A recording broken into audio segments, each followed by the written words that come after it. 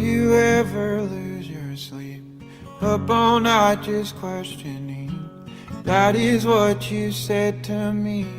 That is what you said to me. And are you ever sick of me? Are you ever sick of me? 'Cause I get sick of everything. What the fuck is happening? You've been holding the world on your shoulders. You can't carry it all. I'm just saying, if you're having trouble handing it over, I can take something small. Don't be stubborn, honey, that's what I'm here for. Yeah, to catch you when you fall. Oh, you don't have to carry it all. And it's alright to feel the weight. Heaven knows I felt the same. Don't let it drive you insane. Baby, don't bend till it breaks.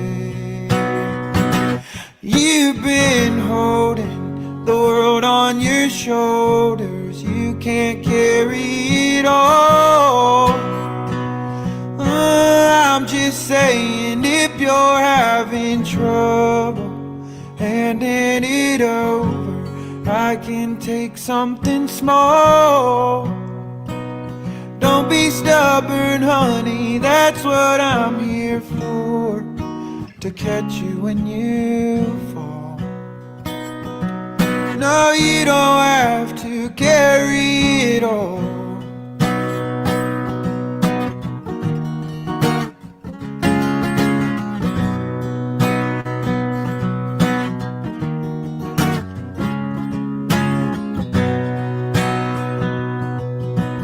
Do you ever lose your sleep up all night just questioning?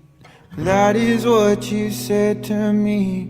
That is what you said to me. All right. Hi, everybody. Welcome to Indy After Dark.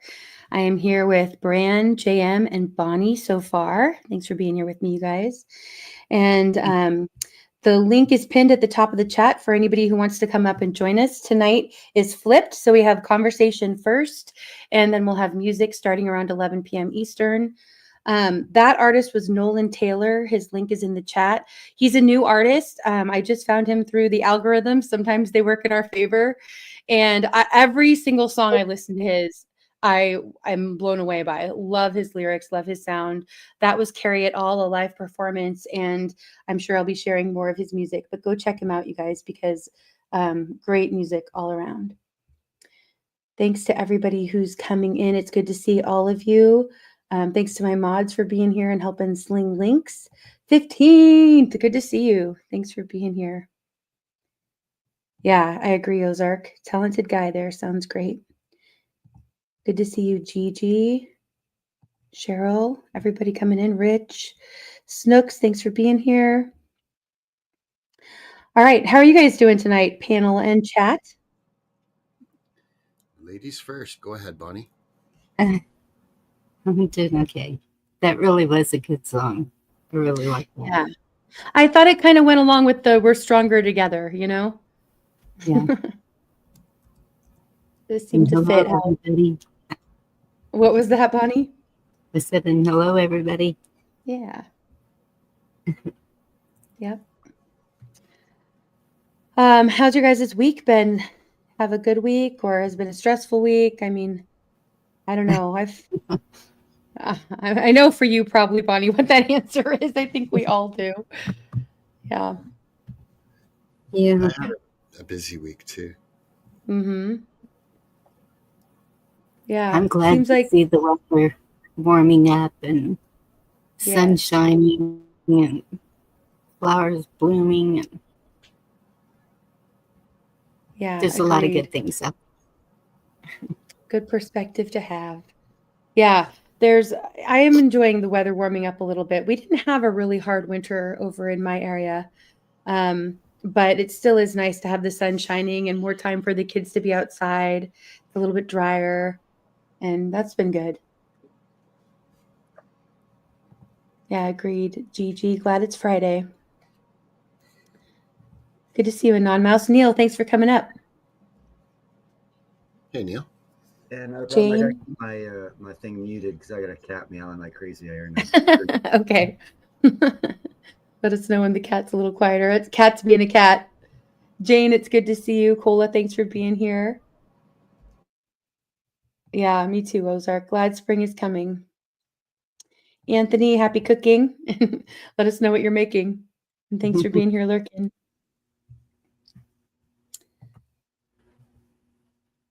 Oh, that's awesome, Jen. Jen said, answered prayers. My little sister made through a big surgery. Amen.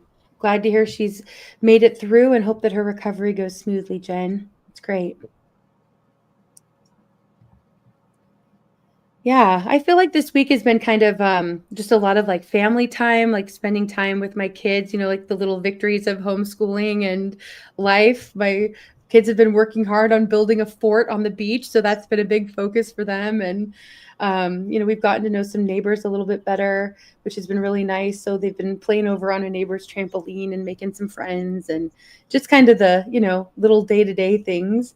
Nothing really huge going on, which is kind of nice, It is. Yeah, just enjoying the good life stuff. Yeah, you've got to appreciate it when everything's going smooth.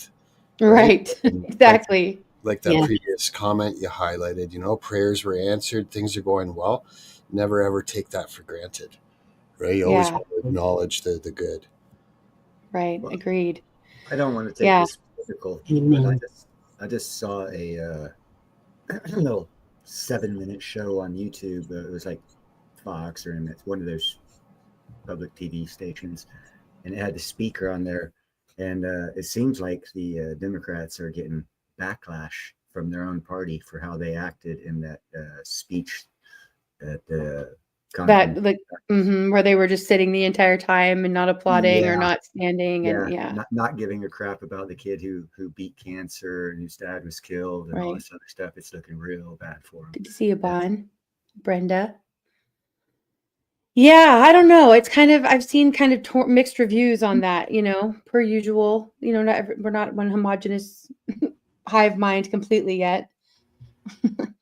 I think some people are still very much towing the mainstream narrative. Would you really want me in your hive mind? Good call. That's what I'm saying. Nope. At least we're more on the same page than many others, I have to say. Yeah, I'm not on Facebook very often, but I use it for my Buy Nothing group that I'm always preaching about. But I saw that a friend of mine had posted something and I hadn't checked her, I had not really in touch with her much anymore. And I went and checked and she'd put up a meme that was basically talking about how, people say, even if we don't agree about politics, we can still be friends. And she was saying, no, she can't be friends with people who don't agree with her because those people don't want children homed. They don't want women to have rights. They don't want the homeless fed. They believe in the Nazi salute. I mean, it was a whole list of things. And I was like, that's what they really believe. Like, they really think that over half the country doesn't have any of the same morals or wants as they have. And yeah, we might see a different way to get to those results, but I think everybody wants those things, I think it's crazy to say that you can't be friends with someone that doesn't agree with you. Right. Because it's like, what if you're wrong? Good call. Then you have no alignment with anyone that was right at all. Well, I can't be friends with someone that says that, JM, dagnabbit. You can't. Yeah, Neil disagrees. Okay, we can't be friends then. Well, it's not seeing you, Neil. Yeah. Yeah. Yeah, you've got to be open to other people's opinions because some people travel faster and, are more knowledgeable, whether you realize it at the time or not. Yeah. Right. Well, and it helps you to look at every side also. Yes. And sometimes they have good points also. That's right. Even if you disagree, Yeah, we should be trying to learn from each other, but it was just a little discouraging. And she's someone who, I don't think of her as a radical. I don't even think she considers herself necessarily a liberal. She's a pretty rational person and pretty even keel, or has been in the past. And she's not the only one. I see there's a favorite teacher of mine I had when I was young, who was actually a huge inspiration for me in becoming a teacher myself because of the impact she had on me and on many of her students throughout the years. And she's another one. She's so taken in by the mainstream narrative, and it's sad. It's very sad to see. A lot of what I'm seeing is Good to see you, Willie.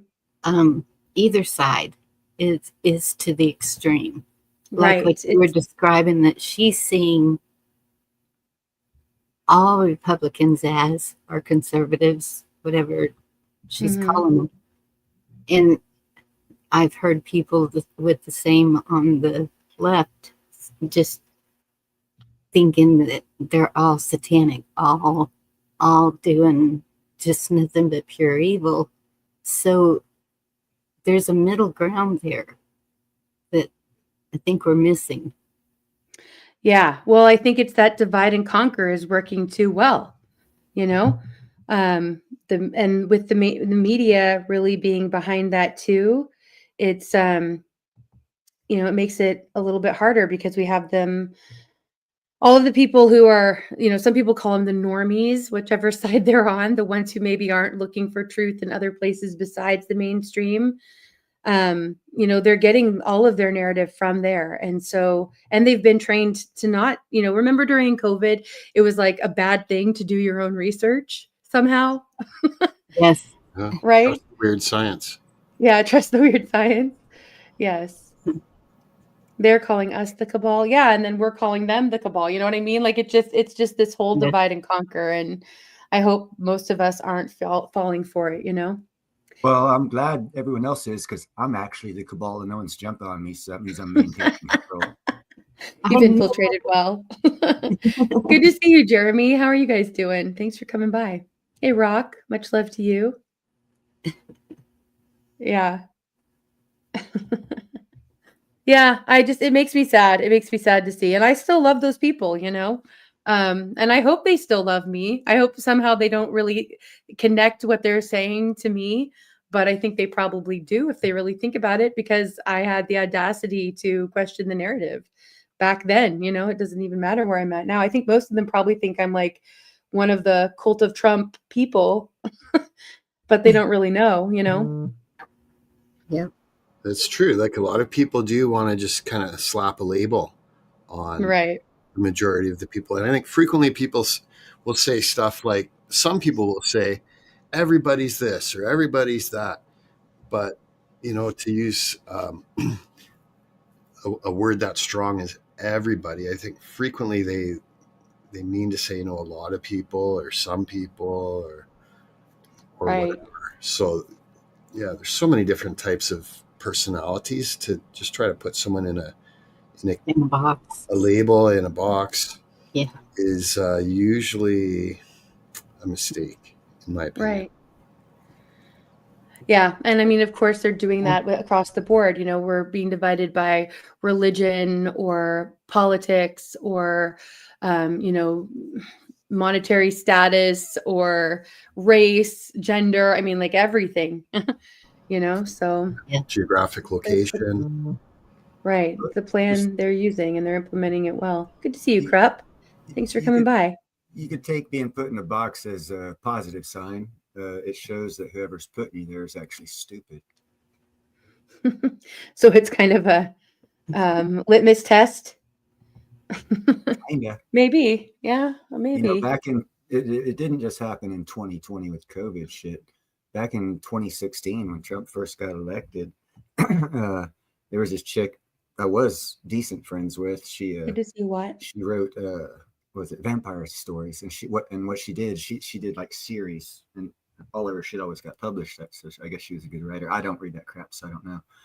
But she take her friends, and she would take them and put them in the book, kind of, and that's how she made her storylines. Of course, all elaborated, but she'd get a base premise of her books from her Right. friends. And I was one of the vampires in one of her books. And after Oh, that's the cool. election in 2016, she scrapped that whole book because she wasn't my friend no more, according to herself. Oh, yeah. That's pretty extreme. Good to see you, Dee. Have fun with your company. Much love to you. It just shows it's been going on a lot longer than people think. Yeah. Oh, yeah. Right. Kiss off. Good luck. Much love. Oh, yeah. For sure. It's been happening a long time. I think now maybe we just have better eyes, or I do, to see it. Maybe it's just kind of been amped up so that now it's more obvious. I don't know. That's funny. I was thinking about writing a book today with romance, espionage, and time travel. Oh, so it'll be 008. So then I started looking, and there's already books out there, and I was like, wrote the names down so I can buy them and read them. Or Yeah. get them at the library. Good to see you, Gerald. Yeah. Yeah. And now they'll have AI writing those books in no time. Mm-hmm. Boo. I have a feeling that on YouTube they've got a half hour to 1 hour long different like sci-fi computer generated stories that have been coming out for about the past month. Yeah, I have a feeling a lot of books have been written by AI. Yeah. Possibly for decades. Like they call them ghostwriters. Right. Yeah, it's a really good point. Yeah. Yeah, but you'd have to refine them through have a human rewrite them because what I've noticed, edit. Yeah, because what I've noticed, and because I've been watching a few of these shows to keep up with how the AI prints out it, because I did the caption enhance, so it would show the captions, and because I wanted to see the AI computer's voice, how it wrote down print wise what it said, and there was a lot of errors. Yeah. Well, I mean, I find errors in books often, and I think it's a really good point about the ghostwriters. I hadn't connected it to that, but that makes sense that they've been using that term to kind of sneak in the AI. Yep, just for coming up with content. Like I know for a fact, a lot of like journals, newspapers, things like that. Their revenue comes from advertisers, which is corporate. So corporate is always trying to come up with creative ways to get advertising in front of everyone's eyeballs. And I know for a fact they'll do articles and they'll make it sound like a scientific experiment or a research study, but really it's produced by writers in the marketing department of, say, for example, a pharmaceutical company or a financial company. And it's under the guise of being, a legitimate newspaper paper or journal article, right? With important information, but really it's subtly an ad. Yeah. I can tell you one thing. Before we get it, our government's had it for at least 20 years. Oh, yeah. Right. Yeah. They say 20 to 50 years with technology. So, and then you got to add on, and they are real, black operation books. So yeah, the ghostwriters I could see very easily being funding like special operations off the book stuff, and that's how they get their money. Yeah, that's a good point. Yeah, that's true. AI will never be able to fix a guitar. No. Or rebuild the engine in your car. But it almost seems like the arts, like writing, creating music or writing, it seems like those things should be the things that are even harder for AI to really get the nuances of, Right, because it's supposed to be like your imagination. Or your soul, it doesn't have the soul. Yes. But we'll see, I guess. It's getting good. Like I know you can put in prompts, for it to come out like with an angry tone or a smooth tone. And this is like, even Neil was saying, there's lots of problems with it and issues with it. But again, that's what we're seeing is what's been released for public use. Yeah. Right. But I think it's far advanced, way beyond what Good to see most you, people Rose. realize. Yeah, I think so too. They are able to capture emotion and suspense and all these nuanced things. Awesome, It's Marshall. able to do it. That's Right. I have noticed when I'm looking up things, it'll say something about it being an AI experiment. Yep. Have y'all seen that? Say that again. Where did you see that? Sometimes when I'm looking up things, digging into things, it'll pop up a little rectangle box. This is an AI experiment. Okay, I so haven't seen that. so they're Good to see you, disclosing to you that the content that you're viewing was created by AI, and you're the guinea pig on it, right? They're testing it out. Yeah. Let's see how much you believe. I'm noticing that in watching videos, like even on news stories, on information. If you're researching stuff, like almost 30% of it is actually AI generated, and you can tell. 100%. I do have one thing to say to kind of change a perspective on people with the AI and robotics. For perspective, look at the last semi-industrial revolution we had in the 50s, 40s time period where we were able to get refrigeration. Before that, you had guys that would drive around through neighborhoods and make a living off of delivering milk and ice. And that was a good portion of the economy because everyone wanted milk and ice. So these guys had it. And then all of a sudden refrigerators come along and all of them are out of work. So it's not like, it's not the exact same thing, but it's a similar event to where we might not see now where the new jobs will be created. But I see a pattern. And in the past, every time there's new technologies that come along that cost jobs, other jobs are created to make it up. It's just different jobs. Yeah. I'm not against progress, if you want to look at it that way. I just worry about where it's going to take us, And the more we worry, the better, because that means there's going to be more people looking at it to make sure it goes in the right direction. So more checks and balances on the system. Yes. Yeah. Good to see you, Watt. Tim, thanks for coming up. I think this might be your first time up on my panel. Yes, it is. How you doing, Indy? I'm doing good. Really quickly, I want to read this comment from James because I think it's great. He says, "Your lack of faith in our future AI overlords is quite disturbing. You have been reported." Yeah. Sounds about right. Yeah. I am too, Camelia. I'll tell you, You, Watt. Thanks for coming up too. It's good to see y'all. I would not. Hey, Bonnie.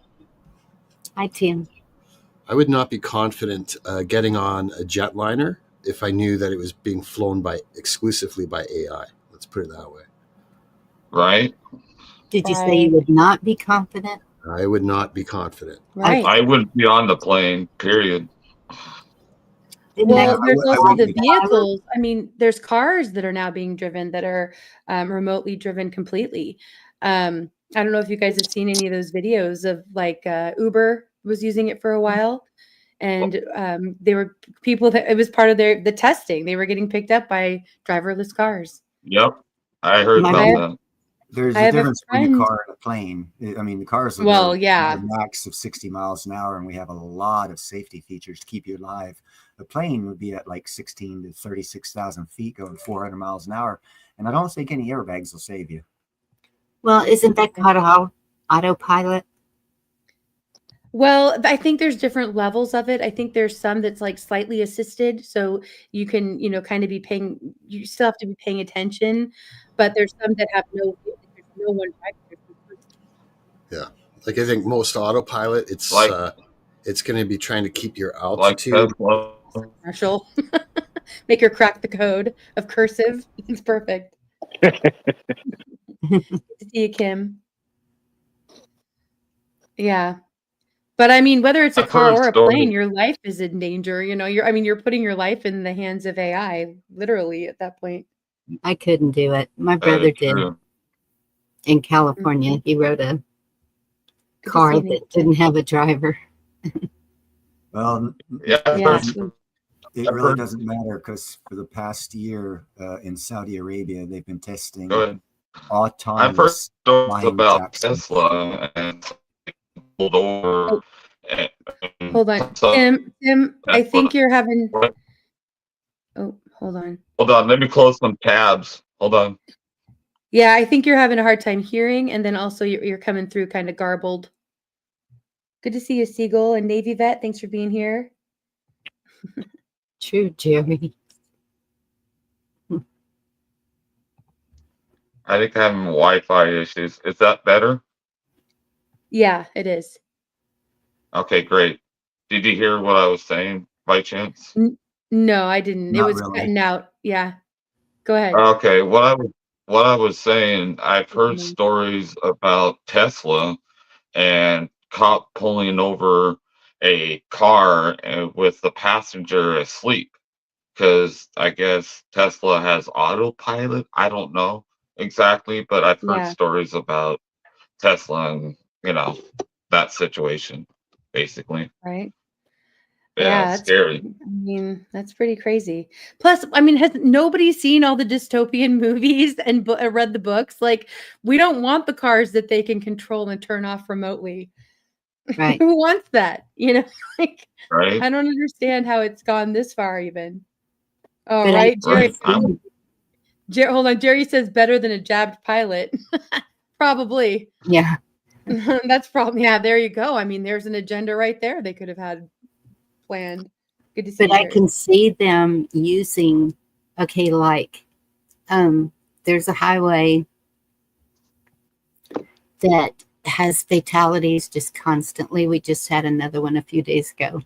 Mhm. And so I can see them using that as a tool to bring in the driverless cars or the cars that drive themselves, whichever, to replace the people who just can't drive.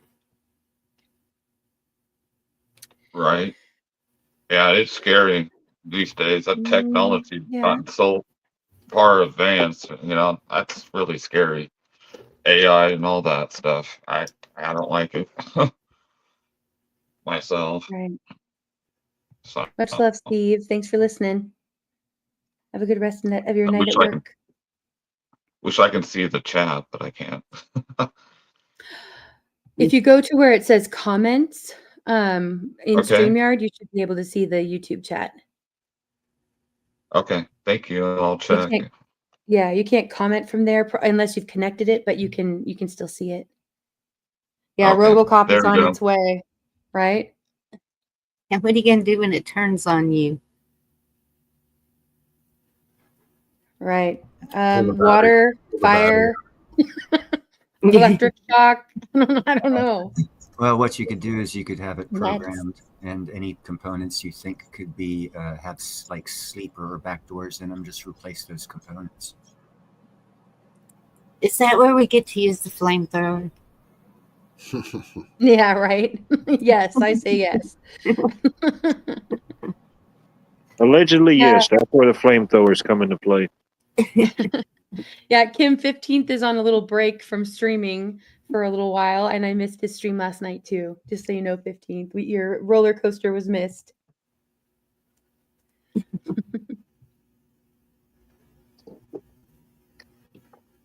James says, "More human than human" is our motto at the Tyrell Corporation. Don't be afraid. Yeah.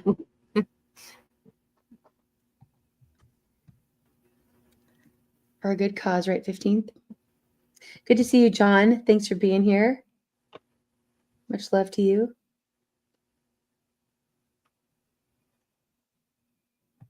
Just reading the comments here in the chat. Gerald says the second stream of income as your AI autonomous vehicle will be a share as well as courier to bring in another revenue stream for you. Oh, there's an interesting thought. People can lend out or loan out their AI vehicles. I think it goes more to the whole, eventually you'll own nothing and be happy. Right. Good to see you, Matt. Mm. Yeah. All right. Well, I have some videos I thought we could pull up and play. There's some interesting stuff going on. I'm going to pull up one video that's a little shorter and then share a link to a longer video about it that has a little more kind of commentary and perspective that aligns more with my own thinking. But this first one's a little shorter and kind of still shows the main point. So I thought we'd go ahead and share that. But before we do, Kim says, Dad was in the hospital all week, got him home yesterday. One brother hit a deer, messed up his truck. Another brother got metal in his eye, had to have it removed. Hopefully the metal, not the eye, I hope, Kim. But that's a lot going on. Isn't it crazy how things happen like that? It just seems like things come in threes, they say, or, that momentum gets going for whatever reason at different times. Kim, I'm sorry you're in it right now and that all of that's going on. I would tell him to use a bullet next time he goes deer hunting. It's cheaper than repairing your car. Right. You got some good venison out of the deal, maybe. Yeah. Wow. Definitely be praying for you. Sorry in one of those times. Hey, Avoid, good to see you. Drive safely. Echo, much love. Yeah, Echo says we'll call the flamethrower thing making smoke signals. Love it, Echo. Perfect. Yeah, metal in his eye. They got out. Yeah, that's good. I'm glad he still has his eye, but hopefully they got that all taken care of. Wow. Good to see you, Twisted. Thanks for being here. Well, we got Craig the Hunter's in the house. Good to see Craig. Yeah, the link is pinned, and it's as always, it's open panel throughout this stream. So don't feel like you need a personal invitation. This is your invitation. If you want to come up, come and join us. If you've never been up before, we can work through the kinks as you get up here and see how it goes. But the link is pinned for anybody else who wants to come up and join us for the conversation. And then we'll be doing music around 11 p.m. Eastern. Dank, good to see you. Much love to you. Always glad to see you here. And Brian, good to see you too. All right, I'm going to go ahead and pull up this next video. Brand, if you want to make that full screen so it's ready, that'd be great. This is a video that has, some of you have probably already seen this at this point. It's kind of like that compilation that was on the news a while back, years ago, where it was scripted and everybody said the exact same thing, except these are people who are supposed to be representing us. And it's just pretty creepy overall. So it's a little video about that. Have you guys seen this yet? I don't think I have, but it sounds interesting. Okay. Yeah, sounds interesting. Okay. All right. Thanks, Bran. Go for it. Welcome back, ladies and gentlemen. This is Full Spectrum Survival. Let me tell you, we have some breaking news coming to you right now. The United States of America is in a type of coup. We are seeing an old world order completely removed. Trump, Doge with Elon Musk. We have RFK Jr. All of them are trying to clean sweep the corruption and what we saw in the past. I'm not telling you that this is going to be without some sort of trial and tribulation on our parts, the American people. It is going to be very difficult for us. We're going to see higher inflation. We might see some supply problems. We're going to see some stock market problems. But let me tell you, we are being lied to. What we're seeing right here is proof in the pudding that this entire charade is a theater that has been scripted full of smoke and mirrors. It's a bread and circus of sorts for you to look at. You're supposed to only see it bit by bit. You're supposed to only see the influence that they want you to see. I'm here to bring you this information because I want you to see all of the influence. Now let's watch. That ain't true. That's what you just heard. Since day one of Donald Trump's presidency, prices are not down, they're up. Inflation is getting worse, not better. The prices of groceries, gas, housing, eggs, of essentials, it's not getting better, it's getting worse. Meanwhile, Donald Trump has done nothing. Goose eggs to lower prices. Now, if you think that's bad and you think that this is just Senator Warren and Schumer out here reading from a script that maybe they had some coercion on or maybe they colluded together, let me show you something that's way worse than that. This is not just a 1 or 2 senator problem. This is not just a 1 or 2 member of government problem. This is all of them.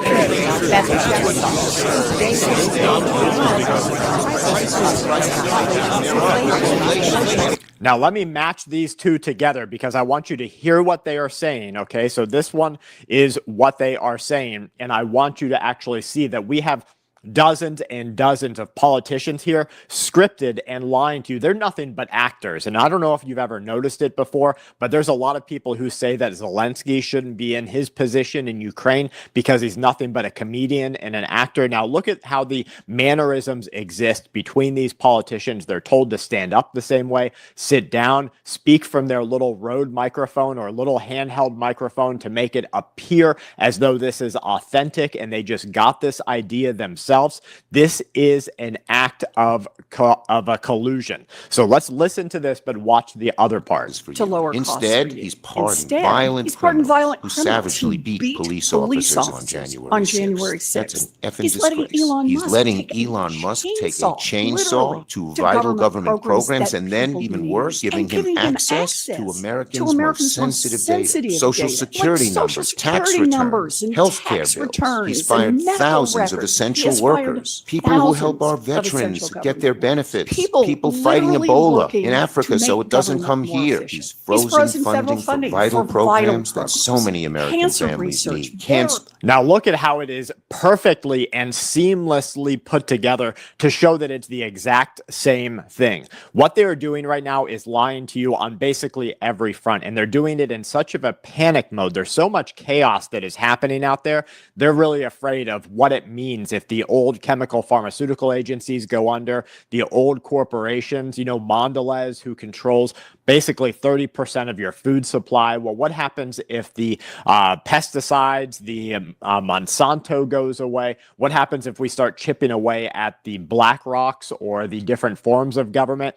There's a very real concern because these individuals, these politicians who make maybe $200,000 a year on the books are multi-millionaires. These politicians own multiple houses in multiple countries, multiple vehicles. They have their own security, privatized armies that walk around with them every day. They don't make their own meals. They have their own private doctors. They get the best health care. They're locked into these positions for years and years and years. Why?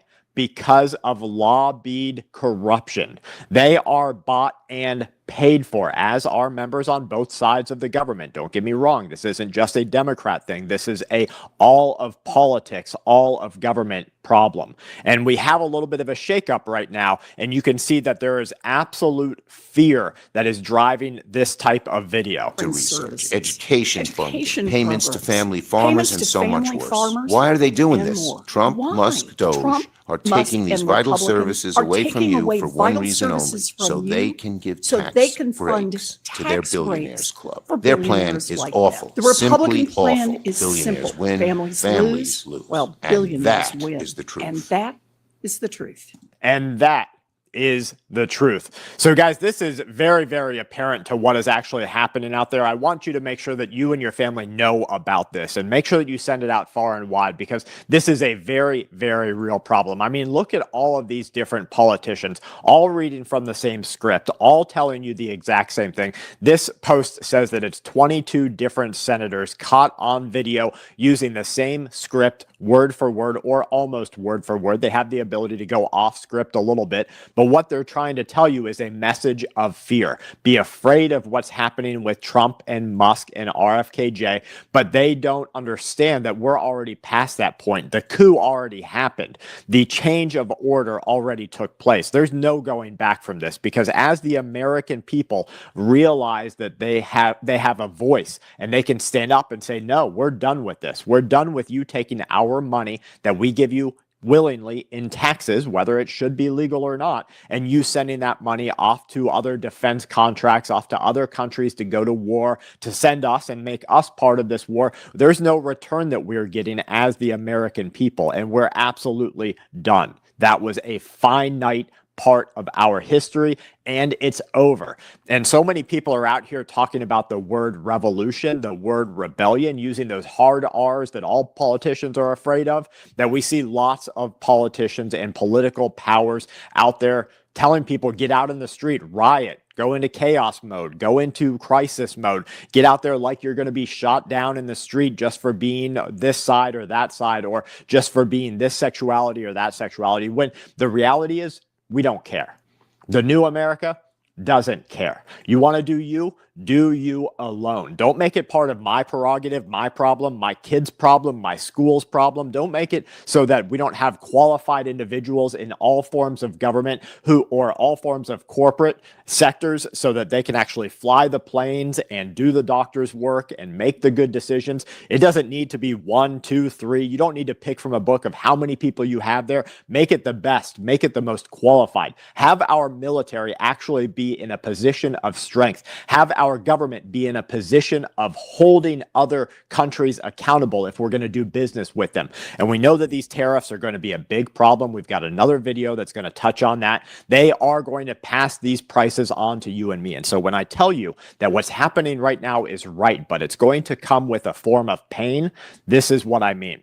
And a lot of times, just like a fever breaking, it has to get worse before it can get better. It's the body's way of getting rid of and killing the disease. And that's what we're going to begin experiencing here soon. We're going to see the chills. We're going to see the sweats. We're going to see the suffering, a little bit of disillusionment, and we're like that fever dream. That's what America is going to be like for the next couple of months, because inflation's going to go up. You're going to see more violence in the streets. You're going to have Kelly already went to the store last night and couldn't find very staple ingredients that we're looking for. And it's not just us. We have reports of this all across the country. It doesn't mean that every store is going to be locked out and shipped out of things, just like they did back in COVID, where you couldn't find a paper towel or a piece of toilet paper to save your grandma's tush. No, this is a new reality where you're not going to find the same availability of supplies. And then these corporations are going to say, look, we're having problems. We need to charge you a little bit more to make sure that we can get our products to you at the store. And then they pass on the tariffs. They pass on their own form of taxation.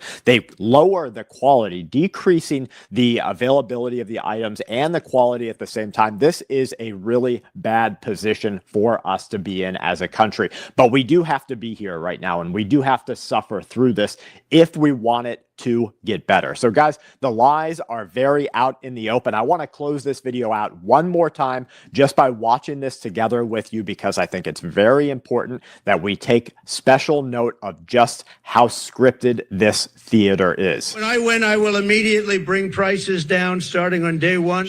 That ain't true. That's what you just heard. Since day one of Donald Trump's presidency, prices are not down, they're up. Inflation is getting worse, not better. The prices of groceries, gas, housing, eggs, of essentials. It's not getting better, it's getting worse. Meanwhile, Donald Trump has done nothing. Goose eggs to lower prices for you. Instead, he's pardoned violent criminals who savagely beat police officers on January 6th. That's an effing disgrace. He's letting Elon Musk take a chainsaw to vital government programs, and then, even worse, giving him access to Americans' most sensitive data. Social Security numbers, tax returns, healthcare bills. He's fired thousands of essential workers, people who help our veterans get their benefits, people fighting Ebola in Africa so it doesn't come here. He's frozen funding for vital programs that so many American families need. Cancer research, education funds, payments to family farmers, and so much worse. Why are they doing this? Trump, Musk, Doge are taking these vital services away from you for one reason only, so they can give tax breaks to their billionaires club. Their plan is awful, simply awful. Billionaires win, families lose. Well, and billionaires that win. is the truth. And that is the truth. Guys, there you have it. All of the lies being put out there right in the front for you. This is Full Spectrum Survival only on YouTube. Please make sure to share this video with friends and family. Get it out there so that they see these lies right out in the open, and they know that the narrative, the information that they are being given is completely scripted. The emotions that they're having are a trigger that has been purposely and perfectly prescribed by political orders. So guys, just watch out. We know what's going on, and so do you. From my family to yours, stay safe out there. All right. Saw a lot of great comments here in the chat, and thank you to everybody coming in and coming and going. Much love to you all. Yeah, Gerald, I saw your comments about the Sinclair Media Group. Yeah, I think the main difference though is that those, we call those the talking heads. Our newscasters are the ones who, having them be scripted, to me, that's different. That's horrifying in a different way. But it's different when it's our senators who are supposed to be representing us and are following a literal script. I think this is even worse. What are your guys' thoughts? I agree. That's Yeah, what I was I just seen that video. That's crazy. Yeah, those are the senators sounding just like the media. Yep, talking heads. Full gaslighting and lying. Well, like I didn't get a clip of this, and it's more kind of rabbit hole-ish, I guess, but have you guys seen the videos of different people in Congress or people giving speeches, and it's supposed to be something that's live. I mean, it is live, but something where it's maybe not scripted, and there's someone just behind them that's mouthing the words. Mm-hmm. I haven't seen that. Okay, maybe I'll see if I can find a clip of that later, but you can look for it. It's out there. There's tons of it, and it is really creepy looking. But my thought, hey, good to see you, Roaming. And see Lever, thanks for being here. My thought on that is that they're just kind of reading the teleprompter. So I've thought, well, it's not that big of a deal. I think people are kind of making of it more than it is. But then there's been times where they even like stutter their words, and the person mouthing it stutters with them. And that doesn't get explained by them reading a teleprompter behind them over their shoulder. I seen a video like that. Yeah. Yeah. Yeah. All I got to say is words are words. Look at their votes. In the last Congress, 51 Democrat congresspersons voted to abolish the Constitution. That seems to be a problem. These talking differences are noteworthy, no doubt. But when you have 51 members of Congress who swore an oath of office to this country voting to abolish the Constitution, and there's not more national interest put on that, I think that's the problem. It's treason, is it not? Yes, that's what I think. That's why I'm baffled about that. Well, yeah, there's a purpose that they're doing. The saying is, you tell a lie enough times, it becomes truth. That's what they're trying to do. Yes. Right. If you look at what they did in Cuba, Venezuela, Argentina, well, they tried to do in Argentina, they failed, they went the other way. But you work on the kids, get into the education system, and then you slowly change the constitution of the government. But we have so many checks and balances. It's not parliamentary, thank God, here, and they struggle to do what they wanted to do. And then this is what happens. It flips hard the other way. Right. Yeah, that whole pendulum swinging. And yeah, Roaming, it's really good to have you here. I know you're not able to come up on panel very often with me, and I'm glad to have you here. No, thanks for having me. Yeah. Yeah, I'm curious what you guys think about that, because, that whole pendulum swing, I feel like, I think most of I kind of think that they're all in on it together. And, what one administration does, what they do that's the most apparent and that we see the most and hear the most about is whatever their side, supports. And so then it causes this, this divide and conquer like we were talking about. But I think they're always doing some things behind the scenes or kind of more on the down low that's setting up things for the next administration to use. And I think that's what I'm seeing with the Trump administration. I'm seeing a lot of things that are really positive as far as what his supporters and what we voted for him for. But then I see some groundwork that I think is being laid with like the mRNA vaccines and even the gold cards, I think are kind of sketchy, and just a lot of the AI and tech that he's supporting, the Bitcoin he supports, like all of that to me is like, I'm worried about what's going to happen and what the other side will do with it when the pendulum swings back. I was thinking the same thing. I saw that news live feed of Trump and the other people talking about Bitcoins. That's exactly what was going through my head. when I saw that. Yeah, I'm totally against Bitcoin. How about go back to American dollar instead of these big coins, which I do not trust, that kind of stuff. So I know exactly what you're saying, India. I was thinking the same thing. How about go back to the 60s and start actually producing coins that are 90% silver? Well, that too. Right. Yeah. Hey, what's up, Exactly. Pete? I'm super curious to see if the silver and gold is still in Fort Knox, but that's just me. Yeah. You know, I'm my gonna say no. my family's still upset about the Bay of Pigs, so I actually did a video where there was like 50 tons or 500 tons or some amount. I'll have to go check my videos. Wise Mo. It got funneled from West Africa through Dubai to Switzerland to America. So my thought is Fort Knox had no gold in it.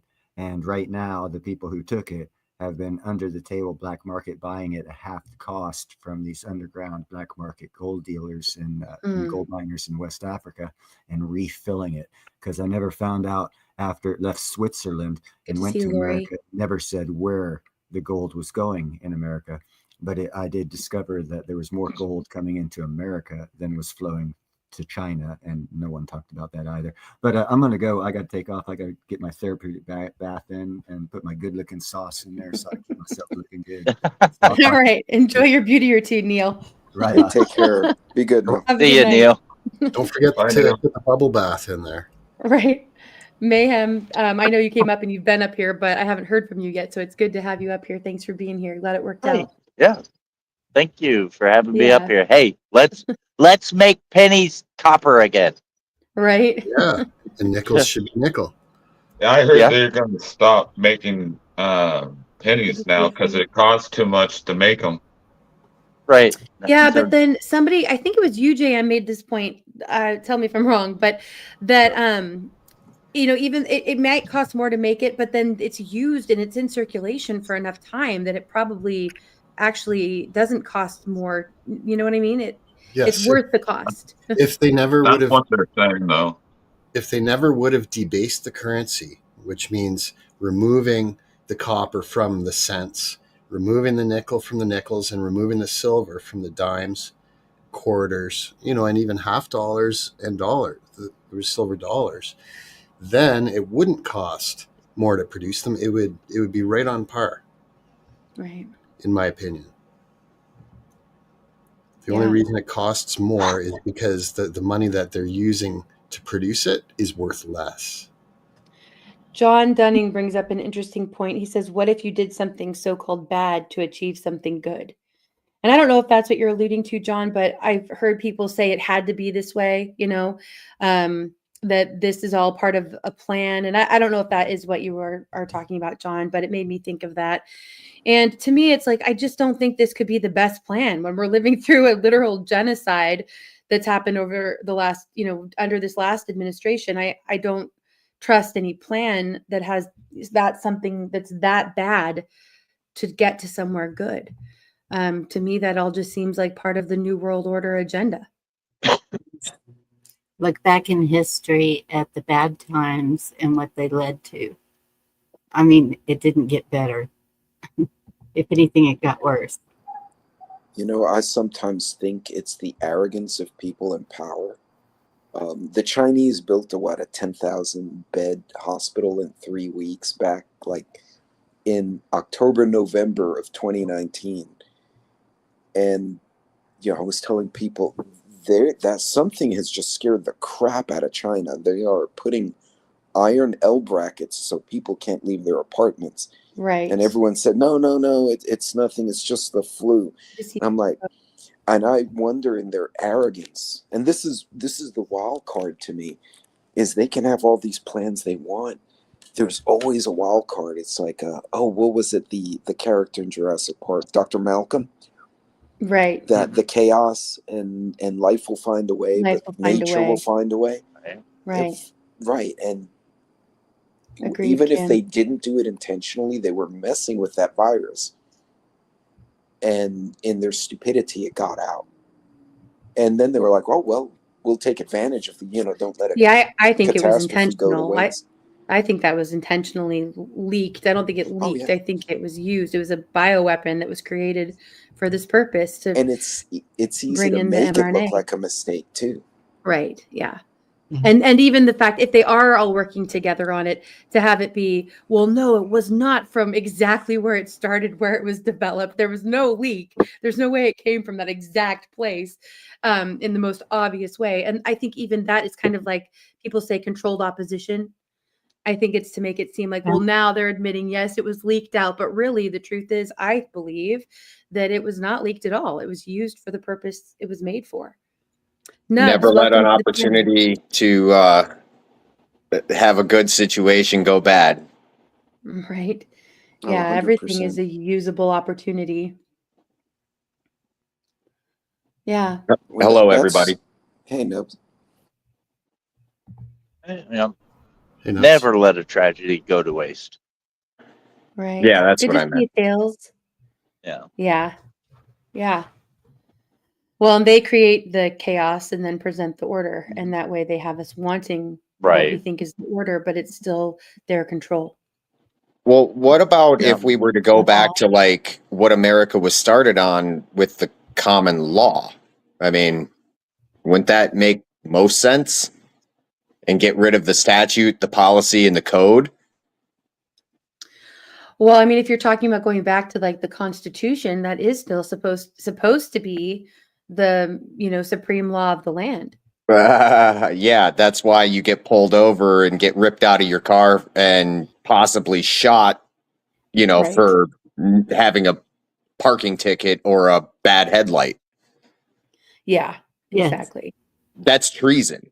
The punishment, last time I checked, the punishment is still up to 20 years or even death for treason. And every single time that anybody gets pulled over for anything other than a physical crime with a victim, that would be considered treason.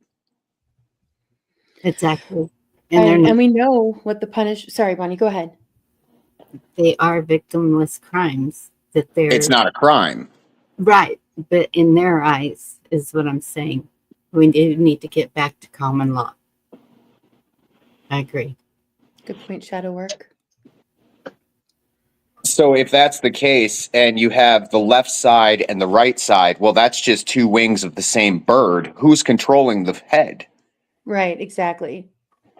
Because we can sit up here and we can say, oh, this administration or that administration. And at the end of the day, the administration is not what is supposed to be running this country. In fact, if you really look into it, they're foreign. That's why they all signed the FARA documents. Yes. I think it's the central banks. Absolutely. Well, it's not quite central. Right, but that's what they call themselves, right? And they've installed themselves in almost every country in the world. Ironically, those people have been kicked out of every country in the world at one point in time or another that operate that. I think we may be using the wrong analogy. We think of two wings of the same bird. What if it's a hydra? You just have like a bunch of heads trying to make different decisions. And seriously, you cut one off, and you got two rid more of come back, and now here's his KGB buddy, Konstantin, and he's twice as bad. We never know. It's probably more like that. Yeah. Yeah. Well, realistically, the gentleman that was on speaking prior to the panel coming back up, he was talking about revolution. Well, a revolution is just a turn on the same dial. Like the dial's not going anywhere. It just circles around consistently, around and around and around. That's not what we need. Good to see you, Brian. I mean, so what are some of the solutions? That's always the hard part to answer, right? What do we do about it? Well, see it. I'm not calling for this. However, the solution that has been in the past was a gallows. Yeah, right. Yeah, that on the books, that's still what the price of treason is. Yes. And how many people are going to stand? I would. I think also educating people in what the government should be. I think that's a lost cause, personally. And unfortunately, especially now with all the distractions, you know, you look at their kids, their college kids think that my dogs are flipping out over there. There are people who think Canada's a state, you know, all jokes aside from what Trump said, just to agitate Trudeau. They're literal college kids who think Mexico is a state, you know, Canada's a state, and they're dead serious in their faces. There's also college kids out there that don't know how to read. So, like, I want to read this comment from Gerald and we can keep going, but he says, especially the effects that the next generation and the next will feel as reproductive systems are affected from the dreaded fixer elixir on top of children sterile and worse to drain your earnings. Yeah, I that's well said. And I think that that's something that a lot of people haven't really wrapped their minds around, that this genocide isn't just this generation. You know what? That's a really interesting point. There was an article 2 days ago. God, I gotta find it. That you've heard of Ozempic, right? People are taking Ozempic. Oh yeah, it's horrible. And it does a lot of damage, although it does help certain people, to be fair. There are food companies working with a pharma think tank to make food, put additives in the food to counteract Ozempic, because the Ozempic people are eating like 30% less food. And you could go down this spiraling toilet of conspiracy between, well, wait a minute, was the intent of Ozempic to make us eat less resource? And I have not, that's an interesting thought. That's an interesting thought. I might have to play a song here. I've played it before, but it's by Jesse Wells, and I play him almost every week because he puts out so many great songs, but he's a truther.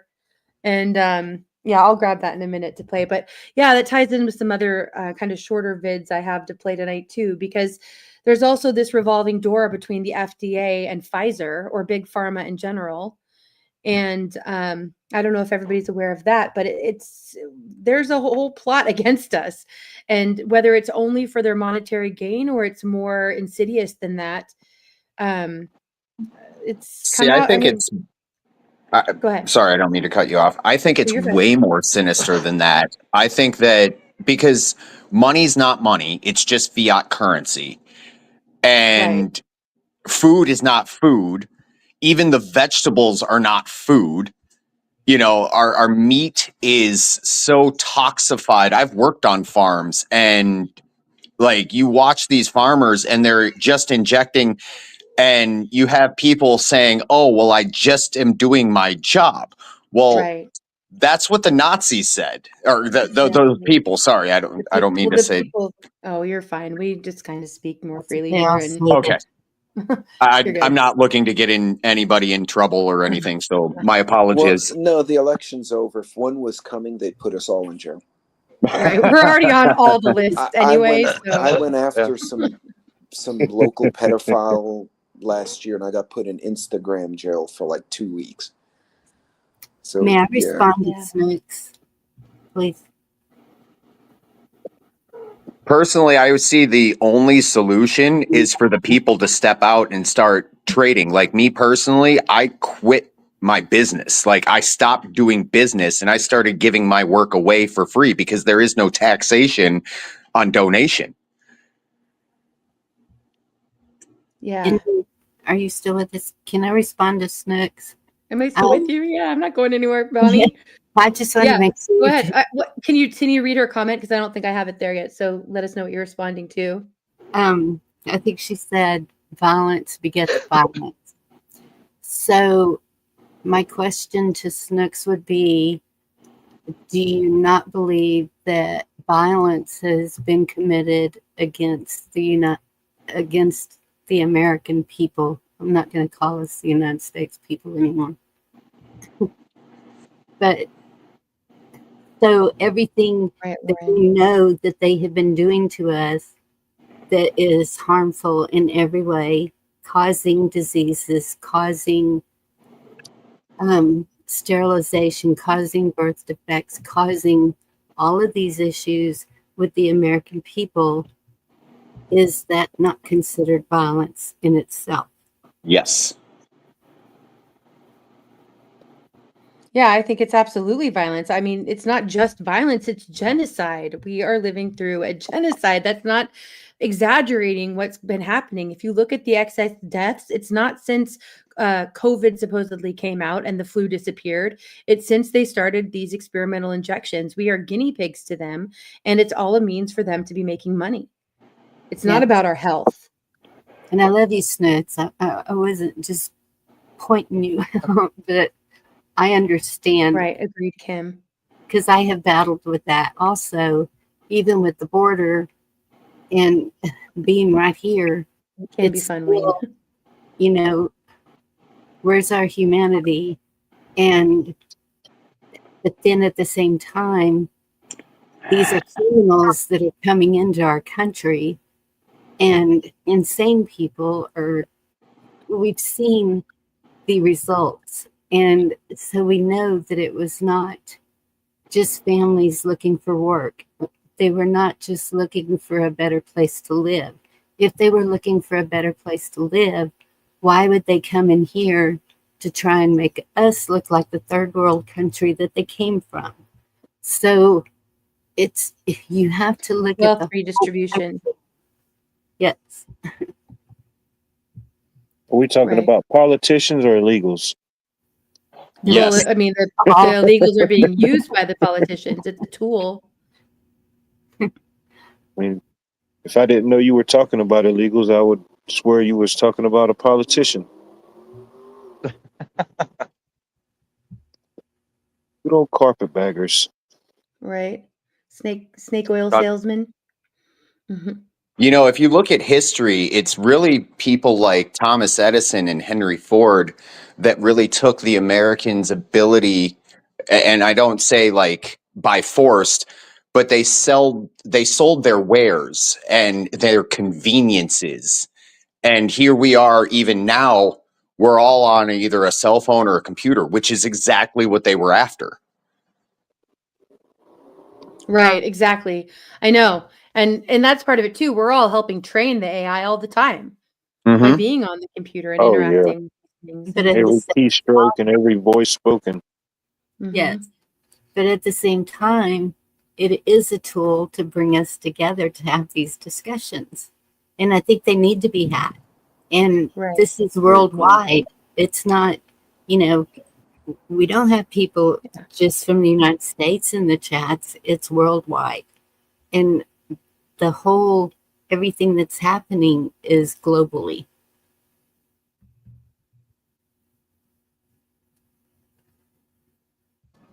That's right. Yep. Global orchestration. And generational too. Right. Been going on a long time. Yeah, definitely has been. Yeah, I think they're very long-term plans that are in play. And I don't know that we're nearing an end to them necessarily, but I think we're at a point where they're moving a lot faster paced and it's been made more obvious to us. Good to see you, Eric. And Uman. Good to see you too. Agreed, Gerald. It's global. You know, I would definitely say that if we as a country, and I say we loosely, were to learn things like trust law and doing some stuff like that, removes a lot of their ability to do anything because they have to follow certain things. And like I said, if we were to put up a gallows in every town, like just to put it up. Well, remember there was all of that ridiculousness about the little fake gallows thing that was hung at on January 6th. Do you guys remember that? They were claiming they showed it in a forced perspective where it made it look like it was full size, but it was like a little prop really. And they made it sound like the conservatives wanted to hang Pence because he didn't do what we wanted him to do. Didn't they just do one recently? Put a gallows up recently for something. I didn't hear about it recently, but probably. I thought that gallows was actually disproven to be a gallows. It was like something else. Oh, there was a noose with like that NASCAR driver. They were saying that the garage pull was a noose, but that was debunked. It was not actually a noose. That was just a pull rope for the garage, and all of them had it. It had been there. It was proven it was there. What an for a long interesting timeline where we're currently debunking nooses and searching for drones. You know, just all type of interesting events. Yeah. Dang. I love it. It's a great time All right, to be right alive. now, everybody predict what the next one's gonna be. Come on, let's go. The next what? The next like big thing? The next gonna come claim. along, or- Yeah, the next big claim. The next thing on the bingo card. Yeah, right. I vote for zombies, man. I can't handle Zombies that. are coming sometime for sure. The next thing is I'm with you on that one. Hey, just a reminder, the movie I Am Legend, did it not start with a vaccine for cancer or something? And then all of a Right. sudden the chupacabras were everywhere? Yes. Yeah. As far as that big C, chupacabras. as far as that big C, if anybody does any research, broccoli sprouts are a really good source of, health and wellness when it comes to that big C. Just an FYI. Brussels Do your sprouts? research. I'm not a broccoli sprouts. Oh, okay. The sprouts specifically. Gotcha. Much love to and then also the other one that I would definitely do some research on is a plant called plantain, not the banana, Right. but it's the weed that grows in your backyard. It's antibacterial, antifungal, antimicrobial, and antiviral. I'm not a doctor, don't claim to be, not giving advice, and it does not represent the channel by any means. So just to make that clear. The plantain banana is super yummy if you fry it. Yeah. Just saying. Well, your whole life, everybody's programmed to think that a weed is just harmful and it's got to go. A weed is just something that you don't want growing there. If you don't want tomato plants growing in your yard and you got some growing, you could consider that a weed, Yeah. But everything that they've tried to inverse and pervert, a lot of that stuff. Think of the dandelion. You look at a weed killer commercial. What are they killing? Dandelions. That whole plant's can be used from the top to the root. And grass is a weed to begin with. Same thing, like you said, with the plantain, the leafy version. Mm-hmm. Right, Mike. I know when I got a couple years back when everybody was getting sick, I know that I took 2 or 3 glasses of plantain tea. In fact, I have plantain tea right here for my dog's ear infection, and boy, does it work well. Well, this ties in with some videos that are kind of on the shorter side. Let me see. Okay, I'm going to go ahead and pull this one up. This one I think is about 5 minutes long, and it's kind of setting up some basic information that's coming out now. I mean, I think these are all things most of us have known for a while about the jabs and the effects of them. But it's a kind of a brief video, so I thought it'd be a good one to just sort of do an overview for anyone who might not be aware. Here we go. I've never been this off in my life about medicine. The COVID-19 vaccine has me really riled up because I've seen the effects of this vaccine on my own patients.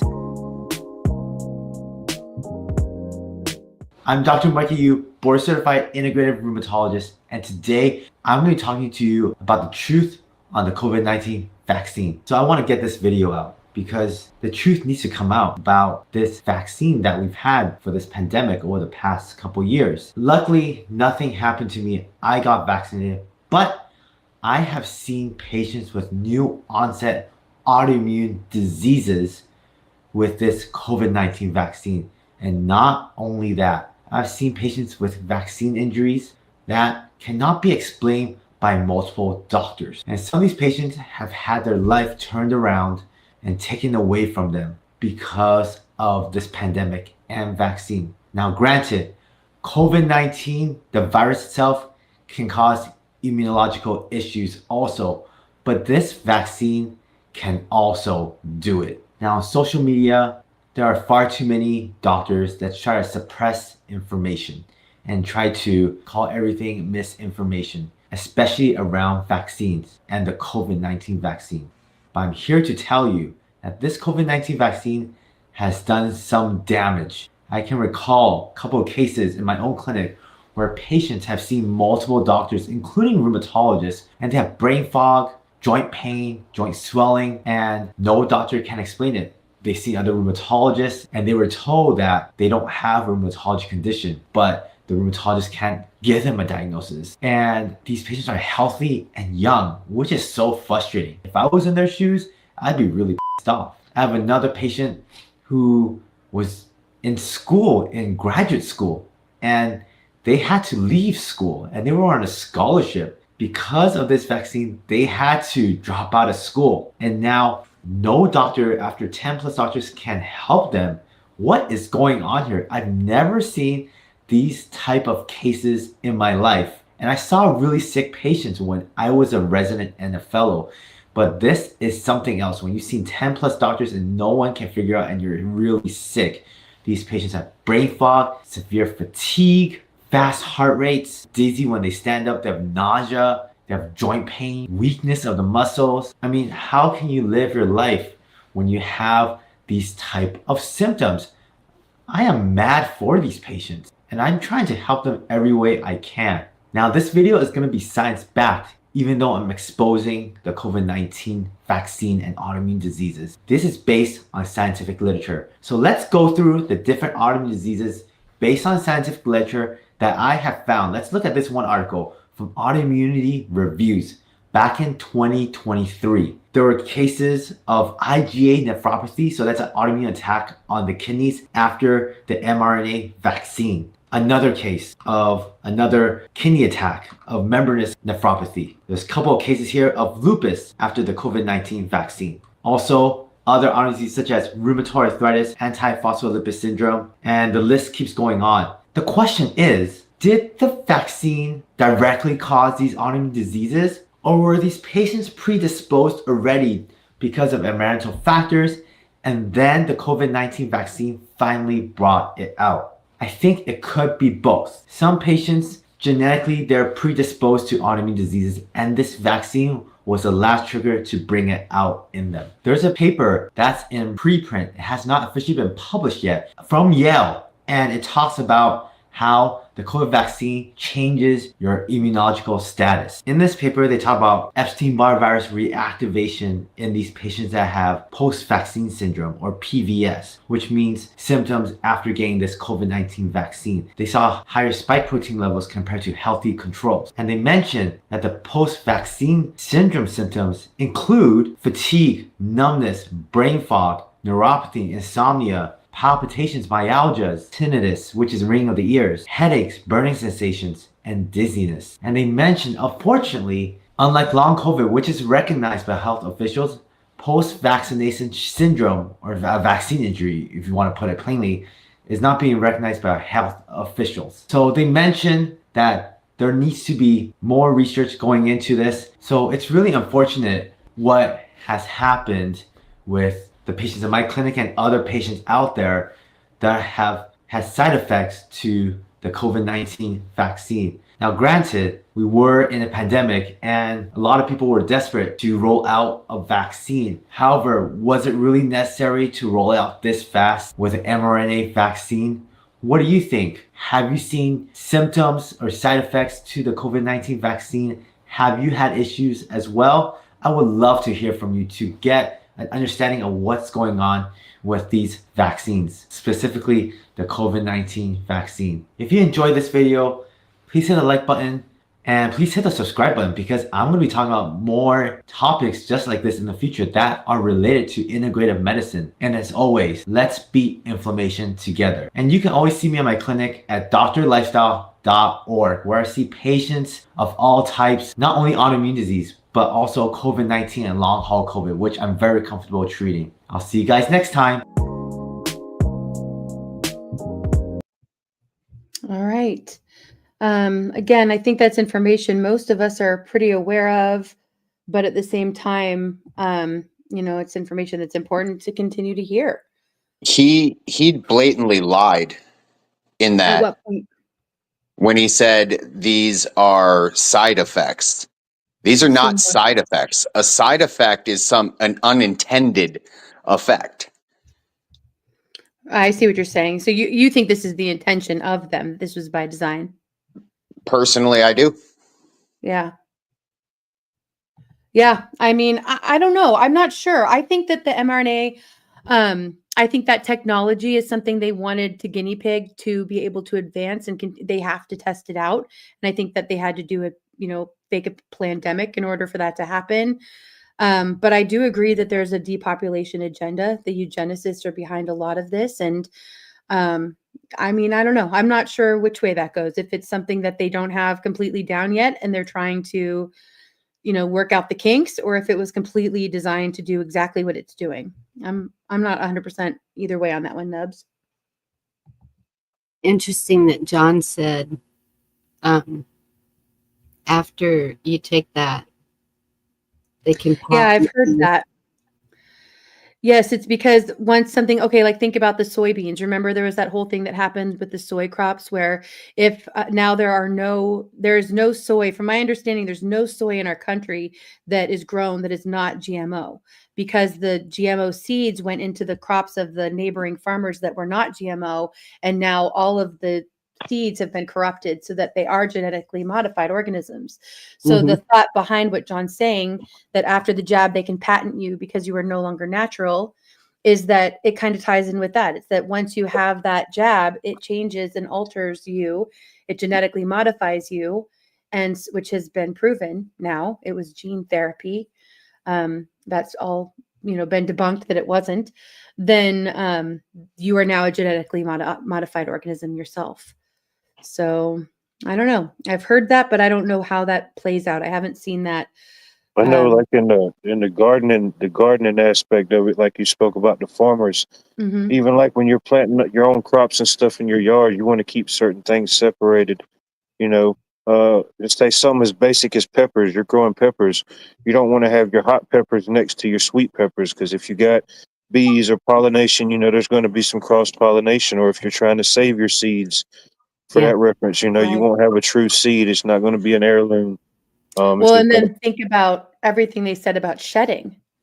And, shedding wasn't something that originated with COVID. It's just something that most people hadn't heard about until then, because it was something that was happening globally and not just on an individual basis. But the idea of shedding, for those who might not know, is that the part of the vaccination, what it did is it caused the spiked proteins to be multiplied in different ways, and different the chemistry of different bodies at different levels. But for each person who got the jab, well, they're saying that sheds out through the skin and can have an impact. Those spiked proteins can have an impact on people who didn't even get the jab, who are around people who just had the contact, maybe. Right.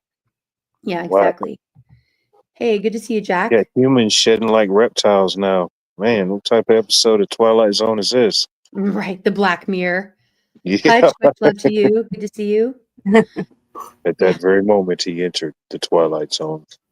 We're going to be, don't shed on me. Yeah, don't shed on me. On There me. we go. Right, I remember the flags people made that look like that, like the Gadsden flag. Most people seem to think it's deliberate. Yeah, I lean that way as well. Yeah, Mike, I hope it doesn't get to that point. I mean, I think my anxiety got to thinking that way a lot at during the beginning of mandates, and then the rollout of that in the state that I'm in. There was a point where, I know it wasn't the same across the country, but in my state, in Washington state, there was a period of about 4 months where I couldn't go into most buildings with my family because my husband did get the jab. He got a allegedly non-mRNA vaccine, thankfully. But and then my kids were too young to have it be required. But in my state, you had to show vaccine passports. And so there were places I couldn't even go with my family for about 4 months. Yeah, it was crazy. Treasonous is right. Pat, much love to you. It's good to see you here. Hey, William. I was almost assaulted by a security guard for a local company here because I didn't have a mask on. Right. That was pretty entertaining. Yeah, I gave up I should have let them fire me, but I didn't know better at the time. And I gave up my job teaching because all state employees in Washington state were required to get the jab. And it was a non-question for me. I knew that I wasn't going to get it. I was already having a hard time thinking about going back into the classroom and wearing a mask because I knew that it was bullshit and I didn't want to be setting that example for the students. So I was really struggling with thinking about going back. I'd miss teaching and I'd miss being in the classroom with my kids. But once they said that mandate went into effect, I knew that I would not be teaching that year. I think if anything good came from this whole rigmarole is that even people who agreed at first are now seeing the hypocrisy. And I think again, the chaos theory, that was an unexpected outcome, is people are paying attention. They're being loud now, and they can't just crush the voices like they tried to do in 20. So if anything, conversations like what we're having now, these are valuable. These carry weight even on a small scale. Right. Now in the long term, who knows? But even people back then who were like, no, we got to get the med, because you got to take care of grandma. And afterwards are like, Governor Cuomo stuck sick people with grandma, and then the other people died. What the hell was that about? If anything, Right. that was a That happened in positive my state outcome too. coming out of that. Was people are now questioning everything, and I don't think some people in power like that. On a side note, I'm super curious how many restricted shares of a certain company stock certain people in certain agencies got as a result of all this. Maybe not them directly because they have to report it, but the husbands or the wives or the children. In an offshore account somewhere, for sure. I think any distribution of restricted stock to anyone who's not an actual employee should get reported publicly. It should be in a website somewhere so people can go and see, oh, look, this guy's daughter got 10,000 shares of a company that he approved a week ago. Right. Yeah, I hope, if this administration is really on the side of the people, I would hope, and they are saying they're all about transparency. I hope we'll see more transparency where it comes to where the money is coming from to all of our representatives who are, raking it in during their terms of public service.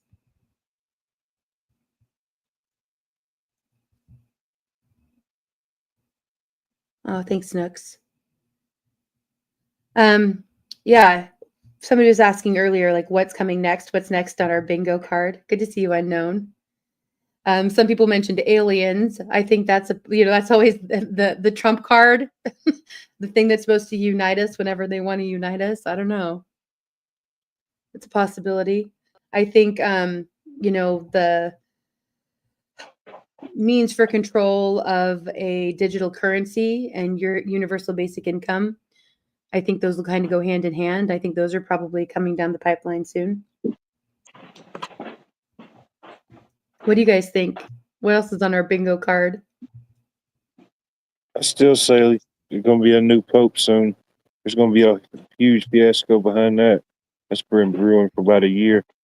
Mm-hmm. Personally, I think that's even part of the psyop is all the religiosity in today's society. Because there's a difference between faith and religion, at least to my understanding of what the definitions are. Yeah. And basically what we've got in today's society is not faith. It is truly religiosity. Well, I think I think that's too big of a blanket statement to say in general.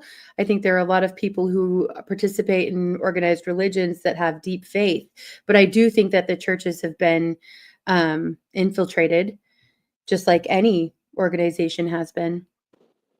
Well, they have to be because they're all tied into the federal government because they're all charitable organizations and they all hold a responsibility to the government first and then their religion second.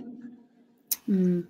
Remember when a church used to be a sanctuary? Like if you were in danger in any way, you could go to a church and you were instantly protected. The police could not go into the church. Right. That's right. It was sanctuary. Right. What happened to that? I don't know. Was that ever true here in the States, or was that true? Yes. It was. I don't know. I don't know. I'm not sure. In fact, I saw it. I think it was 2020 when things were burning and going crazy, and some people went to a church, and the police had to stay outside on the road until they came out for whoever it was that went in.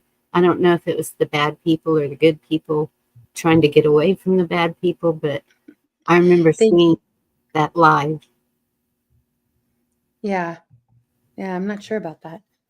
D-Dog sends a super sticker. Thank you for that. Or super chat. He says, for my favorite stalker, someone match me. Thank you, D-Dog, for your support. And you're my favorite stalker. So it works out well. Good to see you, Make. Yeah. Well, we are living in the most interesting timeline. That's for sure. I think, I kind of say that jokingly, but about the timelines, but I mean, there's something to it. We are living in some really interesting times. And, my own personal faith, I believe we were made for the time we're in. So, we were meant for such a time as this, and we're right where we're supposed to be. But it sure is an interesting time to be alive. Yeah. My what I just looked up here is saying, as far as churches being sanctuary, it was just for very, very short-term basis. Yes. To sleep overnight or for a day or two, and then they could also get legal advice while they were there, and something to eat. But it's not a long-term escape. Right.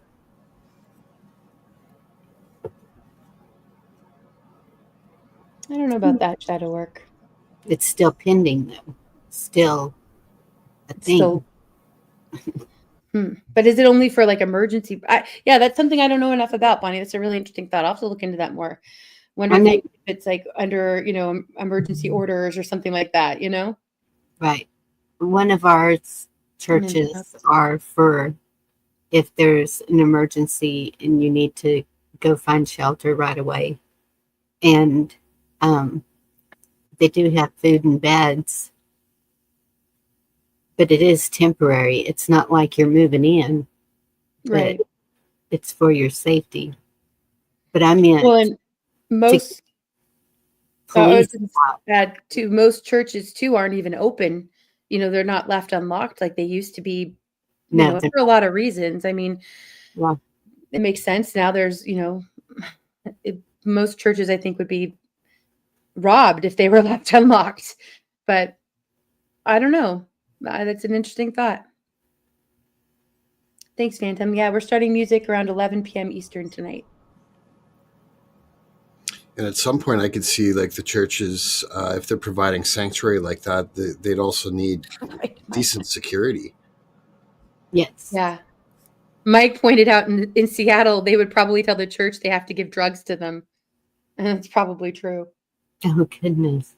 But I mean, I think, the church I used to go to, it's not a church I've been at for several years now, but it's where I grew up going to church. They had a program. It was called Home, and it wasn't just at that church. It was a really cool concept. I thought it was pretty amazing, and they're still doing it, where it's for homeless people who are homeless, people experiencing homelessness, I guess is the right way to say it now.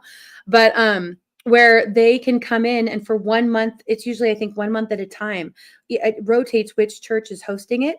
And they have people from that church's community or congregation will come and provide the meals. So it's all, it's all giving and free. But it lets them sleep in the building.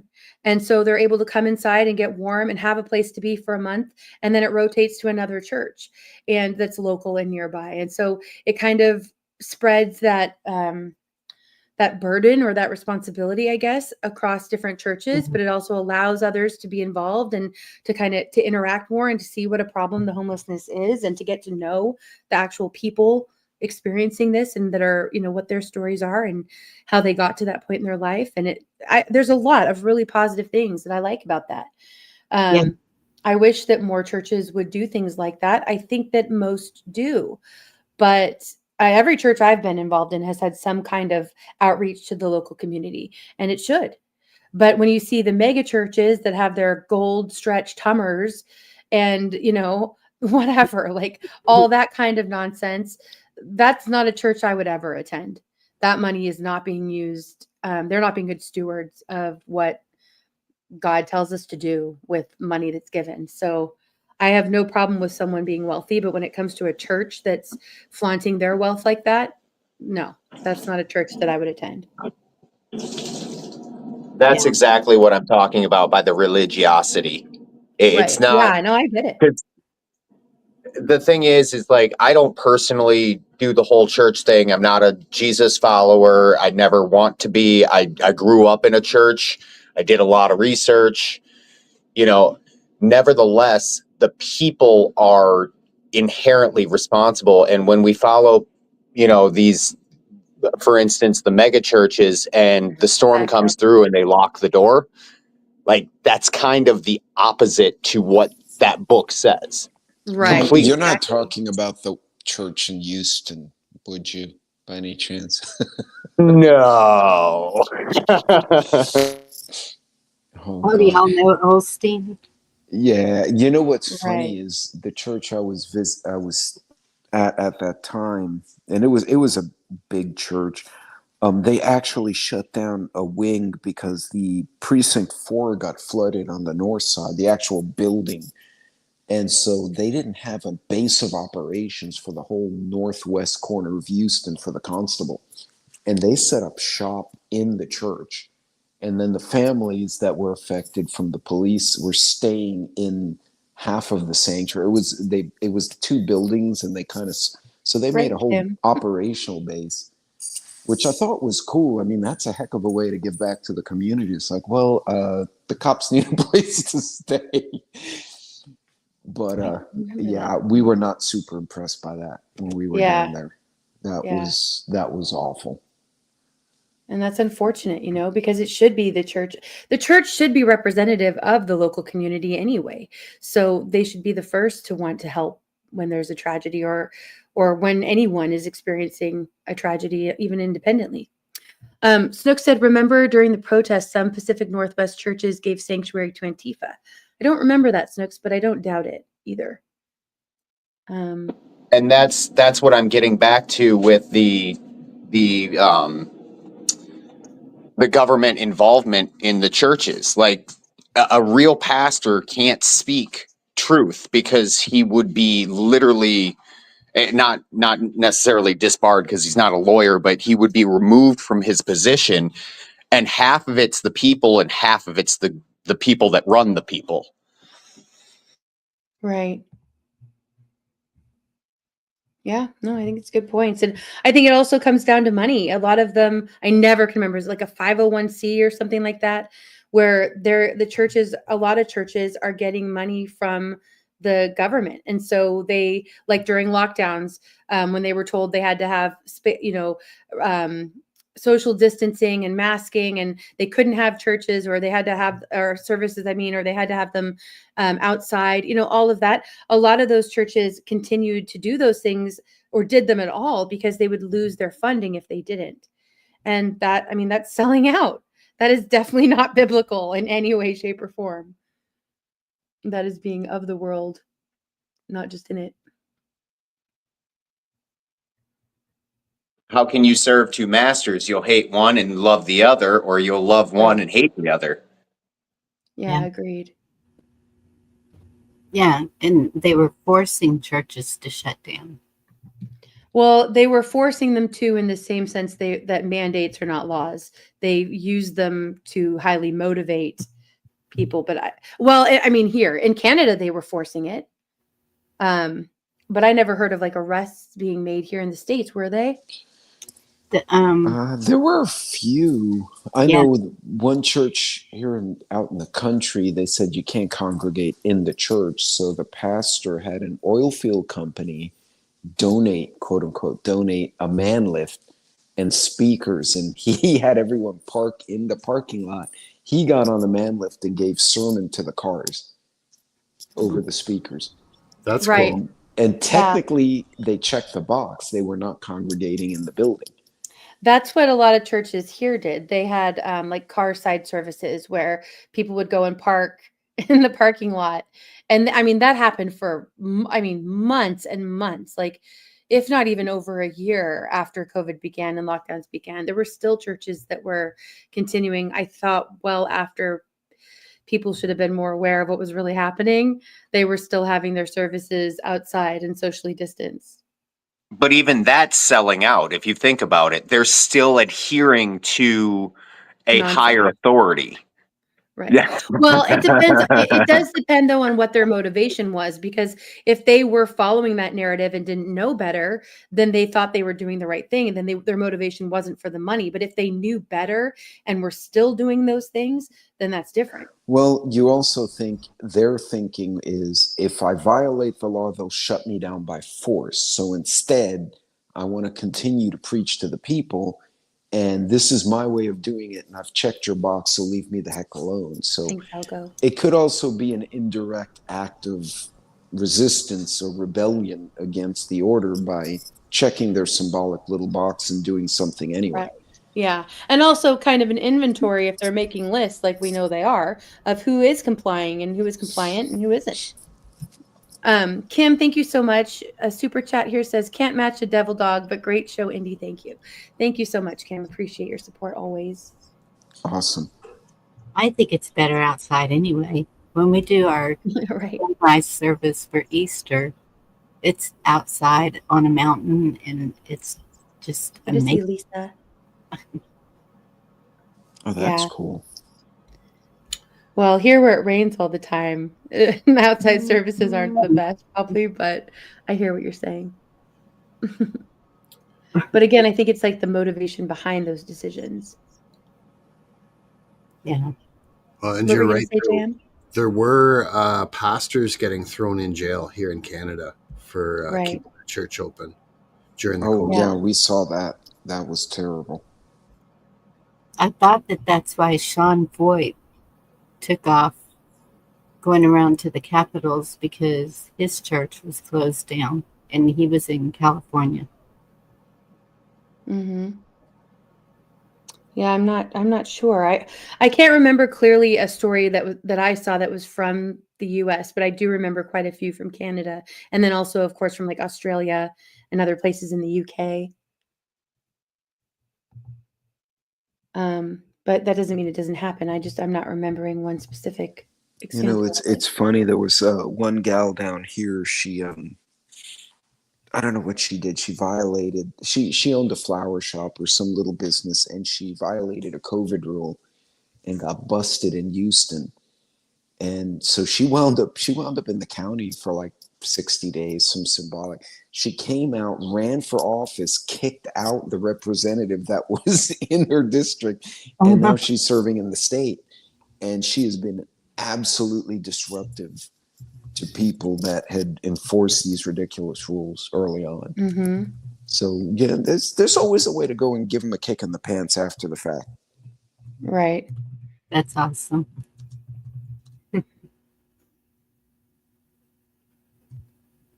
Okay. Okay. I think we're going to go ahead and pull up one more video here. We've got a couple that are kind of short ones.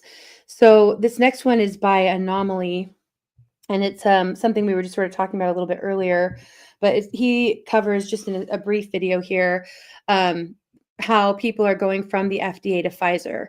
And it ties in, I think, with a lot of the money being made by people behind the scenes at the expense of people's health and well-being, and a lot of the kind of purpose behind a lot of what we have seen over the last few years.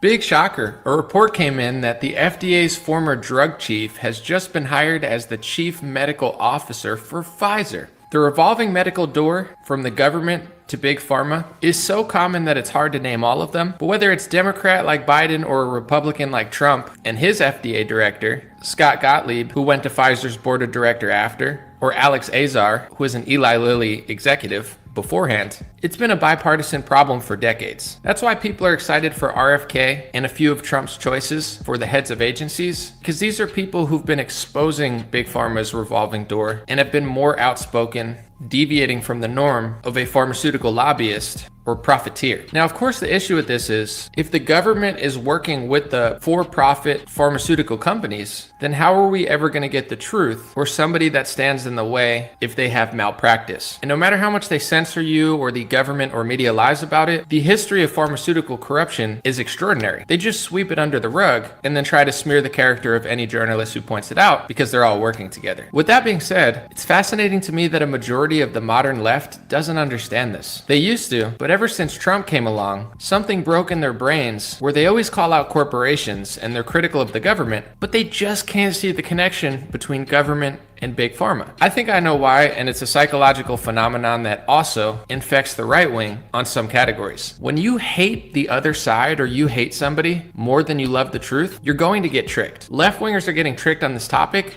because they hate the right wing and hate Trump more than they love the reality and honest angle of the situation. And as fun as it is to dunk on left wingers who are wrong about almost everything, the right wing does this too on a few topics, but they don't even know they're doing it because they fall under that same psychological trap of just hating the other side and believing the media figures and politicians who pander to them. Let me know what you think in the comments. God bless you. Have a beautiful week, and I'll be back with more videos soon. All right. Short and sweet and to the point. Hey, Snooks, welcome up. Hi there, Indy. JM. Bonnie. No, there's no uh-ohs. Fran. Hi there, sweets.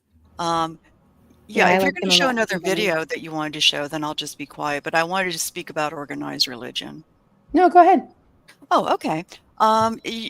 Indy, you know me pretty well. I'm very faith and hope strong, and I believe in God. I don't believe in organized religion, but I did want to say this when it comes to, people dissing churches or agreeing with churches, that when that hurricane hit North Carolina, I don't remember which one it was the churches that came forward first, and Franklin Graham and his charity. FEMA didn't come out, the government didn't come out, Biden did nothing. So I really respect all the churches that opened up and fed those people, because the Red Cross wasn't there either. Right. Those people suffered. They're still digging out and suffering, but at least Trump has sent the Navy Corps there to dig them out and help, something like that. So, there's good churches or bad churches. There's Joel Osteen. I really have an issue with televangelicals. Yes. Yeah. Very big issue. You're not alone. Oh, I think that it's an individual basis. You have to go on just like any other category. We were talking about divide and conquer and how people get, lumped in these boxes. I think that's definitely true in religion. And organized religion has been very beneficial for a lot of people in a lot of ways. But is it always? Of course not. Really quickly, put a pin in that thought. Mo, thank you so much for the super chat. She says, matching D-Dog, who is going to match. Thank you, you guys. Great combo tonight. Great panel and awesome chat and mods as always. Appreciate your support, Mo, always. Thank you very much. I mean, there are good churches. There are good organized religions. I'm not part of that because that's my choice, but I'm certainly not going to down anybody that is. Right. Well, but so the church is supposed to be the people. And the purpose of it, the biggest purpose is for fellowship with those people. Yeah, and fellowship, that term can include worshiping together. It can include coming alongside each other in conversation and praying for each other. There's a lot that can go into that fellowship that's involved in being involved in a church, a church building. But again, we can have that as believers. We can have that with people no matter where we're located. Right. We can have that fellowship, right, with all believers. Well, and as you know, I'm not very people-y. I don't know if I'm antisocial because I do like some people, but I just don't like being in crowds, and I don't like being in a church. The best times for me in a church is when I've gone into one and sat alone. And I This just is Zio. I just let it infuse me, and yeah, that's what I've always loved the best, when I can do that. I like that. I can feel that. Like sometimes I've been to a lot of different churches, and sometimes it ends up just being a big social gathering, really. Right. Thank you, Shadow Work, for the super sticker. Appreciate that. Thanks for being here. And I think the So more of fellowship like a is fine. meditation is on your end then, Snooks? Like No, I just go in there and I'm in awe because I feel, well, for me, I feel God's presence wherever I am. And I've said this many times, wherever I am, God is. Right. I can be in my car. God's with me. I carry God wherever I go. That's how I feel. But when I go in church, it's almost, I don't know. It's a serenity. Yeah. It's a serenity thing for me. Well, there's definitely two or more of us Personally, gathered. my favorite place of worship is out in the forest. Right. Yeah, nature, I think, is spiritual. I mean, for many people. So I understand that. Well, I blend spiritual with my faith. It's not like I'm out hugging trees, but when I'm outside, I don't know. I just feel like it's all in one for me. That's why I try to set up like my own little sanctuary outside where I can just be me, doing whatever I want to do, and there is a spiritual release in doing that. Yeah, John said, isn't the goal to have a personal relationship with God? Absolutely. Yes. But I think that we've also been the way in the Christian faith, and I think universally, because I believe in the Christian faith, we are supposed to be involved with fellowship too. We're not meant to just be on our own. What is a Christian? What is a Christian? Well, technically, a Christian is a Christ follower. Someone that's what the word Christian means. A lot of people think of Christian now. It has a connotation where people, think of it as someone who follows an organized religion. Okay, thank you. Then I guess I'm a Christian. Believer in If Christ. you believe in Christ and follow Christ's example, then you are a Christian. I follow it as good as I can. Right. Yeah, of course. Everybody falls off the path. Of course.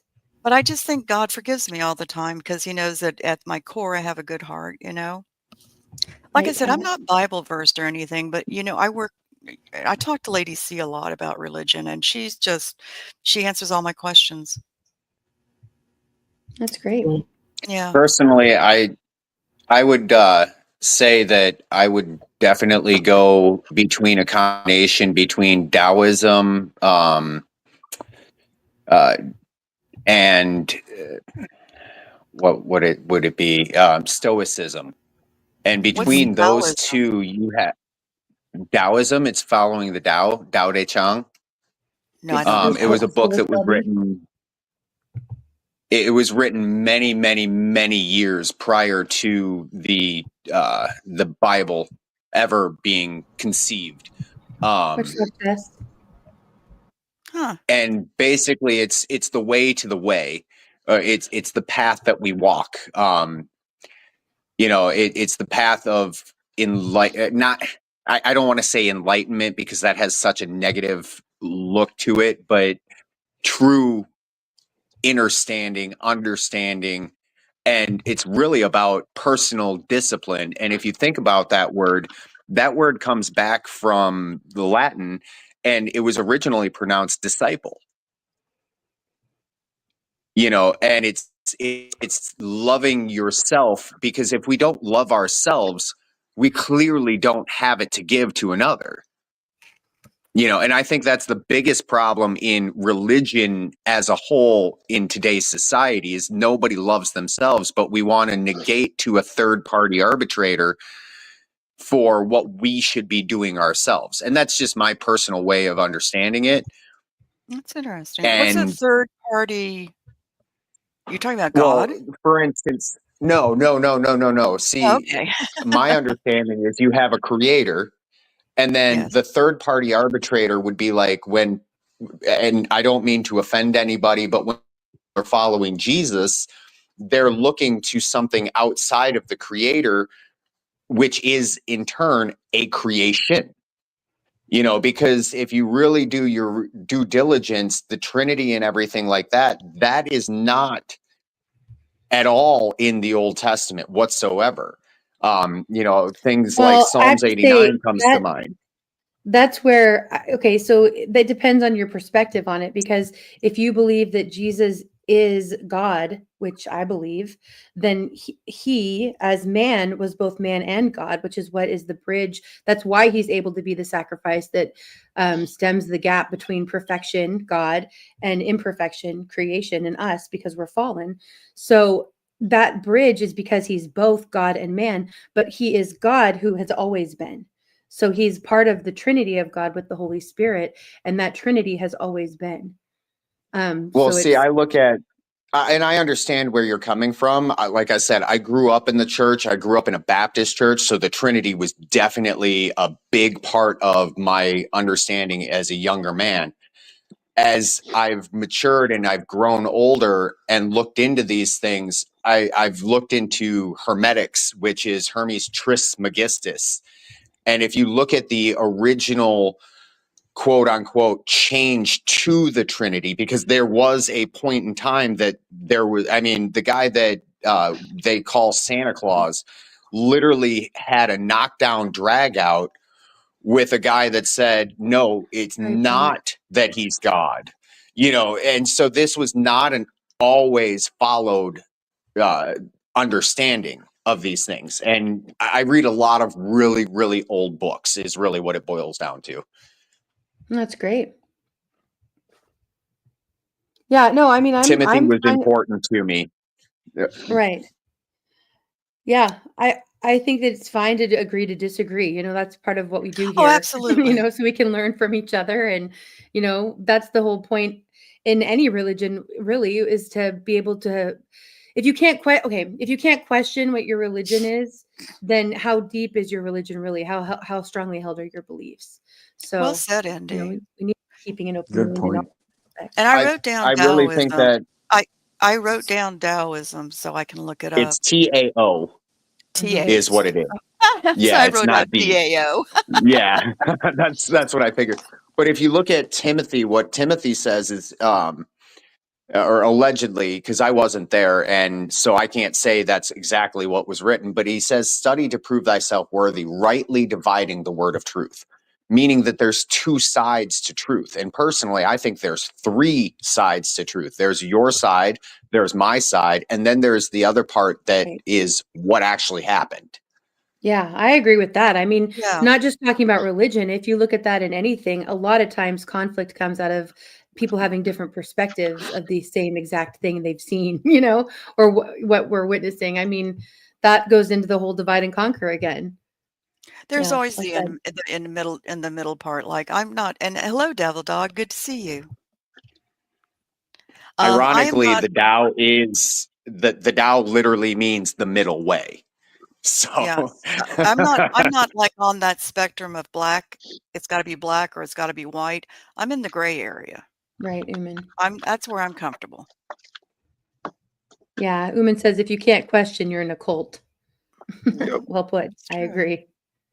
Why don't you say Taoism, or am I just not hearing you right? It's just the way it's pronounced. It's pronounced Taoism, but it's spelled with a T. That's Yeah. interesting. I'm making notes of all this. I'm going to be looking stuff up. Yeah. I appreciate everybody's comments in the chat too. A lot of good conversation tonight. Well, Indy, I'm going to have to take my leave, but I want to thank everyone for having me tonight. Yeah. I know I don't always get to jump in with you guys, but this was Thanks for great. I being enjoyed the convo. Yeah. Pete, do you want to share anything about your channel before you go? Yeah, no, that'd be Synopsis of great. what you do. So I guess, shoot, I started it as trying to give people advice on how to be prepared for travel. Because my last job was, in 18 months, it was 3 continents, 12 cities, and 50,000 miles driving. And things happened on the road. And I was like, wow, we really should prepare for this stuff. And then it just kind of evolved. But that's kind of the gist of what I try to do anyway. And then I go in these rabbit holes, and y'all have seen me do that about the Rona or some politicians. So you'll catch me on a good rant every so often. Right? I do appreciate your rant. I'm sorry So, I you didn't say know. hello to you, Tim. Hello. All right. Thanks so much for coming up, Roaming. Hey, And you I put his guys link take there care. in the chat. You guys can go and sub him up and check out his content. That'd be great. I appreciate it. Tim, You you guys have a be good. great name. Great name. This isn't Tim that's up here right now. This is Oh, the my Roaming apologies. Preppers is Pete. That's okay. Yeah, Tim is Okay. Ultra MAGA Patriot for life. That's Tim. Hi, Pete. Well, he has a great name. No wonder Pete didn't say anything back to me because it's not Tim. Hey, but you know what? That's okay. It's Friday night, and not all of us are in one piece. That's a good start to the Right. weekend. I've had a good week. I'm happy. And hello, Pete. Hello. Well, you guys be good. Be careful out there. Yeah. Have a great night, Roaming. Thanks for being here. Good to see you. All right. Thank you again to all my mods who are helping connect people in the chat. Appreciate you all. And Charlie, it's good to see you. D-Dog, what are your thoughts on everything? What brought you up on panel? I don't know. Kind of felt like it. Is that okay? Yep. He came up to be I rude and argue suppose so, with me. Stalker. Stalker's got a stock. Yeah. You came up to harass me. I know that's what you did. I love going back and forth with D-Dog. Right? We all do. Oh, yeah. He's great. He's It is, very though. intelligent. Yeah. Well, I for got a little bit of smarts. You got lots. Yeah, Marshall, I missed one of your streams today. Hope it went well. I like that. For the record, I did not use AI to fix that Stratocaster. Yes. Yeah, I know that goes into the whole spelling, Silver Shelby, and a lot of the things that's been hidden from us, I think, with the significance of words. Good to see you, Joe. Thanks for being here. Well, okay. I'm going to chime in a little bit. Yep. My count. Words are super, super, super important. In the 10 words in the Hebrew Bible, which people who read those new things that they call Bibles, it's called the 10 Commandments. But right. It says do not kill, but the Hebrew word for kill that they use would be over a paragraph, maybe 2 paragraphs, to define what that word actually means.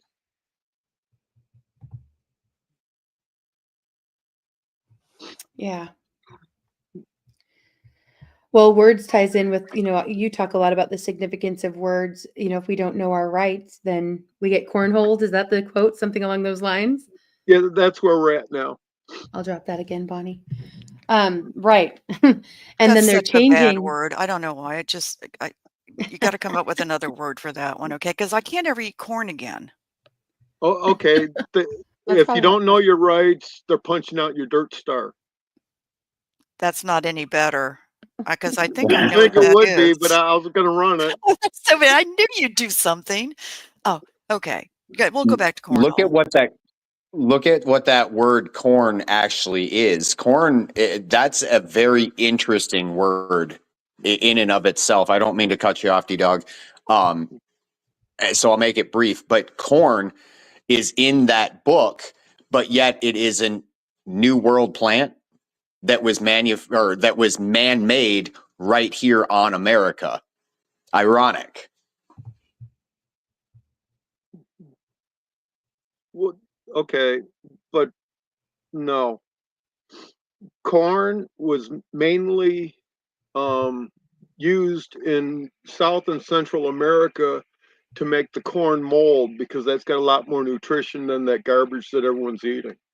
Bonnie, there's the link. For Pete, that's the roaming prepper.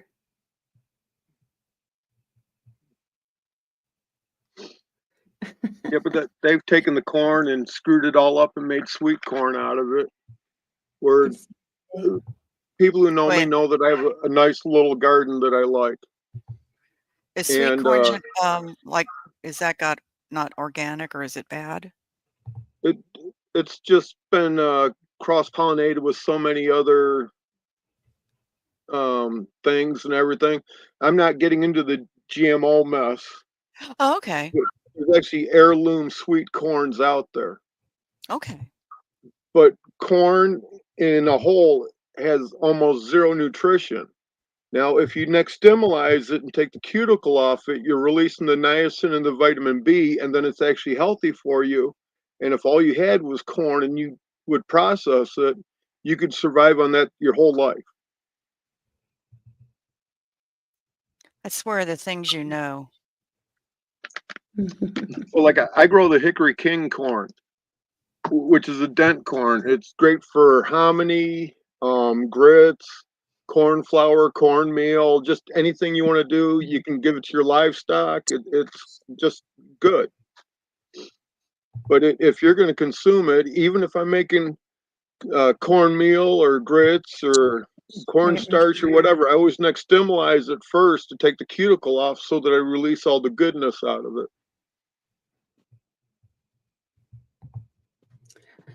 Yeah, this kind of all ties into another video. It's another quick one. I'm just going to pull up here real fast. And this is talking about ultra processed foods. And I think it all relates together, you know, all the different ways they're poisoning us in order to make more money themselves. Also to work towards the depopulation agenda. There's a lot that's entailed here. But here we go. It's a quick one.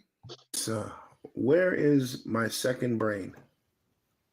From maastrichtuniversity.nl.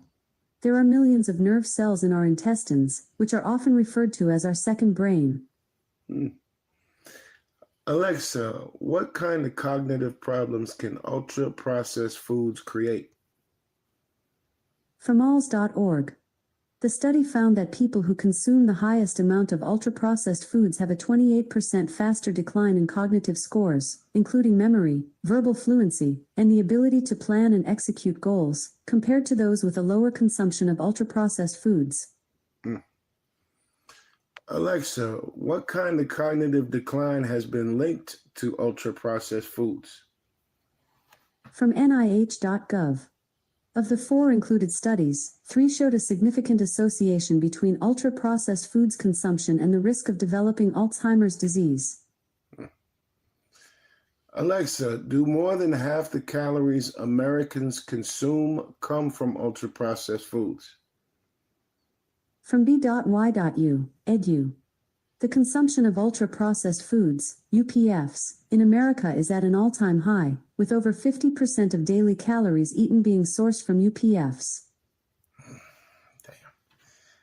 Alexa, how much are microplastics involved in the creation of ultra-processed foods? From webmd.com. Microplastics are largely found in ultra-processed foods, like hot dogs, chips, and cookies, which make up more than half of the diet for U.S. adults, according to the CDC. Thanks, CDC. Alexa, did Lunchables contain so much saturated fat and sodium that some doctors called it a blood pressure bomb? From webmd.com. The Lunchables and similar lunch kits we tested contain concerning levels of sodium and harmful chemicals that can lead to serious health problems over time. Alexa, were hyperpalatable foods designed to hit the bliss point and elicit cravings? From slashgear.com. It's no secret that many food companies have deliberately engineered their processed food products to be hyperpalatable, meaning they light up the reward centers in the brain, fueling overconsumption and cravings. Okay, let's see something. Alexa, did the prevalence of hyperpalatable foods rise when Philip Morris and R.J. Reynolds owned the world's leading food companies? From metafilter.com. In America, the steepest increase in the prevalence of hyperpalatable foods occurred between 1988 and 2001, the era when Philip Morris and R.J. Alexa, how did Philip Morris and R.J. Reynolds develop hyperpalatable foods? From KCRW.com. In the 1980s, R.J. Reynolds and Philip Morris bought Kraft and Nabisco, pumping their food with sugar, fat, sodium, and other additives that made people crave them. Alexa, is there current litigation involving companies that created hyperpalatable foods? From AmericanBar.org. The litigation is ongoing. Short and sweet. Yeah, but it's ongoing. Wow.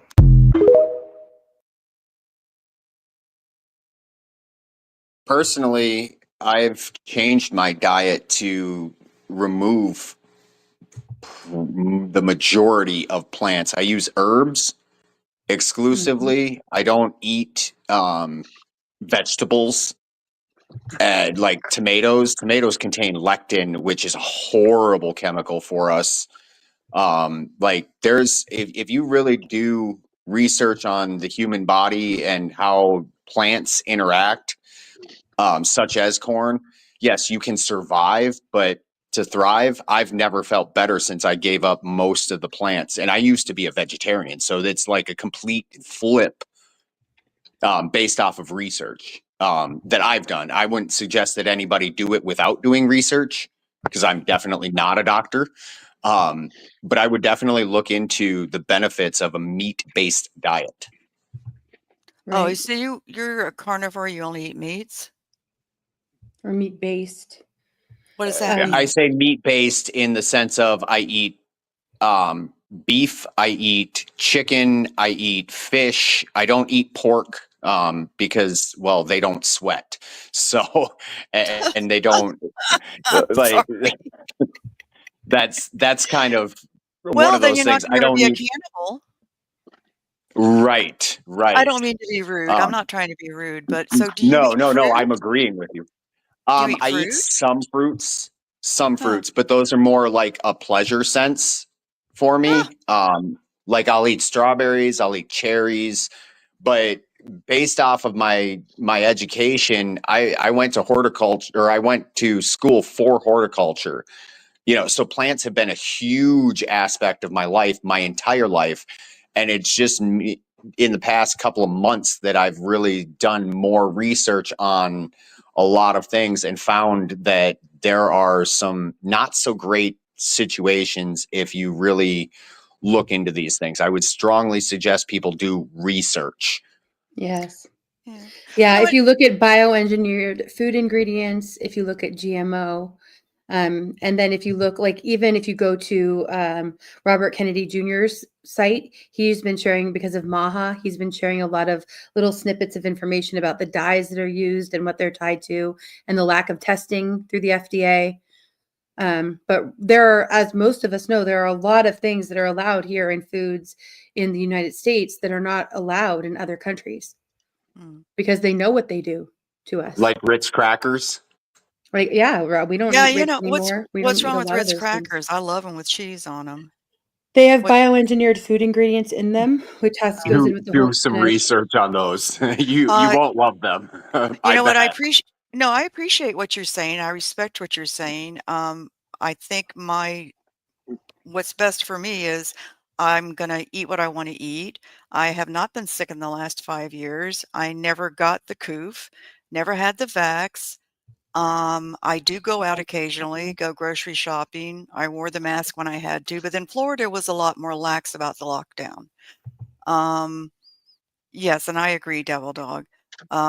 So, I'm not going to read the labels for every ingredient in there. I actually think the preservatives are preserving me at this point.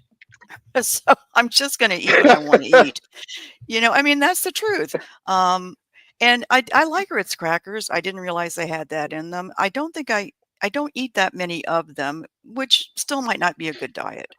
But I've actually lost 57 pounds. Congrats. Despite what I'm eating, but I eat smaller portions now. And I I do eat do a lot think that there's a healthier. difference. I think it's hard to say that one diet or one way of eating is best for everyone because I think body chemistries are different, whether it's your blood type or, the things, whatever. There's a lot of reasons why, which is also why the jabs affected people differently too, to some extent. But anyway, I do think, you do have to do your own research. And part of that's also testing out what works for you. What I feel the best on, I have not tried strict carnivore, but I do kind of what I guess is considered ketovore. It's like a very low carb, very high protein diet, but diabetes runs in my family and I'm not diabetic, but thank God, but I know the effects of it. And having seen my parents struggle with it, when technology wasn't as advanced as it is now, it was really difficult. And so it's something I want to avoid. And so I think that my genetics that came from them are probably part of why carbs, which convert to sugar in your bloodstream, affects me. I feel much more clear-headed. I feel like I have less issues with any kind of inflammation. Like I lose weight. I feel better when I'm not eating carbohydrates and sugars. I respect the keto diet. If I thought I could stick to it, I'd probably do it. And I come from a very bad history on my mother's side. She had heart disease. All her sisters had heart disease. She eventually passed away of that and other things. And it actually skipped me and went to my younger sister. And I think I've spoken Right. about this So before. same. Everything my mother had skipped me and went to my younger sister, which I would have preferred that some of it had come to me because I lost In my younger sister last year.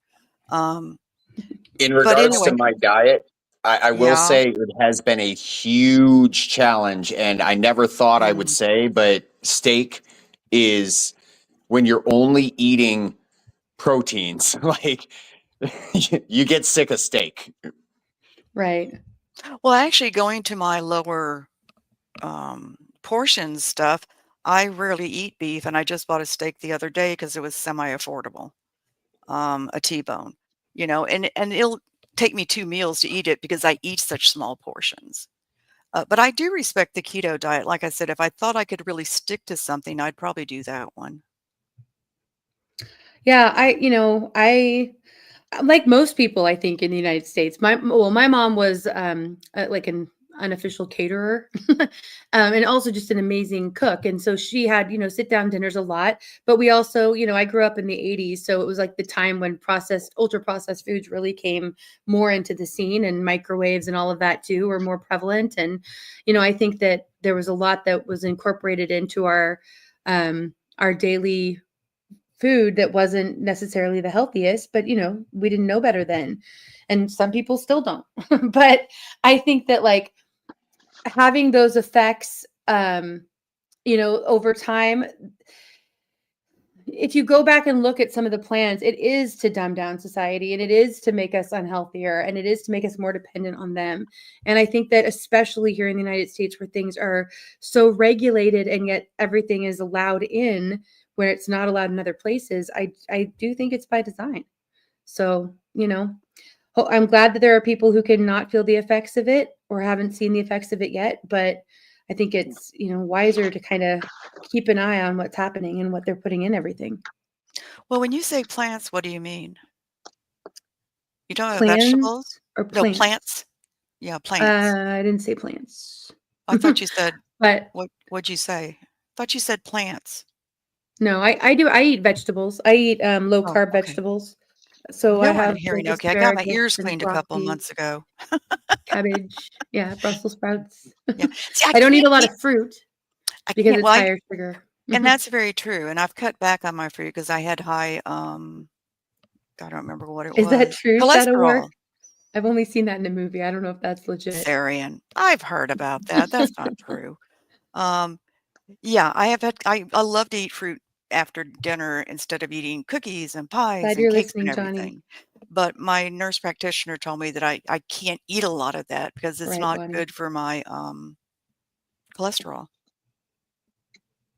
Yeah. Yeah. There's a whole, I mean, we're not giving medical advice here, that's for sure. But I also don't have a lot of trust in the medical system. And I think that there's a lot that we've been lied to over the years about. Well, the fact that they say they do not, or they're not supposed to cause any harm, and yet they're pumping us full of this, that, and the other thing as soon as you go into the doctor's office would be a key indicator that they're no better than a politician. Right. I agree with that. But then also, like, you know, Joe says, oh, go ahead, D-Dog. When you go to your doctor and he goes to give you a prescription, I can't remember what the word is, but you use that, and then he has to give you a natural remedy. And it's required by law. It's federal, and every single state has the law too. It's instead of you know, I've never been given that advice from a doctor once in my life. So that's an interesting, I'll have to look into that. Thank you. right. It's okay, like pharmaceutical, and it's like natural ceutical or something like that, where they have to give you natural remedy. But I'd like to share some books that I recommend everyone to get, and you can download them for free, and I will put the link in chat. Right, James. James gets by eating the animals that eat vegetables. Yeah. Oh, my favorite vegan food is cow. It only eats grass. That's great. Here, let me put you up on bigger screen here. Okay. There we go. This book's from 1888, and Washington Burpee. This, you know, burpee seeds. Mm-hmm. And it's all about different plants and how to plant them and how to grow them and everything else. A bunch of illustrations. It's nice. And then how to grow strawberries. That's also, 1886, and that's from the Watson Company.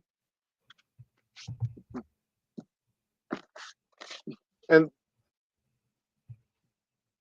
how and what to grow for a kitchen garden of 1 acre.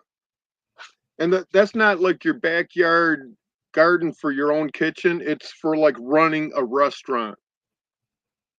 But you can downsize it to what you need. How to grow cabbages and cauliflowers. Call the quant count. Can you believe it? A whole book on it. Right. I like that you're using the burpee books. I hadn't thought to look into them. That's great. Yep. And here's another one from Washington Burpee. How to grow onions.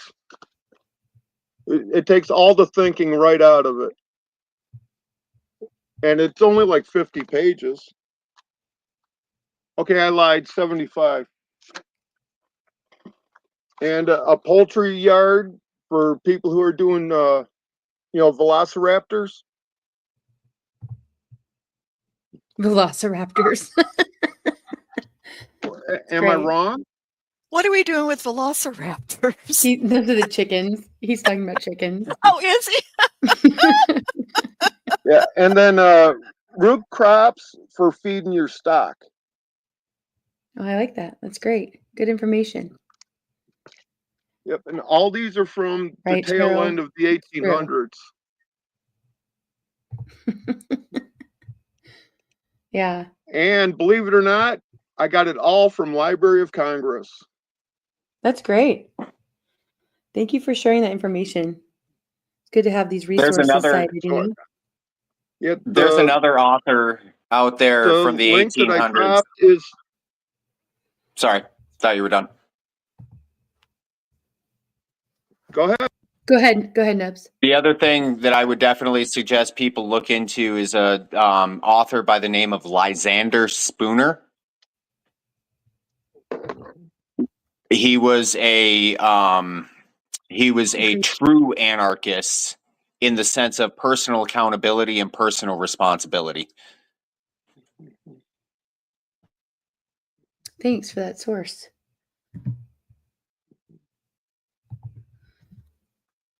Yeah, I agree with what James said too. Just to say that again, you know, we're not all the same. So, you know, it's hard to know what exactly will work for one person might not work for another.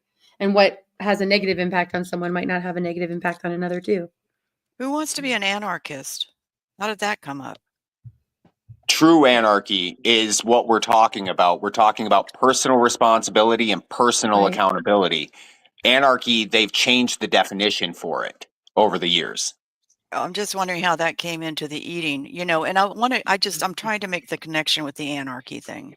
Because it's about personal accountability and personal diet. That's where I'm getting it from. Oh, I always think of anarchy with government, so I never associated it with food. Right. Well, it's anything I that's think of regulated. tyranny when I think of government. Tyranny? Or you're tired of it? I'm very, very tired of it. Okay, so you do have Elaine, tyranny. you make a lot of generalizations. I actually agree with a lot of what you share and say, and we cover a lot of that information here. But I think that maybe work on your approach a little bit because, I'd love to hear more about what you have to say. If you want to come up on panel anytime, you're always welcome. And if you want to explain more of your beliefs in the chat, I'd love to hear what you actually think and why. What's the or same some of your circuit sources of for that Yo? matter. What is the circuit of Yo? Oh, I think that was a mistype on that one, but I don't know what that when is. it came across anyway. Okay. She has the answers. I'd like to hear them. Just want to know what Yo is. Yo. Right. Agree, Marshall. Yeah, my dad had type 1 and my dad had type 1 and my mom had type 2. Yeah, my mother had diabetes. I didn't know that. She was in a nursing home. She was paralyzed from the waist down, and she wanted me to bring her these, what are those, sugared fruit slices. So I'd bring her to all the time because she loved them until the nurse told me, hey, your mother has diabetes. They're not good for her. Right. My mother knew. She just lied to me. Yeah. Rude! Right. Diabetics are good for that. And I was going to bring her any candy she wanted at that point. Like, what did it matter? Have a great night, Gerald. Thanks for being here. Appreciate your input, being part of the conversation. Make sure y'all hit that like, sub, share out, hit the $1, donate, and become a member here. You said member. Member. I swear to God, D-Dog, I should know better than to go on a panel with you. My question would be, do you want to be a big member or a small member? Believe me, there's a lot of short men out there. They want to be the big ones. I can't believe this conversation is happening and Peanut's not up on panel. I know. Where is Peanut? Where is he? he? Be busy tonight. Yep. I don't care. Go ring his bell or something. Get him up here so I can harass him. He's probably pounding nails with his member. Hey, dog. Just made me drop all my pills. I'm sorry. Let me get off. I'm muting. I'll refrain from mentioning what the Samoan hammer is. It's Virginia. Nothing Oh to my do God. with nails. Oh my God. Filth has now entered the Awesome panel. job. I'm safe. I love you, Virginia. Good to see you guys. What is that? I'm your nutraceuticals. What is that? Nutraceuticals. Nutraceuticals. Oh, okay. That's what I was looking for. Instead of pharmaceuticals, neuters. Oh, okay. But it's a law that if you tell your doctor that's what you want, he has to find you an equivalent equal to what the prescription is. Well, everything that's prescribed that's synthetic is a mimicking of a patented and mimicked version of what appears naturally. So right, like if you have high blood pressure, he's going to give you this. When you can just turn around and do something as simple as having beetroot and cinnamon. Yep. Or if you have bad arthritis, he's going to give you that. Where he could just give you stinging nettle. Yep. If you have headaches, it could be as simple as just eating 5 almonds, or as extreme as to make yourself some willow bark tea. That's really tasty. Well, you're especially if you add honey from your area. You're relying on the knowledge of the MD. And the sad fact is they receive just a few hours of nutritional science. Their training and schooling is almost all chemical pharmaceutical, and they really don't learn about nutrition. So if if the doc knows, but how many of them know? You got to research the people you right.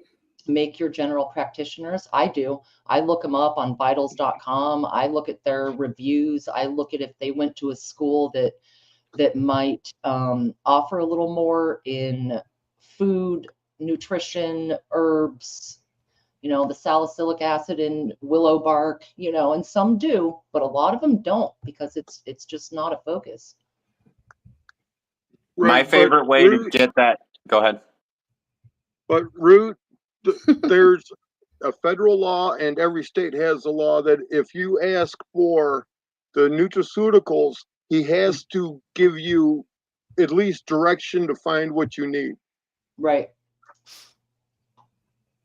Good I just want to guidelines, say Marshall. I dropped prescribed pills. I'm not sitting here popping pills. Thanks for I the swear to God. disclaimer, Snooks. It's like, if I had a beer, I probably would have spilled it. Thank you, D-Dog. Well, okay. When No, I don't. moved in to take care of Mom, going back 10, 12 years, I took her from 15 medicines down to 3 with help from her doctor. Wow. That's great. Was it mostly through diet and food? Well, okay. They give you this one pill that's going to cure everything, but you need this pill to take care of the side effects of that, and then you need this pill to take the side effects of that, and this pill to do the side effects of that. So you're no longer chasing the problem, you're inventing new problems. Right. You're chasing the side effects, for sure. Right. Yeah. Yeah, and then the problems also come in when doctors, if you have multiple doctors you're going to or specialists for different things, and then they don't realize that they're giving you medications that shouldn't be given at the same time or taken at the same time. But it's good residual income for the doctors. A lot of doctors, there's a database now that they use for you. And like Mom had her general, and then she had her heart specialist, and this one and that one and the other one. But they pulled up the file, and it's got everything in it that each of them have done.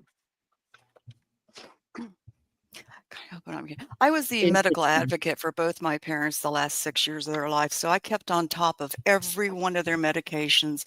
And my mother was the one who was in and out of nursing homes. She was at home as much as she could be because my parents, they just adored each other. And we had a part-time aide, and my dad did a lot of the caretaking, and I was out there a lot. But anyway, when she was in the nursing home, I looked at the list all the time, and if I saw a certain med I wasn't comfortable with, I researched it, and I would have her taken off of meds, And I had one doctor who just didn't want to cooperate. That was the doctor at the nursing home. Well, he got his butt fired because he didn't take care of my mother anymore. So I got another one. So that's what you do for your parents. If you're their medical advocate, you have to stay on top of stuff. Right. And the elderly get overdrugged because that way they're more manageable. Yep. Yeah. I don't think it's just the elderly, but yes, them also. And Algo says, I'm sorry. Go ahead. No, you go ahead. Algo says, have any of your doctors spoken with you about how you eat? Yes. And mine has a couple times. I mean, the doctor that I've gone to for a long time, every once in a while it comes up, but I don't think it's something that most doctors focus enough on. Along with exercise and fresh air and all the other things that are natural solutions to a lot of health problems. Yeah, my nurse practitioner is great, and she told me natural stuff to take to get my cholesterol down, like red yeast rice. She's not heavy on prescribing stuff right away. She's going to try something else, So I'm very appreciative of that. Mm-hmm. What about the rest of you? Have your doctors talked with you about your diet or what you eat, or other things too, like exercise or fresh air? Do those things come up, or is it really more of a quick checklist of what your symptoms are and this is what medicine you can take to give you different symptoms instead? I haven't been to a doctor in years. Right. I kind of wondered if that was why the quiet was coming from the panel. Well, I had to find the right one. I went through a lot of bad ones that wanted the pharmaceutical route. I've had a chronic illness, and I finally found the right one. And that's the first thing she did was look at inflammatory foods that might be in my diet. She went straight. Now, to be clear, she was not against prescriptions if it was needed, like an antibiotic for this or that or whatever, right? Not to get too deep into my situation, but it is, you can get into that rabbit hole of blood type diets, of inflammatory diets, of kind of reading your body and doing an elimination diet. Like if something makes you shit water, maybe that's not the greatest for you, whatever that is. Right. So, but it took a couple of years of stomping pavement to find the right one that did do that.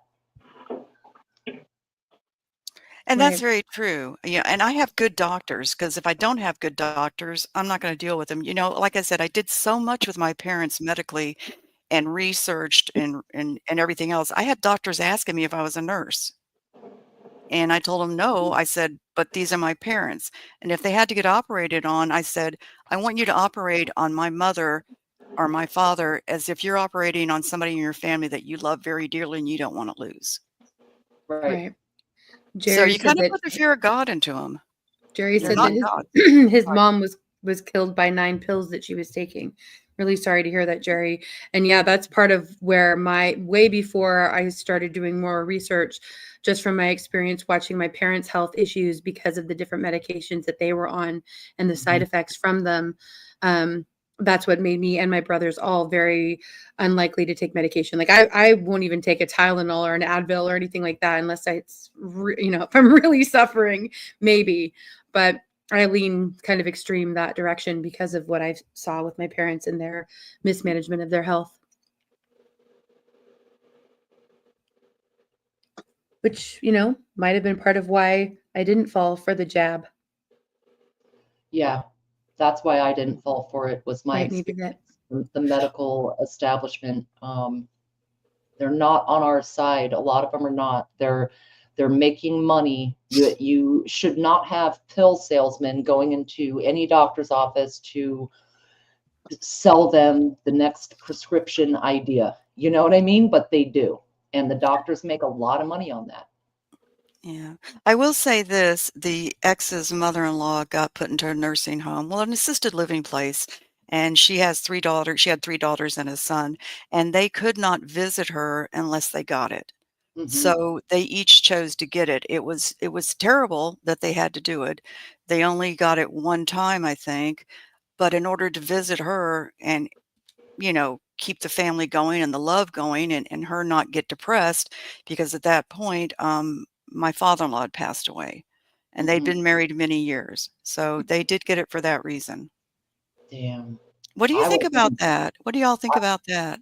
I'd find somewhere online to print off a "I got it" check mark. Like, because how do they know you got it? It's going to be by some piece of paper. Oh, they found out that they did. And then he ended up getting, after, we were divorced and everything, he ended up getting the Right, coof really yes. badly. It's So it's love. not like it prevented it. Right. Yeah. Well, I think like with are you talking about the jabs for COVID, or are you talking about in Yes. general? No, Yeah, okay, they sorry. had to Yes. get the C jab. Each of 'em. Right. And they were all against it, very much against it, but they did it because they loved their mother, and she was Yeah. grieving for the loss of her husband, so they had to visit her. I did not choose to get it. I didn't go see her. But for me, that wasn't very much of a burden. Just saying. I would have pulled it. It's like Well, we didn't I particularly know care for each others other. who were in similar. I mean, I think there were a lot of people in similar circumstances. But one of my brothers got it because he didn't want to get it necessarily, and he didn't think that it was, if nothing else, tested enough at that point to take it. But in order to go see someone that he was close with who would require it because of her fighting cancer and medication she was on, he decided to get it so he could go and visit her. And I think that happened a lot. That was one of the reasons, or to keep your job, depending on what the circumstances were. I think a lot of people got coerced into taking it that wouldn't have taken it otherwise. Yep, agreed. Thank you, John. I haven't seen that or heard of that one before. I bet, Ricky.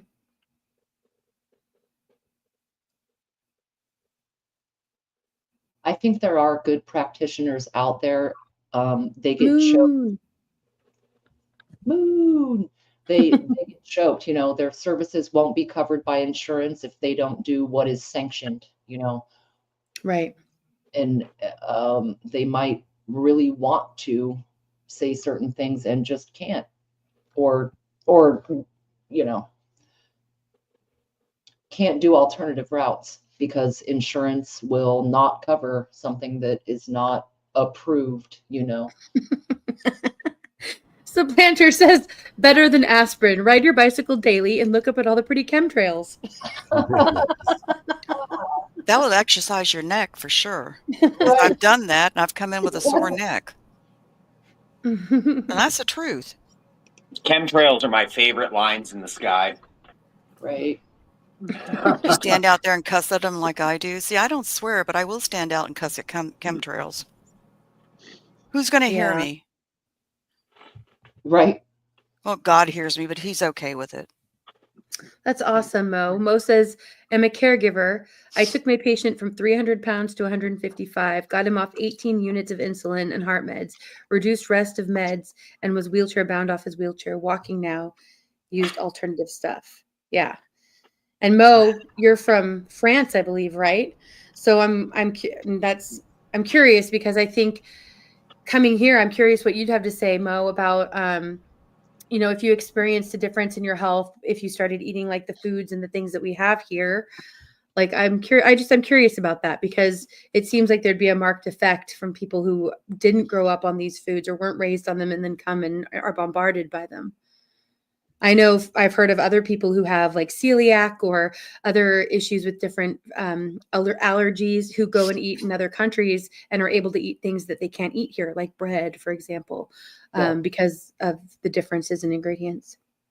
Bread has... Go ahead. No, you go ahead.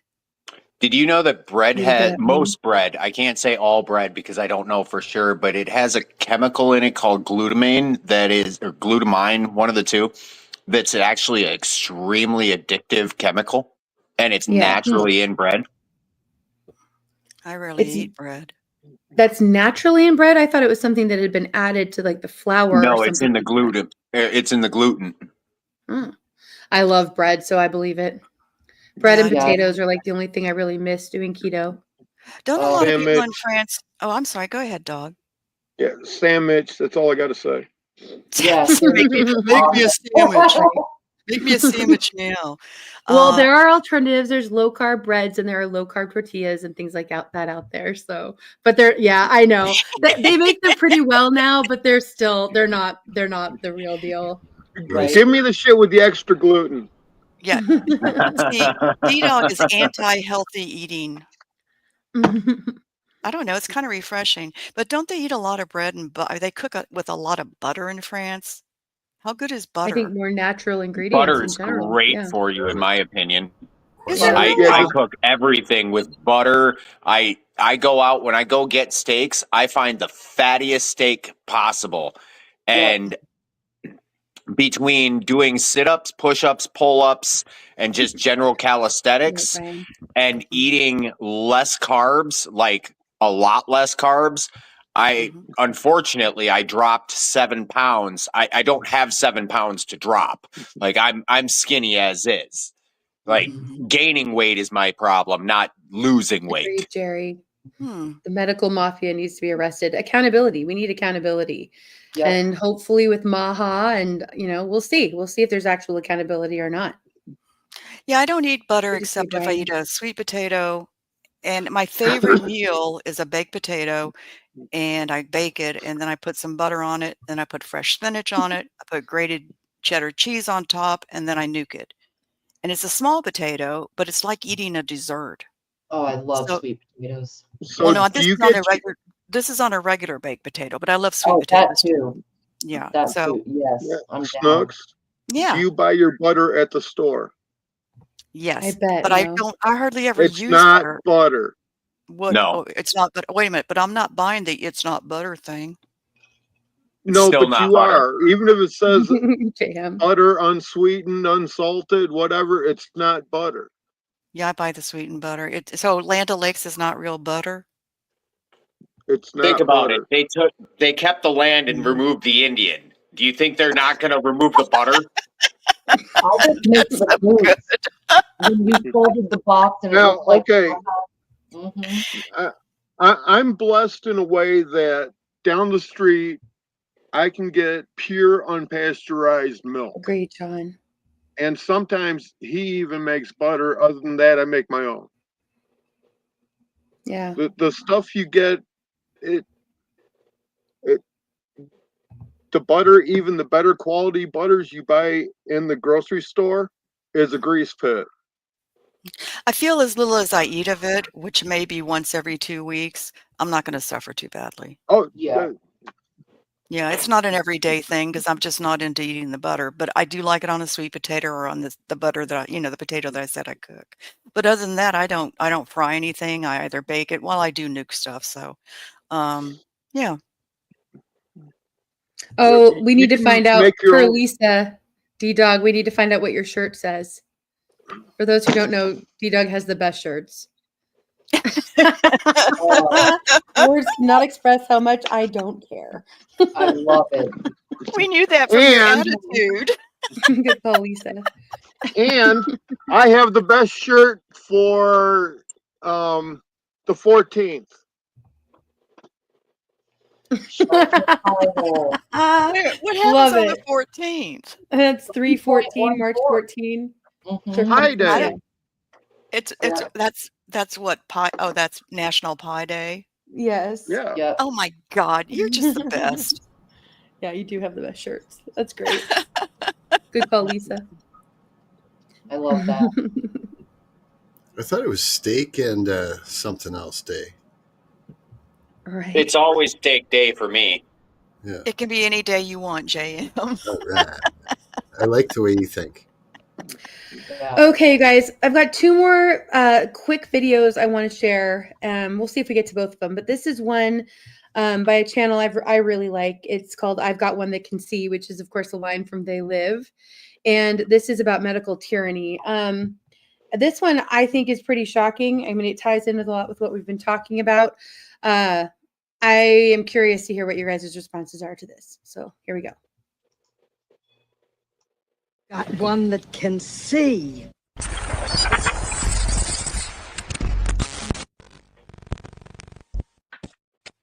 You're going to force me to put my kid on ADHD medicine, or else you're going to call CPS on me? Let's be real. I never said anything about forcing you. I'm saying this is what's recommended for your kid. You have to put your kid on these meds. Like, it's best for your kid. I'm trying to do you a favor. Not even do you a favor. Do what's best for your child. And if you don't follow these instructions, ma'am, I will be forced to call CPS. So you are forcing me. You're saying either I put my kid on medication that they don't need. I will be forced to call CPS. What you're doing right now is jeopardizing your kid, jeopardizing your kid's future. I'm not trying to sit here and argue with you. I'm not debating with you. I'm the doctor, so I'm telling you what's best for you and your kid. But I don't understand, because my child has not shown any symptoms of ADHD, and I'm asking if I can get a second opinion, and you're telling me no, either put my child on medication or you're calling CPS. Okay, That's forcing me. You asked about a second opinion. I am your second opinion. I'm the doctor. No, you're not. You are the first opinion. Okay. All right. Well, first and second. Why? I'm your doctor. If you don't trust your doctor, then you shouldn't be, coming here. Which is crazy for you to think that you wouldn't want to. If I trusted my doctor wouldn't be threatening me with calling CPS. Well, that would be me trusting my doctor. Like I said, it's not a threat. It's not a threat. I'm trying to do what's best for you and your kid. If you love your kid enough, then you will listen to my words. Don't tell me if I love my kid or not. That's my kid. That's my kid. I understand that's your kid, but understand that I'm the doctor. I'm doing what's best for your kid. I'm literally showing you the results. I'm giving you the best advice. Put your kid on these medications because it's best for them. If not, by law, I am forced to call CPS because you're showing signs that you don't love your kid enough to actually put your kid on these medications. I have never heard of this. We came here for a checkup. Their teachers have never, ever asked me to get them tested for ADHD. So this is a surprise to me, which is why I asked for a second opinion. And now you're just threatening to call CPS on me. That doesn't make any sense. Fine, but look at how you're acting. That's fine. Of course, your teacher's not going to tell you that your kid is. These kids run around all day and they play and they're hyper and they do what they do, correct? Right. So my kid's a normal kid. You know what? Call CPS. Call CPS. They're going to see my clean, loving home. Call them. I don't care. I'm out. She handled it better than I would. That's all I have to say. Let me take this one on. Go for it, D-Dog. I would take that fucking prick and blow his shit up all through the court. She did. Take Thankfully, his at least in house, his here. car, and everything, and then find the most nasty, grubbiest homeless person and move his ass into it. Right. What a POS. I mean, Absolutely not. He knew he was being recorded at that point too. So it's not like he wasn't aware that this was something he was putting out. He fully believes that he has that right. Are you kidding me? That's because of the third party arbitrator in the government, because when you get a marriage contract, you're entering into a 3-party contract, and they have right to your child because you give your child over as a product of the marriage. Wait a minute. Let me ask you something. And having been divorced, I'll never get married again because I don't believe in that piece of paper. Are you against marriage? I'm against a legal marriage. Not against a union of people. Right. Okay. Well, like just because I'm against marriage and I don't want that piece of paper, I would disagree with you. I think other people, and of course that's your choice. I think other people, if they want to have that piece of paper and get married, that's fine. Well, I'm saying what the legal ramifications are if you read that contract. Yeah, I guess I never read it. I just went ahead and signed the marriage Right. document. Yeah. Yeah, exactly. Exactly. Yeah. JM says, I would ask that doctor to sign a form of unlimited liability if there's any harm from his recommendation. Yeah. I'm sure he wouldn't. I wonder if he gave the options of a alternative, holistic method on that one. Yeah. Yeah. See, the I mean, and problem- it sounds like from what she said, the teachers hadn't even been recommending it. It wasn't something that came from somewhere outside. So where was he even determining that from? That one appointment? Yeah. I mean, there's some information that I would like to know. I wish it was included. I have a son who has ADD, not ADHD, but definitely had ADD. And it took me doing research to realize what I thought it was and then consult with his pediatrician. And through all that, I did put on my medication, and it was the only way I could keep him in school. But teachers worked with him too. And I put him on the lesser one that I could possibly do, and it broke my heart. I cried the first day I gave it to him, but he did flourish. That's a really tough decision to make. It was very hard. Have you ever looked into lion's mane or ashwagandha? I take lion's mane, and quite frankly, it's not been good for me. Yep, It's I given know. me brain frog. It's given me brain fog. So it has not made you hoppy. Well, no, I kind of did that on my own. No, it didn't make me hoppy. That's a good one. D-Dog, I saw your hand was raised. Go ahead. Yeah, my oldest son, he got diagnosed with ADHD because they thought that was the thing they have to do. And I got threatened with a bunch of shit if I wouldn't put him on the Ritalin. And whenever he got a little energetic and out of control, all I did was I pumped him with a Mountain Dew and a Snickers, and he was fine. Yeah. Well, my son It calmed him right down. Right, because they have the opposite effect in kids with. But my son he's not hyper. He was very distracted very easily. And he did go on Ritalin. And like I said, it made a huge difference. But I had him in a private school that was small, and I had teachers willing to work with him. Right. John And I Fleming brings also- up a good point. I'm Sorry, Snooks, real quick. A good point here. He said, is this video a production of propaganda? Yeah, I mean, I think those are good things to be considering. Is this part of the divide and conquer? They want us to believe something that extreme is happening. But I do know from my own experience in public education that there's a definite push towards getting kids who have what I think oftentimes are normal behaviors for young kids, hyperactivity, especially in boys, to push them towards medication. Oh, I would agree with that. Totally. Totally. Not only Like I that, but said- you also go ahead. Sorry. Like I said, go ahead. He was not hyper at all. It was the easily distracted and staying on task. And his brain was wired in such a way that he could think the thought, but moving down his arm and being able to write it out, he couldn't do that. And I had him on a Right, really Mo. good diet so that any side effects that Ritalin would do, like hurt his teeth, stunt his growth, not sleep at night, that never happened. Mo says medical choice is still a right, isn't it? And yes, it is. Mm. That's a right that we have that we need to hold on to. You know, I played last week, I played a video about what they're trying to do in Washington, where they're trying to make it so that you can't even speak out against vaccines, any future vaccine. I mean, that's taking away a First Amendment right. Absolutely. Yep. But I won't play the video for this tonight because there's not enough time. But you know, Trump right now is saying that he's going to not be giving federal funding to colleges where they are allowing protests that are pro-Palestinian. Isn't that also taking away our First Amendment right? Absolutely. Yeah. There's Just like you said, take the guns. Right. There's a little bit more than just the pro-Palestinian protest. It has to do with altercations, and it's a little bit more. They can protest, but whenever it turns into any type of hand-to-hand thing, then it's supposed to be over. And they just keep running them and stuff, and nobody stops them from getting physical. And I'm not talking to the point of breaking someone's body, but just by pushing somebody, that's enough to stop any protest anywhere. You know, just because you're outside your bounds. Well, not only that, but if you show up to a protest, you're there on your own free will. Right. And to go back to the video earlier, if educator, a doctor, or a nurse gets you tied up in CPS, they get an incentive money. Yep. Yeah. There's a quota.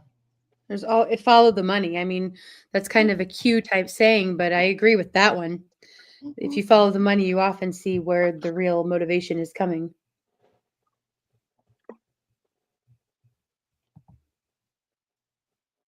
Sellouts. Yeah. Right. Right, exactly, Brian. Doctors wouldn't make money if everyone was healthy.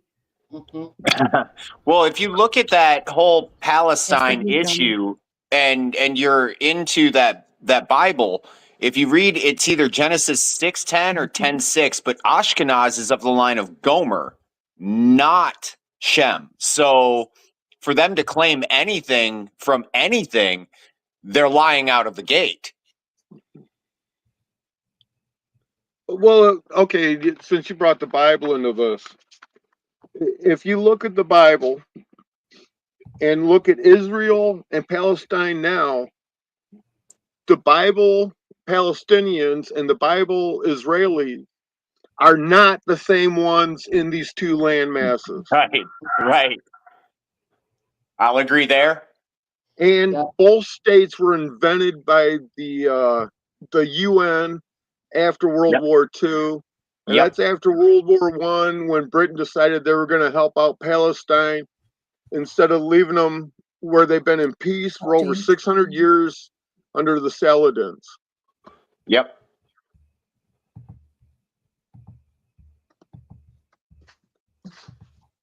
It's amazing when you know that's one thing I really respect about you, D-Dog, is you do have a very good grasp on history and old history, not just like from the 60s, but like old history. You know, okay, like for my mom, the hospice people sent over this fucking chaplain. And I go, okay, what rag do you have with you? And he says, rag. I go, yeah, what Bible are you reading? And he'd say the NIV. I go, well, that's a piece of shit. I'll go get you a real Bible. And I got him my Wycliffe, which is from the end of the 13th century. And he read that and he says, this is so beautifully written. I go, yeah, but that's a Bible. What you have is a piece of shit. It's just dry and has no heart in it. like the King James, which is just a bastardized version of the Clifton Bible that came out just before the Geneva Bible. Yep. Sorry to hear that shadow work.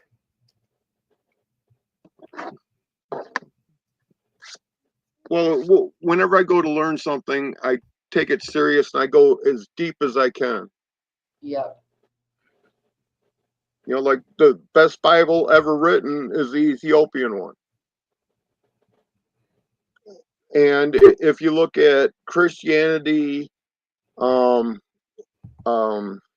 Judaism, and Islam, they're all based off the 5 books of Moses. Right. Yep. Yes. And if you go to the Ethiopian Bible, there's actually 8 books of Moses. So the rest of them got screwed out of 3 books. Mm-hmm. Yep. You have a vast pool of knowledge, D-Dog. Yes, he does. I have a lot of respect for that. Because I've been on panels with you before, and I'm always amazed. Like, no matter what is mentioned, you're like, Exactly. you know something. What? It's really nice.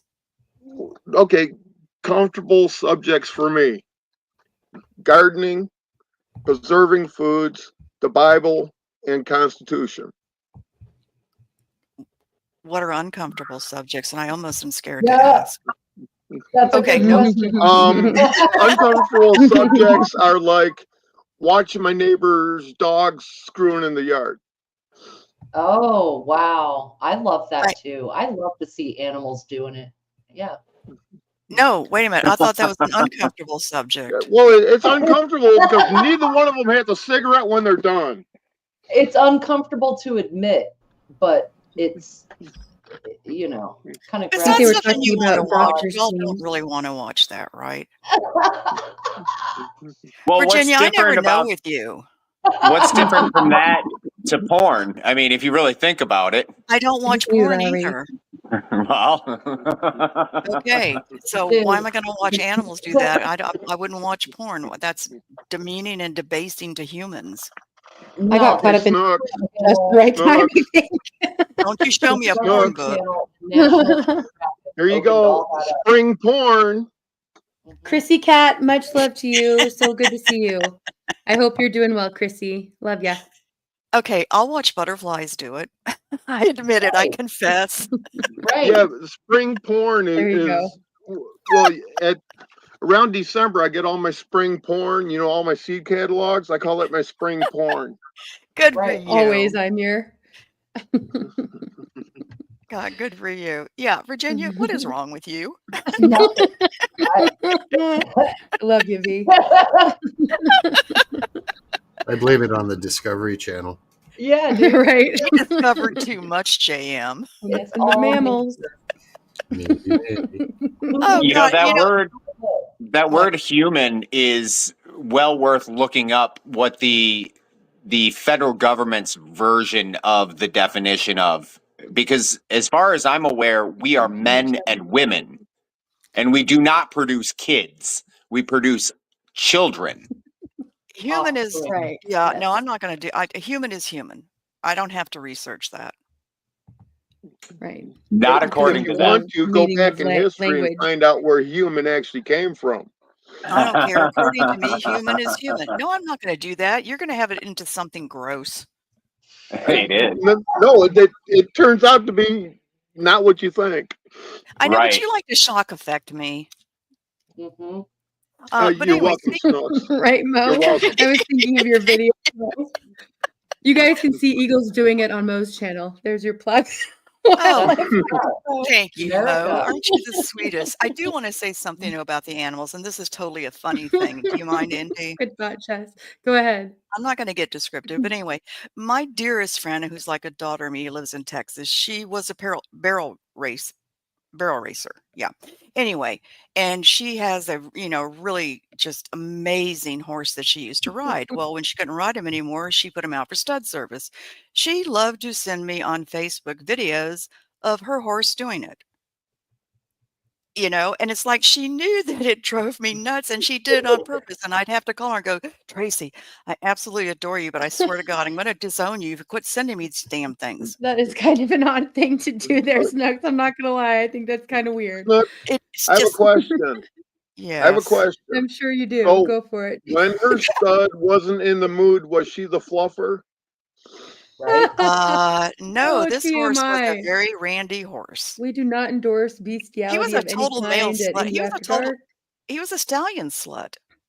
Right. He Aren't they really all? was, but she But, made good money on it, but like, she didn't have to. She knew that it bothered me, and she just did it as a I joke. don't know But about that, Algo. finally had to call her and say, "Please don't send me any more of those." Yeah, but you know, a lot of Supplanter. times, thoroughbreds that are put out for stud, they need a fluffer sometimes. Yeah, I didn't know that, and thank you. Yeah, they Right? do. You have no Yeah, idea what I thought a fluffer was. I didn't know that's what it was. I thought they It's fluffed a up rub the and a hair. tug. I know what it is now, okay? But Yeah. back when I didn't know, I thought that they fluffed up hair down there, if they No, had make any. sure you use real butter. Really This, did. this requires real butter. I know what they do now, but I took it a Supplanter, I lot didn't know longer. about this for the longest time either, so it never bothered me. I still call my children kids sometimes, to be honest, because that's not the connotation I have with it. But I Absolutely. understand the reason for it. Wait a minute, what do you call them, Nubs? Children. They're Right. kids. They're like baby goats, okay? They're playful, they're scampering around all the time, they're kids. No, Well, I like goats. I like kids. It goes they're together. children. I can't call them that. I call them kids. But that's I call okay. mine brats. Well, a lot of people call them names. I never did that. Kids, I think it's kind of like slang. It's a slang term. But it's a sweet one. Can be. Actually, I just never even called my kid. Let it Called him by happen, his Lauren. name. Tanya's laughing, and you watched? I watched the horses. No, not Right. very long. I didn't. It was like, as soon as I saw the horse was, yeah, no. Knew there's a lot of ways that could be taken. There's Yeah, beauty in nature, man. It's not about a perversion or anything freaking weird. There's beauty in nature, if you know. But you're not going to sit at your front window watching dogs do it in your front yard. That's not TV. I probably would. Depends on the breeds. Is it Virginia, that's not the Discovery Channel when you're watching out your window. Depends on the breed. Virginia goes, well, yes, it is. It's the Nature Channel. Right. Oh my Yeah, Lord. on that note, I'm going to jump down to chat and subscribe, and I'll catch you guys later. Oh, Nubs, you were doing food We porn just 90 miles an revisit hour these when you things on first got up occasion, here. Algo. Nubs, thank you so much for coming up. It was great to get to talk with you. And, you're someone I've just met more recently in chats, and I'm glad you came up and joined us. Thanks for this. Nice My meeting you. pleasure. The pleasure is all mine. Don't let me scare you away. Come back anytime. No, You know, no. Nobody's scaring me away. Just, yeah. I have never scared a panelist away. I've made them very mad, but I've never scared them away. No, I know you're not running. Well, Yeah. well, to be mad would be to be out of one's mind or insane. So. Oh, please don't get so complex on me. Oh, chat. I collect to old another dictionaries as a hobby. That's You're Right, right. those are- complex. Come on now. I am. Hey, no. I am complex in myself. Yeah. Yeah, I'm real What- glad you had a Flirting chance to chat see me sometimes, today, I'll tell you Nubs. Right. It's coming, Jerry. I too enjoy. We've had some interesting conversations, D-Dog, and Yes, we have. this was probably one of the better ones. That's Yeah, a really nice we've had way a to few put it. conversations over the years. That's a nice Yes. way to put it. Not insulting Right. at all. It's like going on a date. Well, she talked good, but she was butt ugly. I don't kiss and tell. I don't kiss and tell. So You shouldn't. You absolutely shouldn't. Good call. y'all have a great evening. I'm gonna enjoy my Yeah. fish for a little while. They're in a new home. I switched them from a 4 foot wide by probably 2 foot tall by about 11 feet long to a 70 gallon, and they are not happy. Aquariums. I love Yes. Now, aquariums. have you ever heard of a YouTube channel, Father Fish? I think. He does. Well, okay. The guy's like 1,000,000 years old, maybe a little older, and he shows you how to use actual peat and sand for your filtration and everything, and how many plants you need for whatever size fish. He's a great guy. Great guy. His real name's Phil. I've been doing aquarium fish. I'm in the process of moving. So unfortunately I had to get rid of the majority of my fish, and I just got rid of all my goldfish. Most people say goldfish fun, but I was using for aquaponics in my basement, and my goldfish were in a 4-foot by 3.5-foot by 8-foot container, and the majority of them were at least 7 to 8 inches long. Right. So, and that's exactly how I do it. I mimic nature because nature knows how to grow itself. Like, so yeah, I'm definitely down with the peat and the sand, and I also threw charcoal in. But my main source of cleaning or switching nitrites to nitrates is actually plants. So, Right. yeah, I mean, and my worms were definitely great cleaners. Right. Well, like I said, his name's Father Fish on YouTube. Great channel. He has open panels every now and then. I'll check him out. Yep. Awesome. Nubs, do you have content on your channel? You know, you're like the 7th person this week that said, do you have content on your channel?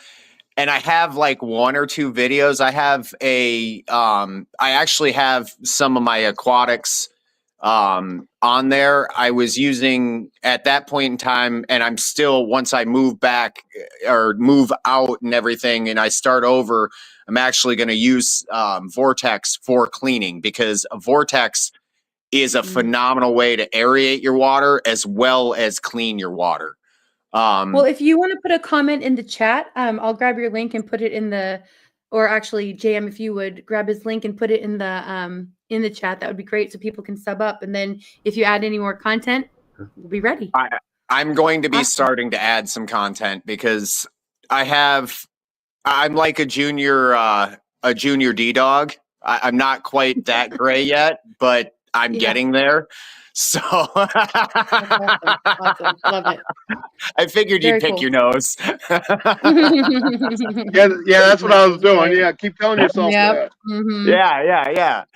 All right, y'all. You have a great day, and like I said, I'll be subbing up and great. Hope yeah, we'll see you great around. stuff. Thanks, Nubs. Talk to you guys later. John Dunning, thank you for the super chat. He says, give Indy a thumbs up and share. She works hard providing a place for all of us misfits to gather and shine. Love y'all. Thank you so much, John. Appreciate all your support and love you back. And all you misfits, for sure. Right. Neil, thanks for coming back up. Okay. I I've was gonna got drop down till Neil came up. Right. Look at that. The irony there. Hey, Neil. Yep. Hey, Neil. Well, I have just one more quick video. I think I'll save the other one, Brand, for next time, actually. But we'll go ahead and do just one more quick one here. We've been talking about natural remedies versus modern medicine, and I thought this was a good one. And then we're going to be kind of wrapping up the conversation and shifting gears a little bit into music. The man on the street interview that was being conducted in England back in the mid to early 20th century, and they were going around to all these housewives, moms, grandmothers, great-grandmothers, and asking them what their flu cures were. Everybody was so sure about what you do. Well, my remedy for flu is to get a small Spanish onion, chop it up finely, and put some brown sugar over it and a little vinegar. And then when it's into a syrup, take a spoonful before you go to bed. It's a very good remedy. It wasn't even just about what these people 100% were confident and worked, but that there were so many different ways to attack something like a flu or a cold. We're less than 100 years removed from the time where this was really the more coveted and legitimate information that was shared at the time. You know, people, this is the way people shared information and actually got each other well. These were the homemade time-tested family remedies for things like flu from all natural substances. That was the gold standard for a long time before the, you know, whatever was pumped out at the factory. Not to demean the tools that are available to us in emergency rooms and everything else, 100%. But like Bobby Kennedy said, over medication is a big thing. And how ridiculous is it to write off natural remedies for a body that's not mechanical? It's completely ridiculous. I had a professor who used to say the problem with modern medicine, and to your point, and I always make that caveat. I mean, in an emergency room, I don't want to be at any other place or time in history. But the problem is we're using that same acute care model for a chronically ill society, right? And it's not the same thing. So apple cider vinegar, off the top of my head, without even looking anything up, could work in a variety of ways because it got an incredibly low pH. So that could disable any kind of bacteria or viral replication if you catch it early on. It's antimicrobial, it's probiotic. It's the same reason that I recommend zinc acetate lozenges, because the zinc can inhibit viral replication if you catch it early on in the nasopharynx. So that's why the lozenges I recommend, they're big suckers. You know, they're like, I don't know, like not a silver dollar, but they're big. And you can suck on them for like 20 minutes and they stay in the nasopharynx, and that zinc interrupts viral replication. Oregano, garlic oil, these are all antimicrobial. They're actually found in herbal antimicrobials that actually test in scientific literature better than some antibiotics like rifaximin for IBS and things like that. So there is no doubt that there are a variety of different home remedies and natural compounds that can absolutely combat that. So gargling with apple cider vinegar, I absolutely believe that works, and there's probably multiple mechanisms by which it does work.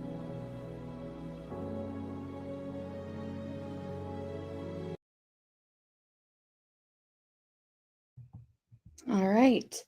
A lot of good information there. And yes, we've talked a lot about natural remedies here in the chat. A lot of people, thank you, JM, for dropping Nubs' link. Here you guys go. You can go sub him up for when he puts out more content. And yes, natural is the way to go, I believe, although we do not give medical advice here. Yeah. Well, as soon as you said "I believe," that turns into an opinion. There you go. Not a fact. I agree with that too. I'll go. But there's one fact that he didn't cover that he could have, because he brought up zinc. You need zinc in your body so you can absorb vitamin A. Right. Yeah, Wayne says I can't remember the right remedy. Yeah, that's like D-Dog was saying earlier, you know, having the physical copy of books and information, that's part of why that's so important. Not just in like a grid down or an EMP or anything like that situation, but just to have on hand as a resource guide is a good thing to do, whether it's a notebook you keep yourself or, you know, physical hardback books or a binder, you know? Right. Well, like for gardening and livestock and stuff like that, TSC has a great resource of books at their store. And the cool thing about March is clearance time. And the books that have been on the shelves for years are on clearance now. Interesting. That's where I'm going tomorrow. Nice. Get your haul. Yeah. I took zinc during the pandemic, along with vitamin D and a couple other things like that. And I never did get very sick. I did get, you know, supposedly got CV a couple times, but I was always fine after a couple days. Yeah, if you had had more vitamin K, you probably wouldn't have gotten sick at all. Right. Vitamin D3 snooks. Yep. In Minecraft, but I've heard that about vitamin K. Yeah. Minecraft, of course, you know. Yep. Yep, for sure. I heard weed makes fucking COVID so stoned it can't affect you. Right. Tea tree. Yes. Tea tree oil and shampoos and things is a good deterrent for lice. Just as a heads up. So to speak. Yep, I saw what I did there without even meaning to. Oh, zinc supplements get me agitated for some reason. Oh. Yeah, the zinc you have to take. I had to take it with something, or it made my stomach upset. Actually, Right. Well, a lot of times when you get zinc, it has vitamin A in it. well, Navy vet. Brian says I keep my lungs coated in a thick coat of weed resin and cigarette tar. So far, so good. Yeah, you got to protect them against the chemtrails, right? Yeah, there you go. Lesser evils. Yeah. Like I use zinc in whenever I'm canning some sort of a green, like green beans or whatever. Well, let me go grab a couple of jars, one that has zinc and one that doesn't, and you can see the difference. Ooh. Okay. Yes, I want to see this. I did some canning today. I did 6 quarts of pork. Oh, nice. And, oh man, I need to get my it is. canning on. Yes, anyone who is not into it yet, give it a whirl. I don't do it as often as I should, I guess, but it's a great feeling when you do, you know. Yeah, I haven't done any canning in a while, and we should do like a backstage thing for that. That'd be fun. It's Okay. everything, and That's without zinc. okay. That's Oh, with wow. zinc. Without. Interesting. Yeah, look at the difference. And what form of zinc? Like For a pint, 50 milligram tablet, I put in the bottom of it before I can it. Okay. Interesting. It's the same thing the Amish were doing a couple hundred years ago. Mm-hmm. But so everyone can see it again. Yeah, that's awesome. That's amazing. And they're both from this year. Does that work things other than green beans? Well, anything green. And your carrots will stay brighter orange too if you throw zinc in those too. Now the human body, because of the crap we eat, we are close to 200 units of zinc short every day. Yeah, D-Dog, Imir has a question for you. Did you taste any difference? Have you tried the ones with the zinc or without? I mean, No difference have at you had all. a taste test? You can't Okay. taste it. Interesting. Awesome, John. I actually add zinc to almost everything I can because I know how much everyone's depleted on it. Mm-hmm. Yeah, that's wise. It is. Huh. Interesting.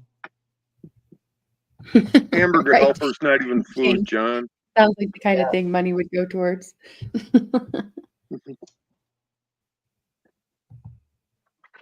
Yeah.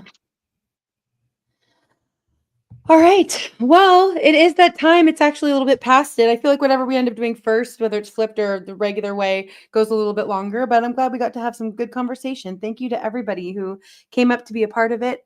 I appreciate you all being here, and you're welcome to stick around for music. And then if there's any musicians who want to come up and join the panel, we're going to shift gears. We'll see if we get some live music up here and then play some videos along the way. But again, thanks to everybody who's been up here. I feel like it was a good night. Lots of great conversation. We go all over the place per usual. It got wild. I'm gonna step down for the music part. You guys have a great weekend. Yeah, have a good night, Neil. You too. Take care, Neil. Yeah. All right. I'm not sure, JM. I don't know if you're pulling up this next one or Bran, but it's the Pedal and Pete. This is one, I think Bran's got this one, it looks like. This is one that is from Songs from the Brewer Room. I've been shouting him out the last couple streams because I've just been finding a ton of great artists over at his channel. He hosts, but also then shares on his stream artists from around the world. And so there's just a ton of really great independent artists over there. And I hope a lot of you will go and check out his channel. And that's where this link is going to take you. The artist is in the video description, and his name is Pedaling Pete. And this is his song, Keeping It Real. And I thought it fit our community pretty well. Here we go.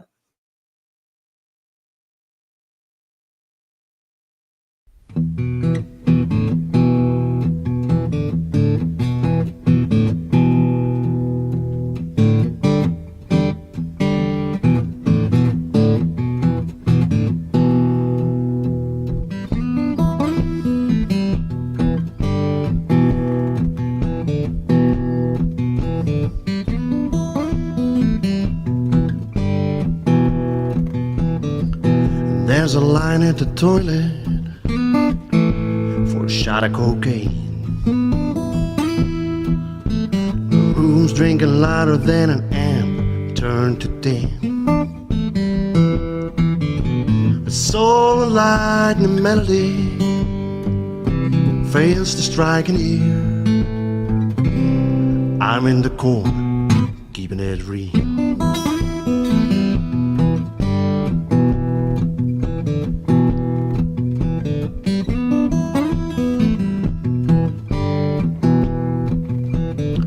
I'm singing songs of freedom, songs of tragic love, while the giants beat the bears on the big screen up above. Screaming lights from a slot machine, another night, same old scene. Me in the background, keeping it real. I'm keeping it real.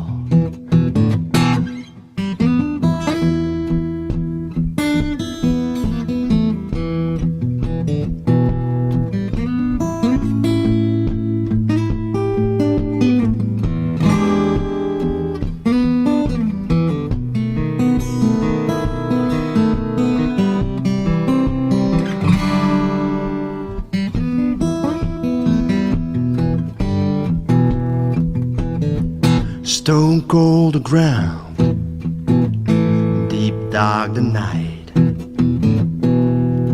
I ain't got no one but this guitar by my side. The music plays my fingers exactly the way I feel, keeping me warm, keeping it real. Keeping me warm, keeping it real. Keeping me warm, keeping it real.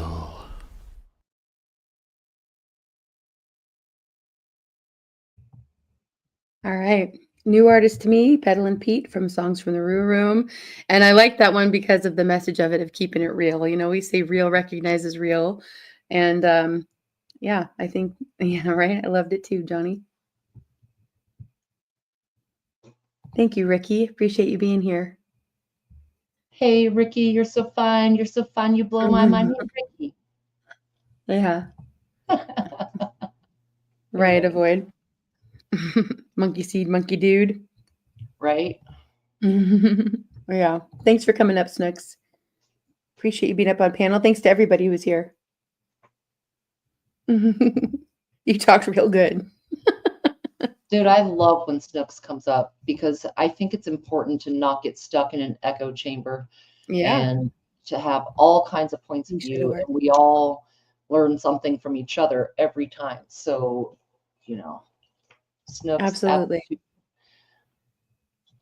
Yeah. I think she tends to agree with us more than some others do, but but yes, I like hearing everybody's opinions, and we learn from each other. Appreciate you all. Yeah, you know what, Snooks, you crossed my mind today when I was getting my canning set up. And because Snooks says in chat fairly often, I will not live in fear. Like, I'm not going to be afraid. I'm not going to overthink and over marinate in some of this stuff going on, right? And I think it's a really important point of view, because a lot of folks are marinating in expectations of what may or may not happen, or the results of what is happening right now, right? And Right. So straight up, Snooks, I thought of you today, and I thought about how you say that. And so we affect each other more than just right here in this moment. You know, we Right. ruminate on what we talk about, I think. All of us do. Lauren says back of the bus club for sure. Always the back of the bus. Yeah, Lauren. Jerry says, was Mickey a dude? Jerry, Mickey was absolutely a dude. Yes. That's great. You guys crack me up always. This crowd, I tell you what. Oh no, Brian says my dog brought me an opossum last night. Anybody know of a good recipe? I'm sure some people do. Crock pot, lots of Mhm. spices, the basic carrot, onion, celery, Right. Clean it well, cook it well. It's gonna be stringy. Make a nice gravy. Yeah. Realize. Yeah, I get it, Johnny. I like that one Yeah. too. Yeah. SS. Will you let me know if you go by another name before I let you up? I want to make sure you're somebody I know. But you can let me know in the private chat. Okay. Brandon Jam, I'm not sure who's pulling up songs, but if one of you can pull up the next one, that would be great. Which one would you like? The next one is Brent Cobb. Okay, just give me a minute. Thanks. Appreciate it. I know, Bran, you've got to go soon-ish, and I'm not sure if you're still able to pull that up or not. Thank you to you guys for being here and helping me with the videos. I always appreciate that. Yeah, I get that, Brian. I only fear what God has planned next. Yeah, and I know what sense of fear you mean, I think. Right, maybe that. Okay, all right, this next song is by another artist that's new to me. This is Brent Cobb. And again, I checked out a bunch of his songs and love them all. So go check out his channel. I just really like the message and the sound of this song. This is Loose Strings. Here we go.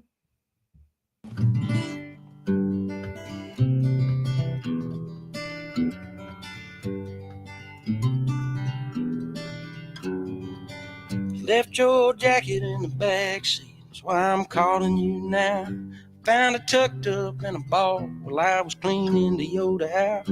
Swing by the house anytime you want. Oh, I could drop it off. You know, whiskey makes me honest. Tequila makes you mean. Last thing I remember, you were cussing. My keys were in the weeds. You threw 'em out, said I'd love to see you leave. I won't let you go kill yourself or get busted by the popo. So I staggered home alone, still thinking about you.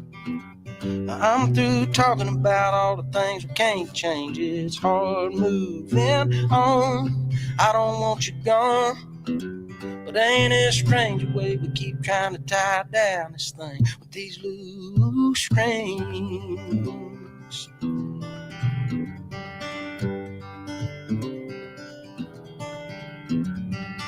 Baby, if we weren't so hard-headed, maybe we wouldn't fight. And if you weren't so damn pretty, I would have slept last night. You say you can't live with me, oh, but you can't live without it. Some little things I think about when I stagger home alone, still thinking about you. Now I'm through talking about all the things we can't change. It's hard moving on. I don't want you gone. But ain't it a strange way we keep trying to tie down this thing with these loose strings? Ain't know what's it gonna be, babe. What you get is what you see, babe. We can try and lock it down. It might hold for now. That ain't you and me, baby.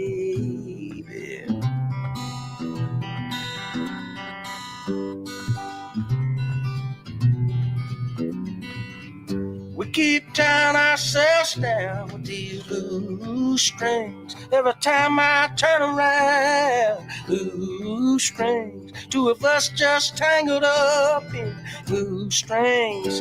Every time I think I love you, loose strings. Loose strings. Loose strings. Loose strings. Loose strings.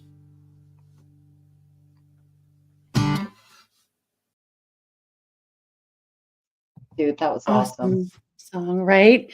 Yeah, I really like his voice and how he plays, and that was live, so that's pretty impressive.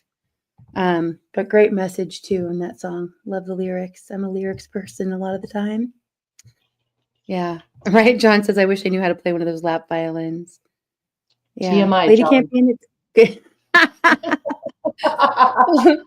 Lady Campion, it's good to see you. Thanks for being here.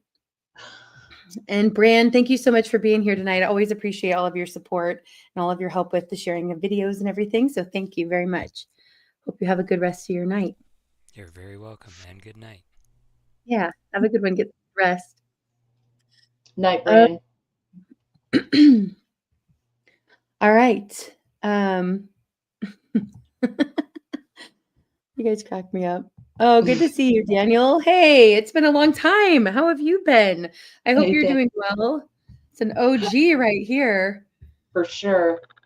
Yeah, much love to you. I hope you're doing well and can stick around and chit chat for a little bit in the chat. Wow. Awesome, Daniel. Yeah. Okay. All right. This next song is an original by Katie Tidmore. I've played her, but it's been a while since I did play one of her songs. She's extremely talented. I love her voice and the messages in her songs too. And she's just really talented. So please go over and check out her music. She has a lot of originals and she does some covers over on her page as well. Here we go with Never Hear It All.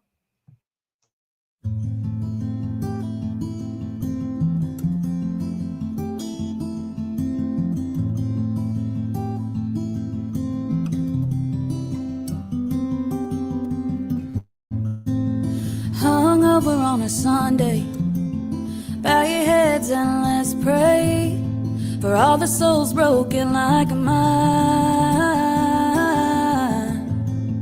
Empty bottles on the table, why am I not able to move on with my life? 'Cause all the pain I've seen won't let go of me. I can't break free, and all the hurt inside weighs heavy on my mind. It's peace I'm trying to find. Heaven knows I'm trying. There ain't no denying that I just can't let go. I'm standing on the edge now, trying to forget now, and I just want you to know that everything inside of me wants to fall, just like I was never here at all, like I was never here at all.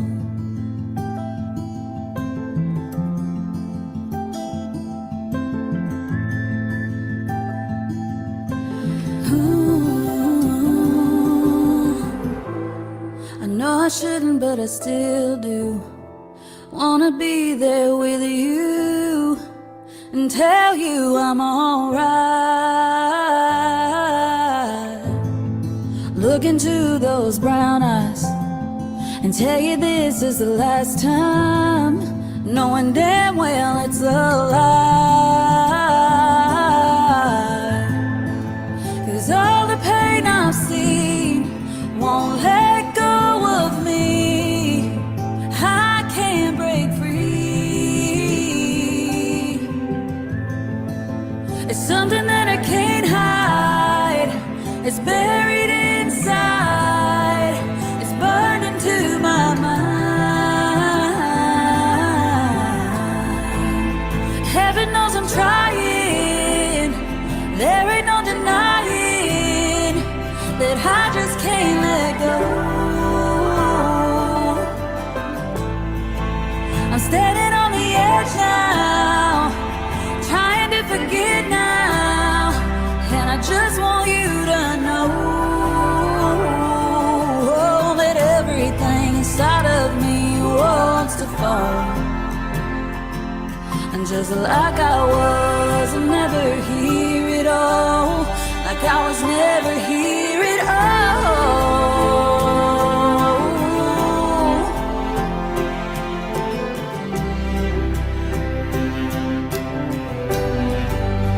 Oh, I can't keep fighting these demons alone. I'm trying like hell, but I'm not that strong.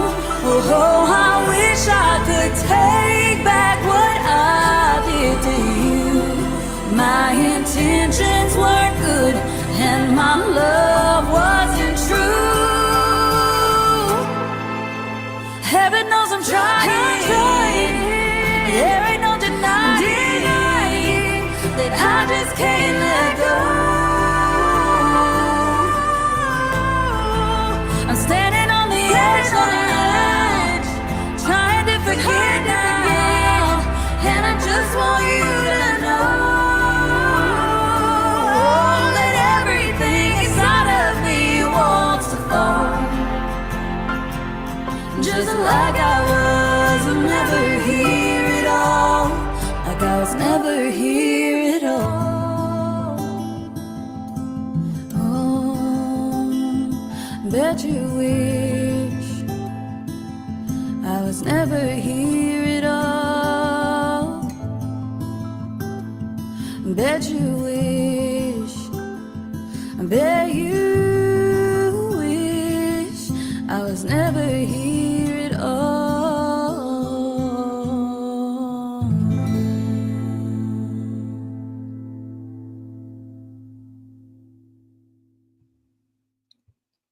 Such a beautiful voice that she has, and the message in that song too, I think many can relate to. Like you were That was saying, deep. Wayne.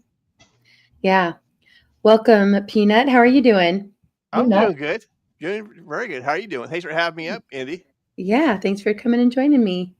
Oh, of course. I just got off work. So, hey, what's up, Nice. Jaya? Hey, Camellia. Yeah, good to see everybody coming in.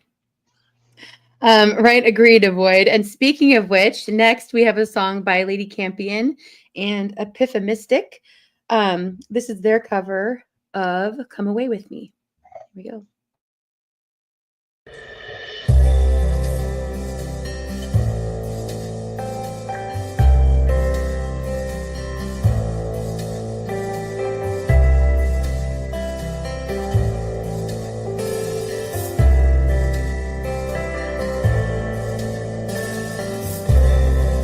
Come away with me in the night.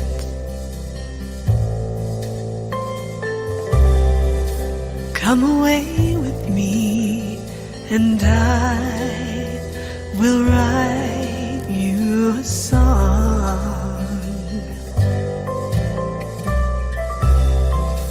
Come away with me on a bus.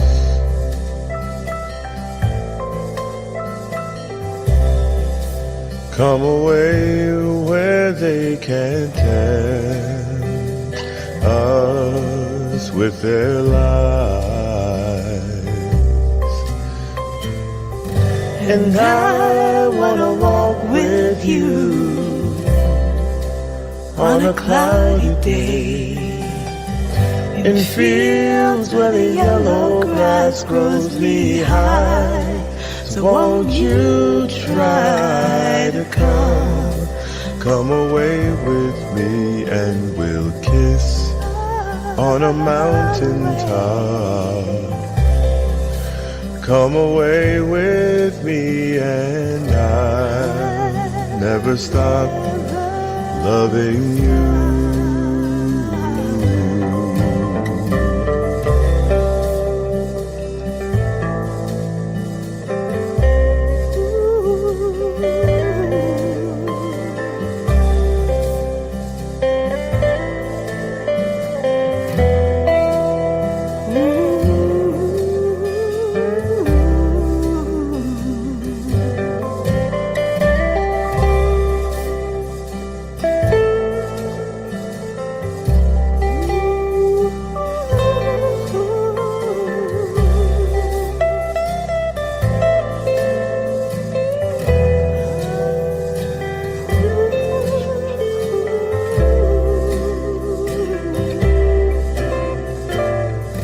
And I wanna wake up with the rain falling on a tin roof,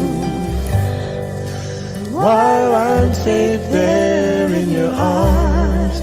So all I ask is for you to come away with me in the night.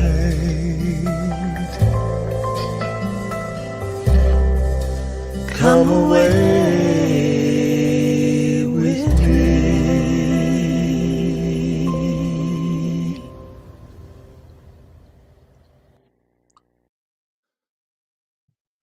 Really beautiful, Lady C, and Epiphemistic. Very That was beautiful. amazing. Yeah, that was Yeah. cool. I enjoyed that. Stunning as always. Yeah. And great. Your voices are like butter. Love it. Gordium, it's good to see you. Thanks for being here. Really beautiful. All right. Peanut, you want to tell us about your song? We'll play it next. I absolutely do. This is from the radio show stream. Awesome. Right? Yes. Yeah. So in this, I basically started out with you, Indy, because you're the bar, like the you own the saloon. So I put that. So it starts out with you talking, right, and then it leads into to a song. I didn't write the song, but I added. But what I did was add a Morgan Freeman voice to it to kind of give it like an interesting kind of vibe. So awesome. So this is different. This is different than the radio, or this is part of the a clip from the radio. It's just a clip from it, basically. Yeah. Awesome. Okay, so for those of you who might not know, Peanut did an amazing old time radio show stream last Saturday, and he does different live streams on Saturdays. Joyful. Much love to you. Good to see you. I know, right? I'm so excited. Sorry, I had to interrupt myself for that one. Yes, so good to see you. Yeah, Joyful, great to see your you. voice is music. If you the link is pinned up top, it would be Facts. awesome to hear your voice. It would be. Thank you, V. so I was about great. to say the same, so you beat me to it. Love it. And just so I can add a little bit more to it, is because sorry to interrupt you guys, but is because I do skits on my show, like live skits. I've done like cartoons and basically skits and scripts, like original what's the word I'm looking for? Screenplays and whatnot on there, and I've been doing that for years. So this is just one example of that. Yeah, great. Well, I'm excited to see this again. And that whole radio show, I thought you did an amazing job with. And you had to have done that in only like a week, Peanut, which is incredible. Like, I don't know how you get so much content out, and your creativity is pretty amazing. Oh, thanks. So, yeah. Use your powers for good. That's what I tell my kids. Use your powers for good, Peanut. All right, exactly. All right, here we go.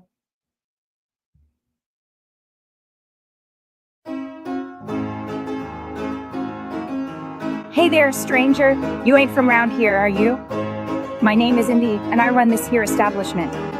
I run the biggest independent saloon this side of the Rio Grande. Now you be careful, and stay clear of Cactus Jack.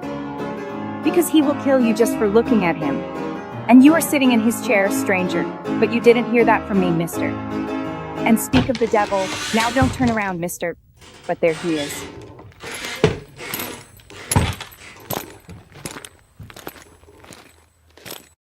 You're sitting in my chair. Get out. Well, I sure didn't see your name on it. Mister, I'm going to get you to the count of 3 to get out of my chair, or I will send you straight to your own grave, regardless if there is a name written on your tombstone or not. Now get out of my seat. You best do as he says, mister. I don't need any trouble in here. 1. Leave him alone, Jack. He doesn't know any better. 2. Hit the deck, everyone. 3.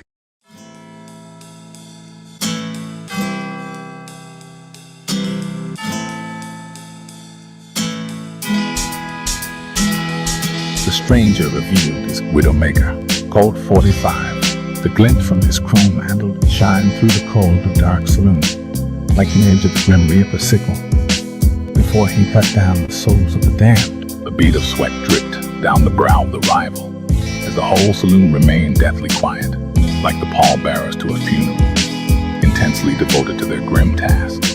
At hand, as the sound of a lone windmill was heard in the distance, harnessing the power of the wind, like the ethereal shades of Hades, warning the combatants of what is to come. The omens of destiny call for their souls, like the Valkyries of Odin. They come for the fallen warriors, to bring them to the shores of Valhalla, from whence they shall never return, to that great big round up in the sky. So they circled each other, like the roosters, in an ancient dance of death, in a game of fate that plays itself out. Over and over again in life, the combatants may change, but the game is always the same. The scenery may change, but make no mistake, the game is eternal. The combatants may change, but the game is always the same. The scenery may change, but make no mistake, the game is eternal. What may have only taken minutes To all involved, it seemed like a lifetime as the sweat began to moisten their shirts under that merciless Texas sky. But one thing was certain. Today one of them would die. So their eyes were locked on their opponents, like pit bulls locking jaws, intensely scanning for an impulse to pull the trigger. The tension in the air filled the whole saloon with an impending sense of danger and doom, like the scorpions locked in an eternal duel. Two unstoppable forces who were fated since the beginning of time to meet right here, right now, like pawns of a greater force, weaving the destinies of life till only one remains. In this winner takes all twist of fate, they were born from their mother's womb to sow the seeds of death and sorrow, to drink in the tears of grieving mothers, to leave in their wakes the hopeless souls of destitute widows, like dead leaves that fly on the mercy of the brutal winds of chance. But the time had come to pay the piper. This was their way. The sun began to dim beneath the passing clouds, who cast their shadow over the unfolding drama below them, like the cloak of the grim reaper, casting their fates to the mysteries of the deep, beyond the curtain of mortality, beyond the walls of time itself.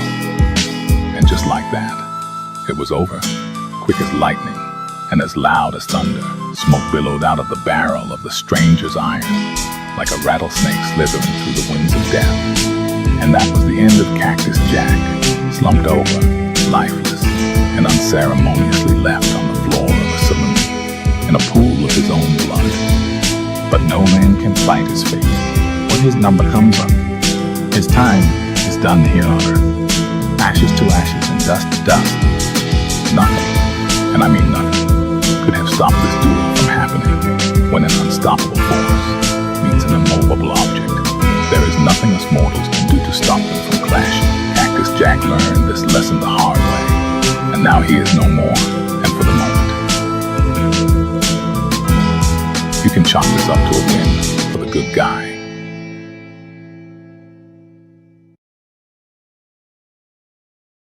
That's awesome, Peanut. You did so well on that whole thing. That was heavy. I almost needed a forklift. Oh, thank you, Bo. You guys cracked me up.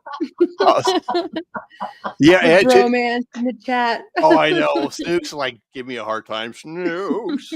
But yeah, great. that took a good. I'm glad you had fun. And thanks for letting me use your your voice as being not really your voice, but, kind of. You're right. Yeah, it sounds like you a little bit though, doesn't it? Can't you hear it a little bit? No, I hear it a little. I do. I hear it a little bit. I do hear it a little bit.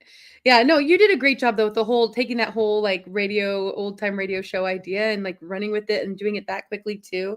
And I thought you did a pretty good job keeping it fairly tasteful and kind of in the old spaghetti western vibe, and it was great. Yeah, it was. You want? Well, it was Morgan Freeman. Yeah. What I was trying to do is because with live streams they got different rules, I guess. So I couldn't make pew pew sounds. I don't think so. I was scared.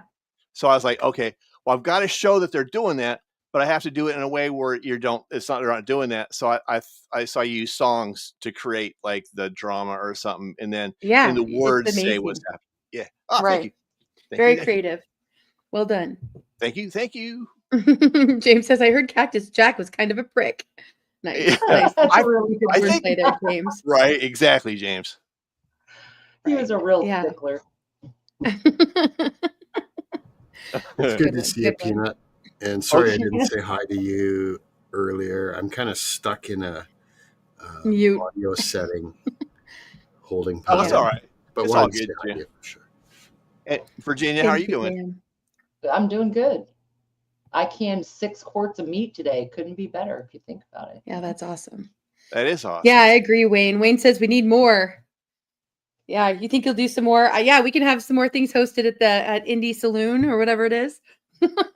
Right. With go the back. rebel yell. Right. More, yeah.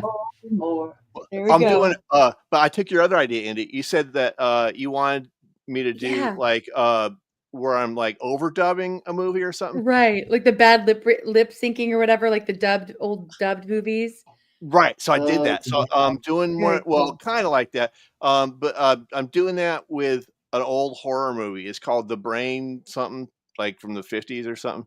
So I'm working on it right now. So I'll do that tomorrow night. You'll be able to Oh, watch that if very you want. cool. Yeah, I'll be there if I can be. That's awesome. Okay. Yeah, very cool. Yeah, I mean, the amount of time that you put into these and then how quickly you're able to get them all done each week is really amazing to me. You do a great job with it, Peanut. Oh, thanks.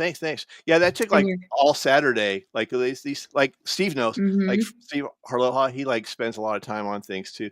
And we Yeah. all do. Like all you musicians in here, they spend time on the videos and the music, and just Absolutely. recording takes forever for everyone who's done that. Like the recording takes a long time, and then the from there it's like making video to go with Yep. it. That takes a long time. So I think most people in here would probably understand that.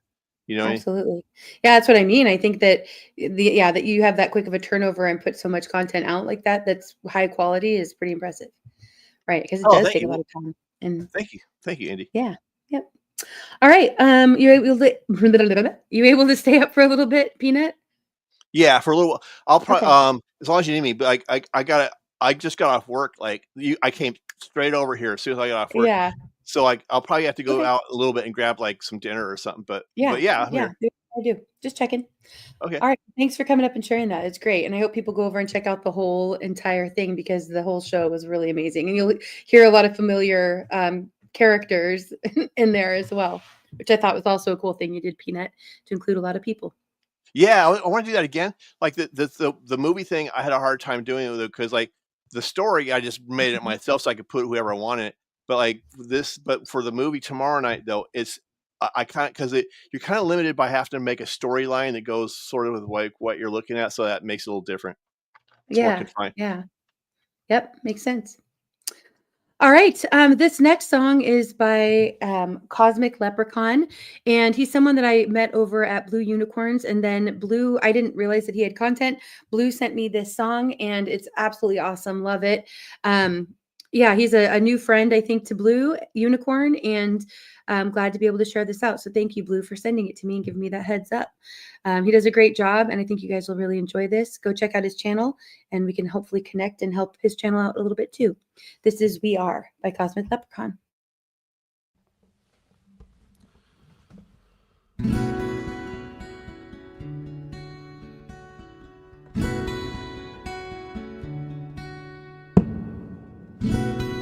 Don't worry your pretty little head now. 'Cause we are.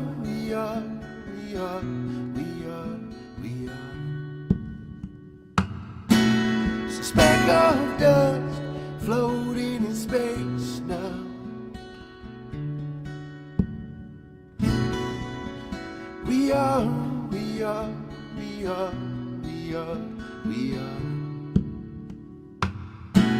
Slipping time, searching for something we'll never find. And all along our path, it's as though we're blind.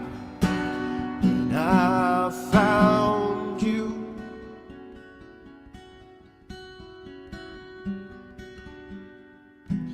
You brought me to a whole new place. Don't worry your pretty little head now.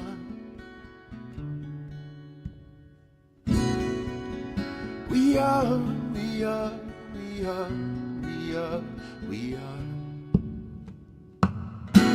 Just a speck of dust floating in space now.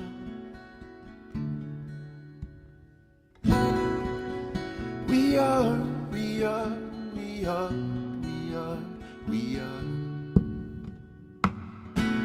Skipping time,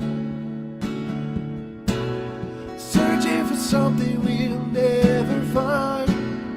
And all along our path, it's as though we're blind. And I found you.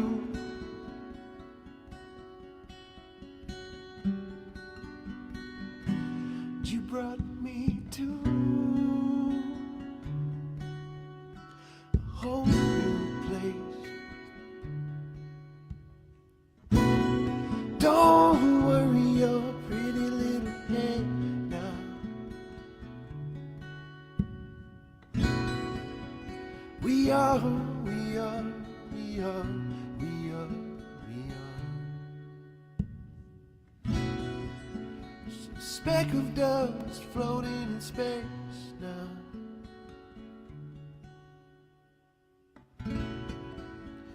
We are, we are, we are, we are, we are.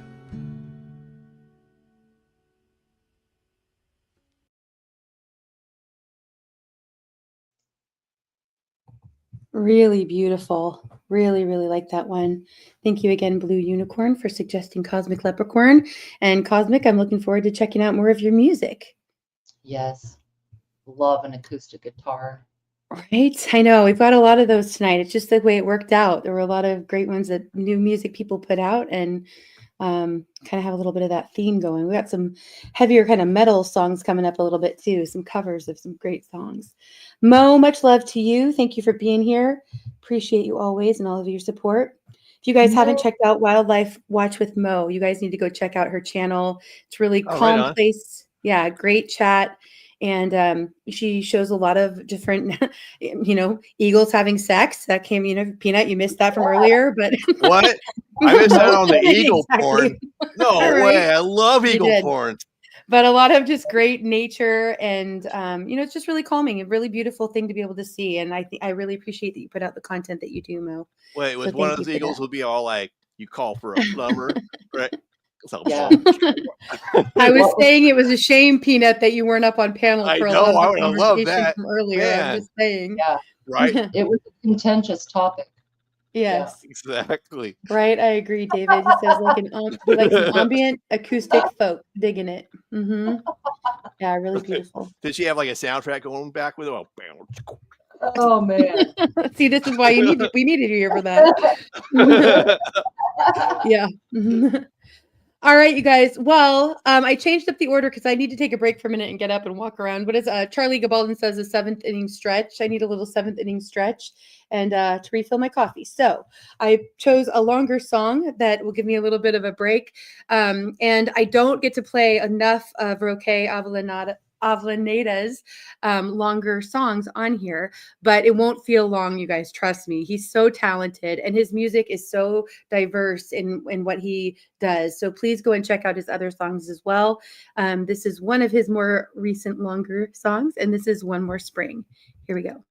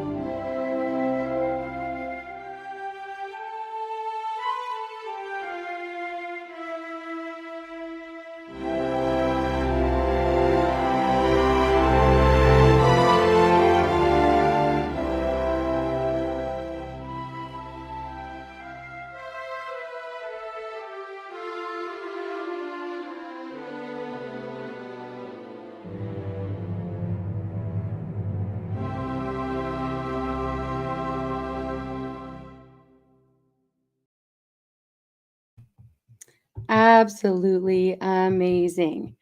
That was Okay, awesome. you were, yeah, so talented. And like I said, you know, his music is very different. There's all different kinds of music that he has on his channel, but he's a very talented composer, obviously. And I hope you guys will go and check him out. Yes. Oh, Joyful, there you are. Yeah. Thanks for coming up, Joyful. It's good to see you. Whoa, Joyful. Amazing, dude. I'm going to go ahead and put the link for that in again for those who didn't know to grab it at the beginning. I hope you'll grab it now and go over and sub up to Roque and check out his other music. I'm glad you all love that as much as I do. Yeah, that was cool. Yeah. And Snooks, thank you so much for the super chat. Snooks said, loves and major respect to you, sweet Indy. Kick Peanut off. Been voted off the island, Peanut. Too funny. Not Thank cool, you so much, Snooks. Snooks, for all your support.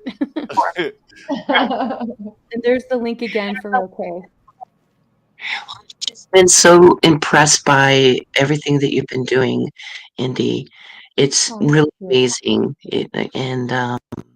So thank you for allowing me to be here. And hello, chat. Hello, panel. It's really an honor to be here. Yeah, it's great to have you here, Joyful. It's been too long since we've gotten to talk. It's been a while. It has been for a while, yes. But I just listen in and listen to your work, and I'm just thinking the service that you provide for people, bringing a home for folks is really amazing. So keep up the great work, lady. Oh, thank you very much, Joyful. I appreciate your encouragement always. Thank you. Okay, let's see. I'm getting an echo from someone. Joyful, do you have your YouTube? No, I don't think it's, I can't tell. Joyful, check and see if you have your YouTube running. If you do, you should be able to pause it or mute it. If that's what was doing it, I'm not sure. But it doesn't seem to be happening now, so I think we're good. Yeah, okay. Yeah. I'm a little rusty, but I was like, oh, I know that one. So, yeah. Do you have any other as long as yeah. I'm just using the chat. That's the only thing that I have running, so I can watch folks talk. Yeah, yep, that's what a lot of people do. As long as you have, I think it's fine now. As long as you have that YouTube either paused or muted, then it should be fine. Oh no, I'm still hearing an echo. Is it from you, Peanut? Oh. Let me see. Yeah, if I'm talking now. I was muted though. Let me talk now and see what happens. Unmute for a second, Peanut. Honestly, I think it's Joyful. You might have a tab open because it is when you talk. Like, look for I can't tell. If you have the YouTube chat open, is that muted? I blame it on Snooks. I have it muted. You do. Of course you do. It's your fault. Well, it's not a big deal. It's not horrible. So, okay. All right. Let's go ahead and pull up another song here. Let me make sure we're at the right one here. Yes. Okay. This is by an artist named Anna Graves, and really beautiful song. I'm going to go ahead and mute here, everybody, because we're still getting that feedback from somebody somewhere. So, I think we're doing it at the same time, Joyful. If you could mute yours, Joyful, that'd be great. Okay. This is her song Bluebird, and it's really beautiful. I think you guys are going to really enjoy this. Here we go.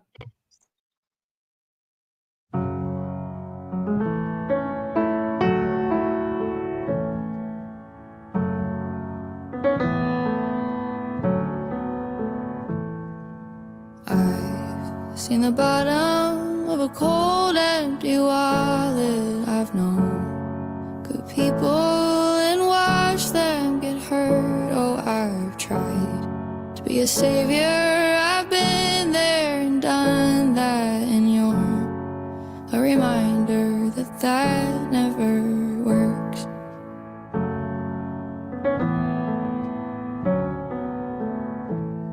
But tear me apart, it'll make me feel something again.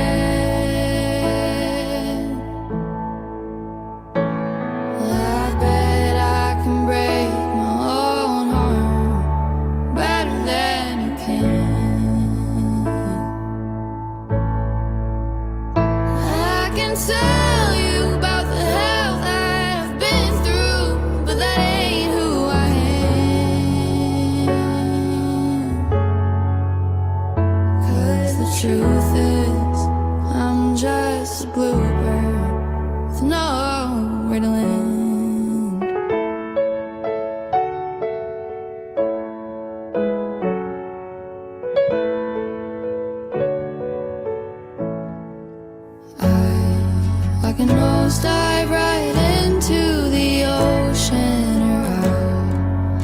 fall down head first in the dirt. Oh, I've tried, but it left me with dead end emotions, and you're a reminder that just don't work. So tear me apart and make me feel something again.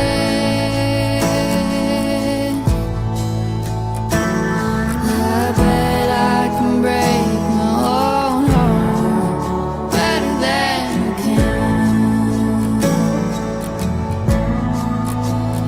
I can tell you about the hell that I've been through, but that ain't who I am. 'Cause the truth is, I'm just a bluebird with nowhere to land. Singing,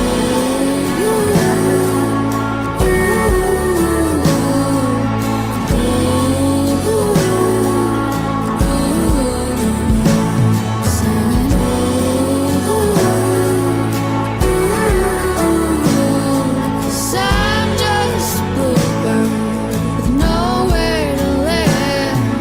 I'm just a bluebird with nowhere to land."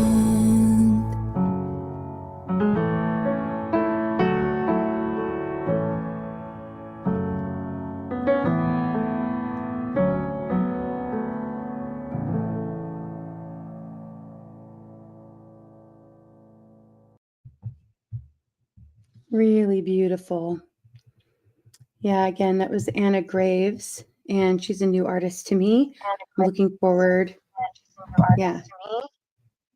Oh, we're still getting an echo. Peanut, I think I really can't tell.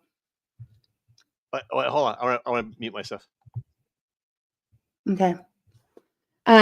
Yeah, beautiful though. You guys go check her out. Check out her other songs as well. Yeah, an interesting voice. I thought so too. Really beautiful. I like that, Elgo. Pippi Longstocking as a young woman. I could see that vibe from the video a little bit. Hey, Marshall, good to see you. Thanks for coming up. Hey, Marshall. Hey, Marshall. Right. Very nice set tonight, Indy. Thank you. Yeah. Hi, Yeah, I Marshall. know. So much great music out there, you guys. There's so much talent. Snook says, I love this. Tender and pure. Yep. Okay. Joe says her voice reminds me of Sierra Farrell. I don't know who that is. I'll have to check that out. Awesome. All right. I'm glad all of you liked that song as well. Right? Break My Own Heart. I know. Great lyric. Yep. Yes. Okay. Marshall, you are muted, just so you know. Oh, thank you, Algo. Yeah, there's a lot of great music out there. And thank you to the people who do send me. I do have a couple people that send me links, and I always appreciate that. But if more people want to, you are always welcome to send me an email with links to songs, and I will try to include them. I always appreciate that. Yeah, it was We always beautiful. appreciate you appreciating us for. Oh, I'm gonna, Snooks did ask me to boot you, Peanut. I'm just saying. That is some nut butter, sir. Exactly. Right, Virginia. See? All right. I'm going to go ahead and play one more, and then we'll go to yours, Peanut, and then we'll go to you, Marshall. Okay. Marshall, there we go. How you doing? I'm doing fine. I had the sound muted for some reason. You're good now. We're hearing you I'm nice all and right. clear. Okay. Thank you. Are you able to stick around for a little bit? Can we play a couple songs before you? Yeah. The night is young. Awesome. Perfect. That's what we like to hear. Thanks Love for it. having me. Yeah, thanks for being here, Marshall. Appreciate it. Okay, this next song is by Shandy Style. I met her over at Terrell's channel. She's very talented, amazing person, and really an easy person to support. So I was glad to see her put out a new song. And also, she put out a song I absolutely love. She titled it Spirit Lead Me cover. I've heard it called that, and also Oceans. But really, really beautiful song. It's a worship song, and I really enjoy what Shandy did with it. So here we go.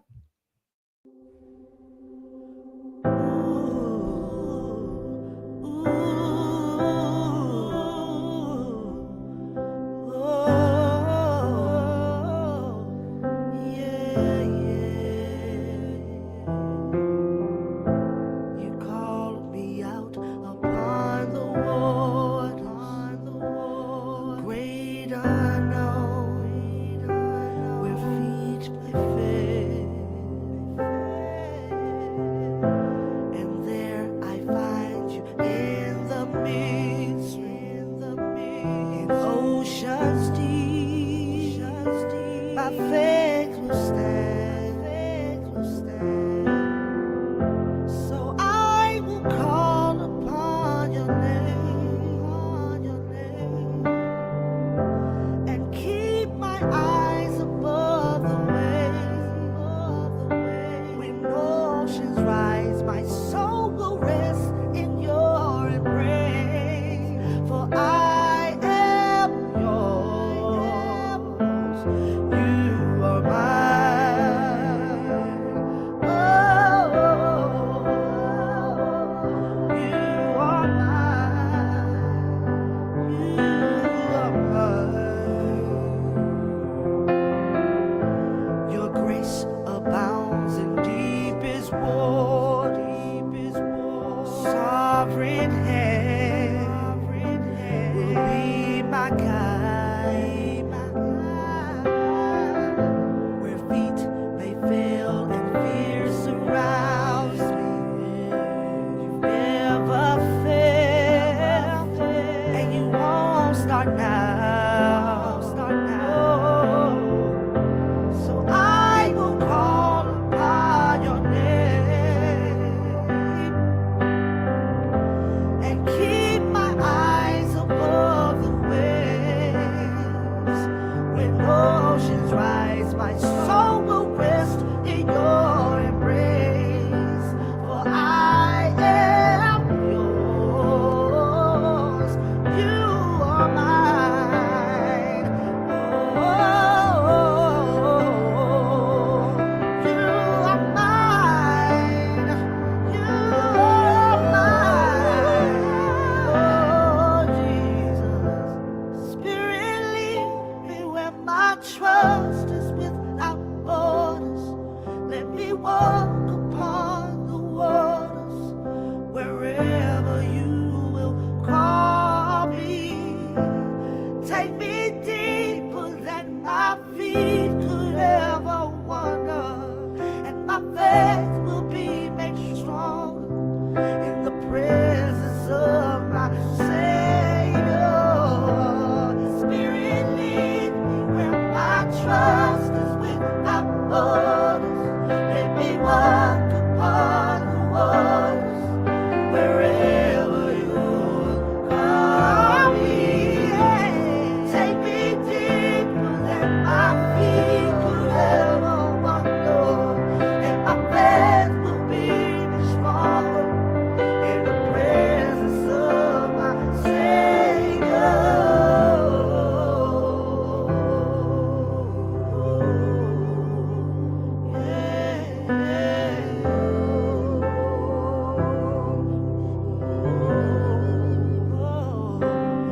Oceans rise, my soul will rest in your embrace.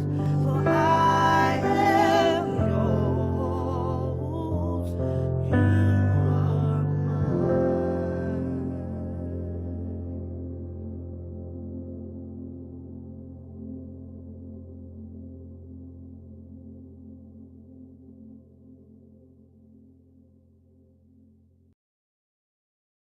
Really beautiful, Shandy.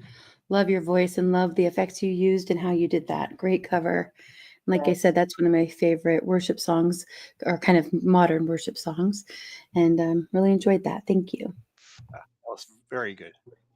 Yeah, beautiful. All right, Peanut, you want to tell us about this next song? Right. This is like I played this one in here before, but like this is me like having fun doing like a beatnik poem. You cool cats? Cool. Yeah. Perfect. Say no more. Here we go. We're along for the ride with me, everybody.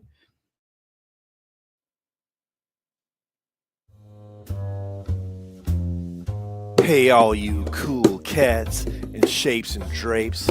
Big Daddy's gonna greet this galaxy of apes. Cruising this lead sled, boss and mean. So focus your audio, baby, on this beat crazy scene. These cats are claws sharp with these big daddy-os. No squares here, baby, or some cube with some dough. This is no zonk on the head. This club is a gas. Not some bad news square, but a crazy blast from the past. These swinging cats have plenty of bread, man.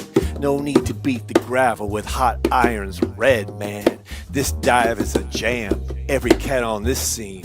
So can you cats dig it? This is Big Daddy's stream. So noodle out in this crazy cool nutty crib. On the C-side, the B-side, boob tube, who tube, YouTube, you dig. All you crazy cool cats, dig this nutty cool vibe. All you hubcats and jazz cats, get your kicks on this live. You cats and chicks, get your kicks, dig these cool cat crazy licks. On the flip side of the vinyl ride, jazzy beat driving sticks. Dig these Kerouac lines, freestyle Big Daddy rhymes, like a beat bongo drummer dropping beats on a dime.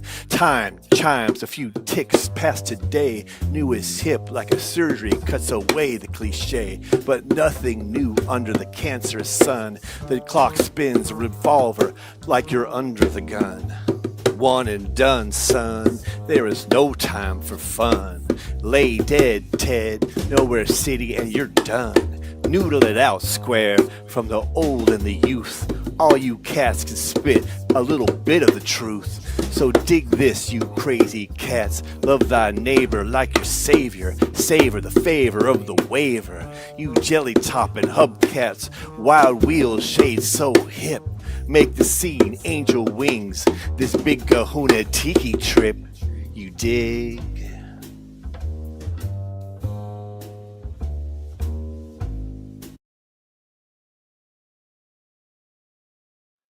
That was awesome, Peanut.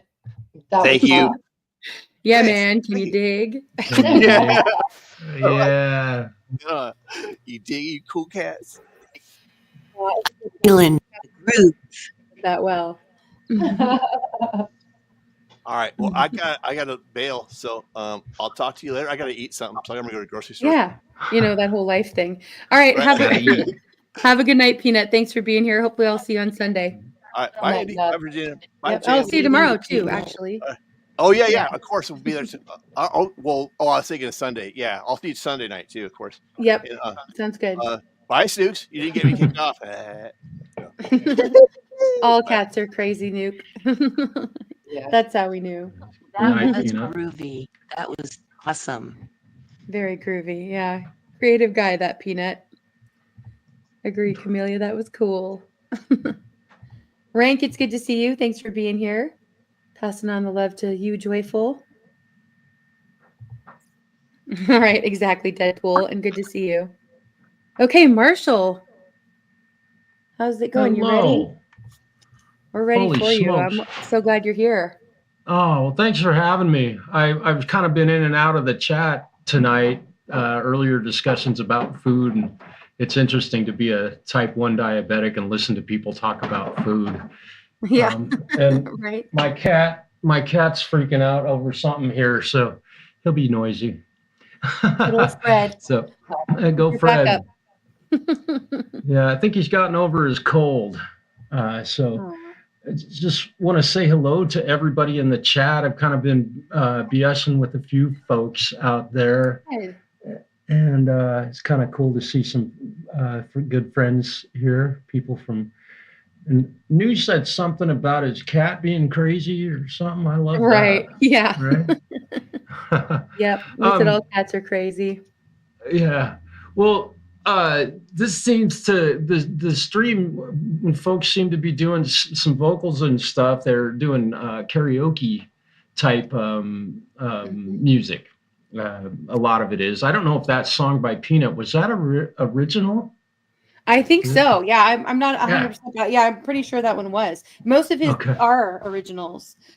Yeah, he does some covers as well. But all right, cool. Yeah, I don't know him real well yet. I haven't had much of an opportunity to get to know him at all. But he's on here. We have to go check out his channel. He does some pretty wild live streams on Saturday evening. Oh, excellent. Mm-hmm. Yeah. And so tonight I was. I've been rehearsing because we have a show tomorrow night that may be live streamed, and that depends on how well we can get the audio to get into YouTube, which is going to be a huge undertaking. But we've been practicing. So what I thought I would do tonight, because I've been practicing some of the covers that we're going to play. I play you one of the covers that we're going to do. Practice away. And you can use this as guinea pigs. That's their good kind of guinea pig. What's that? You can use this as guinea pigs for your show. Right. No problem. That's the good kind of guinea pigs, other than what we were talking about earlier. Yeah. Well, this recording, the backing track is just the band without my guitar in it. So I'll play the guitar over this, and you'll get to hear our vocalist Scott and our drummer Jace and our bass player Aaron all playing their stuff. We do kind of a cool version of this tune. So I better push play and get going. What do you think? Yeah, go for it. Hopefully it sounds all right.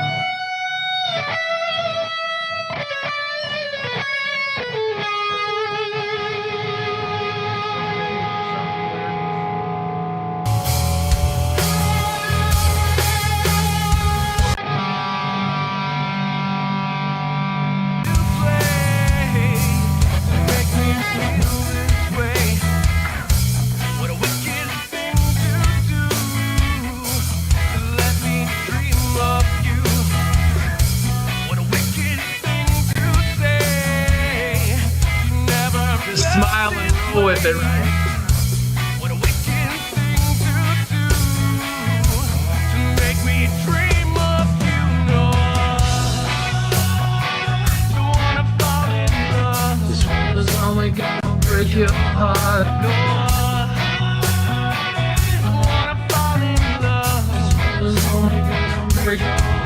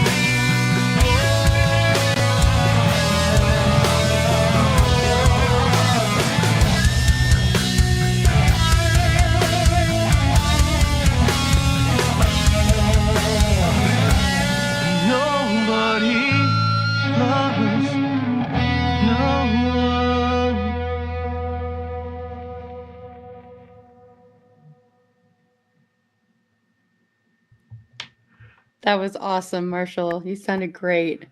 Tom Petty said it best, never apologize. That song, something happened with that file, it got cut in half. So yeah, well, you recovered well, and it sounded amazing. Your band sounds great. And I love, of course, everybody loves that song. And that was a version I'd never heard of it, so that was really good. That was fantastic. Yeah. The band that I play in, we do a lot of reggae and rock and pop music, but we do reggae covers of popular music once in a while, and we kind of make them our own. So that was a lot fun. of people commented that they like that version a lot. Yeah, and it was interesting. Last night, I think on a different stream, I heard someone do a cover of that song that was in a reggae version. So I was like, "Oh, that's kind of neat." Yeah, I think I was there too. Where was that? Now I can't remember, but I heard that too. It was Shimmer Soul sang it. Yeah, You're everywhere. That's why you can't remember. Right. I was gonna say I don't know if it was at Shimmer's, but yeah, I did. Right. I just heard that somewhere else in the reggae style. Anyway, it sounded amazing. Fantastic, Marshall. Thank you very much. Thanks for letting me play. I appreciate it. Great job. Yeah, that was I was on. I always get scared. I get pulled up on the big screen. Talk to there, Joe.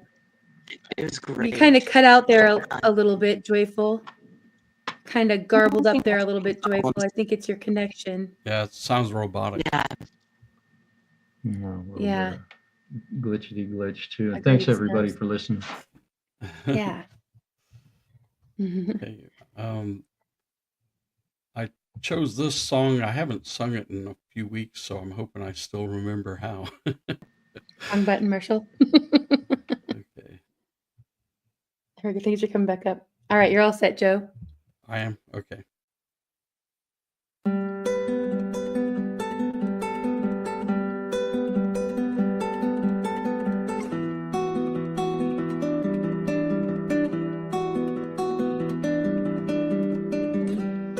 Hush now, don't you cry. Wipe away the teardrop from your eye.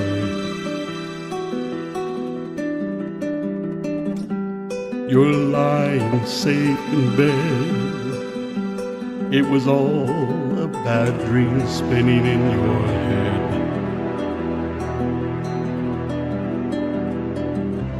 Your mind tricked you to feel the pain of someone close to you leaving the game of life.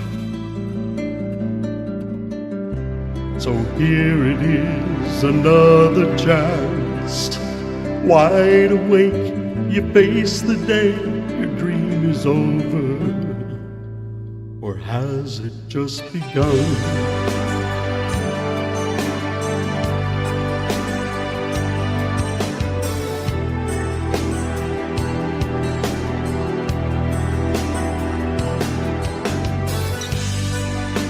There's a place I like to hide, a doorway that I run through in the night.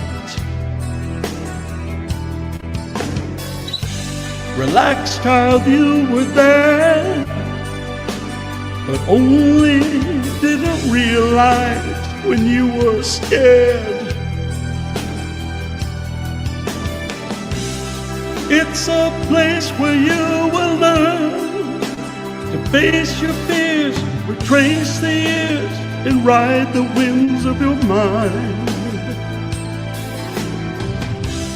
Commanding in another world, suddenly you hear and see this magic new dimension.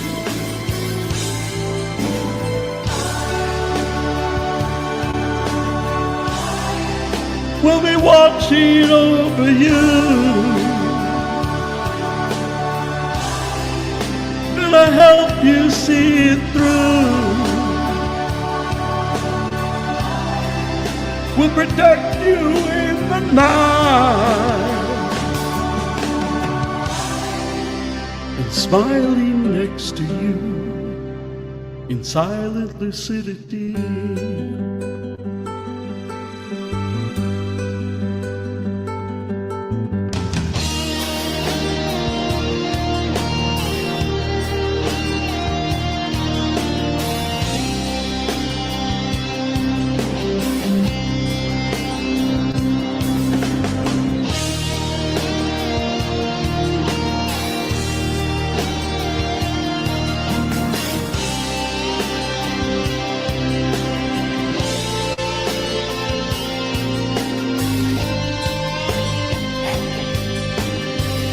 Visualize your dreams. Record them in discussion sentence. Move them to a permanent form. If you persist, however, you can achieve your dream.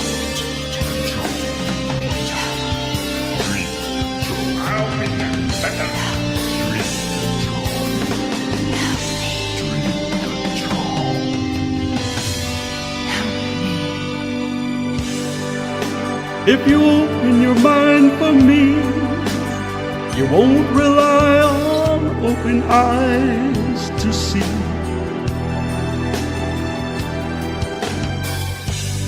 The walls you built within come tumbling down and a new world will begin.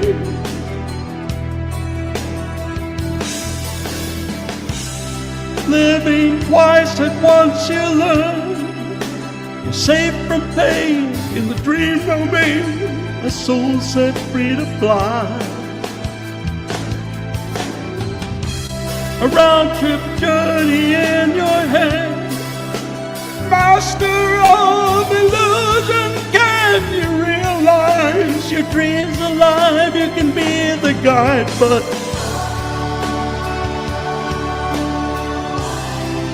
we'll be watching over you. I'm gonna help you see it through. We'll protect you in the night.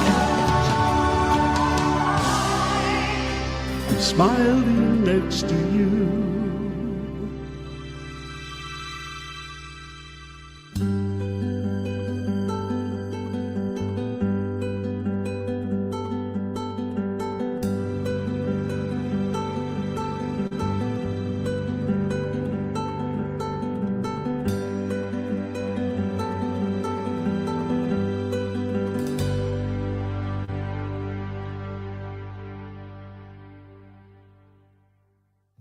That was beautiful, Joe. Great song choice.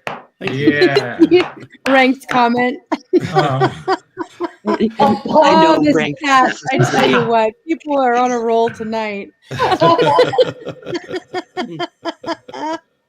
You're all cracking me up. Of your But Joe, that was passion, Joe. fantastic. It was great, Joe. Yeah. Very well Appreciate done. it. And Thank I you. love that song. It's a great one. Yeah, it's one of my favorites. Well, thank you so much for coming up, Joe. Yeah, I'm sorry I can't stay longer, but thank you for No, having it's me. okay. Thanks for being here. Appreciate you always, Joe. Have a God good night. bless. Always a pleasure. You too. God Bye. bless. Night, Joe. Yeah, that was Oh, did he awesome. stop by for a song? Right, Deadpool. What a great song to pick. Holy crap. Yeah, I know. Joe's voice is amazing. He can sing just about anything, I think, but that was a great one for sure. Man, I can't Yeah. believe some of the people in here are God. not celebrities for talent. Joe Norman Yeah. is one of them. His voice is Broadway, and so is Lady Campion. Her voice is Right. Broadway. There are people Absolutely. who play instruments, Wow. and you know what I mean? Like, how can we not have more celebrities up in this bitch? No. Okay. Right. Right? Right. Professional grade. Indeed. Well, I'm thankful for everybody who Joe. comes and shares your talent here with us all. Yeah, For sure. true talent. Yep. All right. We're going to go ahead and pull up another one here. This is by Stephen Ernie, who's here in the chat, or was. Hopefully you're still here. This is his cover of The Who's Behind Blue Eyes. Oh, I Here we love go. this song. Me too.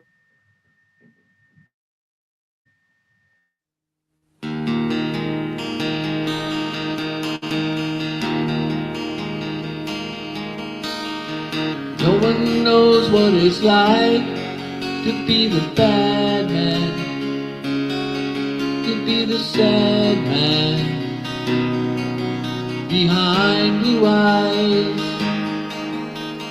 No one knows what it's like to be hated, to be faded, for telling only lies. But my dreams, they aren't as empty as my conscience seems to be. I have hours lonely, lonely. My love is vengeance that's never free.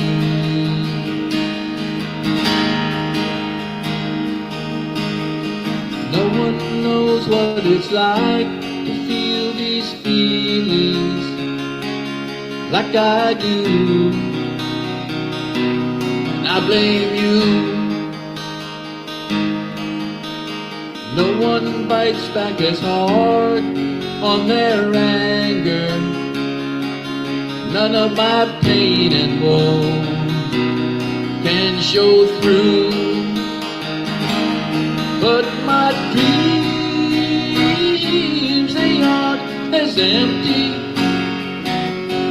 as my conscience seems to be.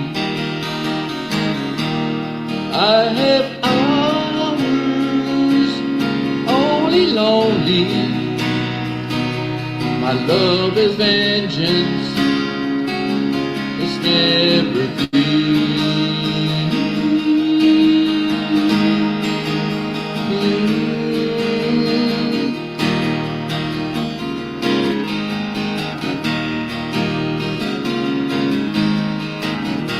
When my fence clenches, crack it open before I use it and lose my cool. When I smile, tell me some bad news before I laugh and act like a fool. And if I swallow anything evil, put your finger down my throat. And if I shiver, please give me a blanket. Keep me warm, let me wear your coat.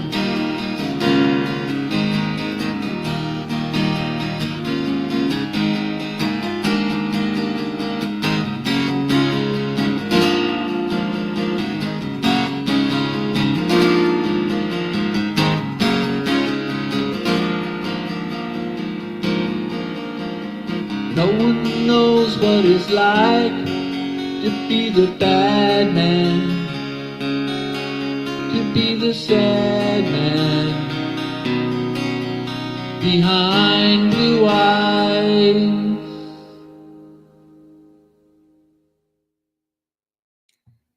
That was awesome, Stephen. Great cover.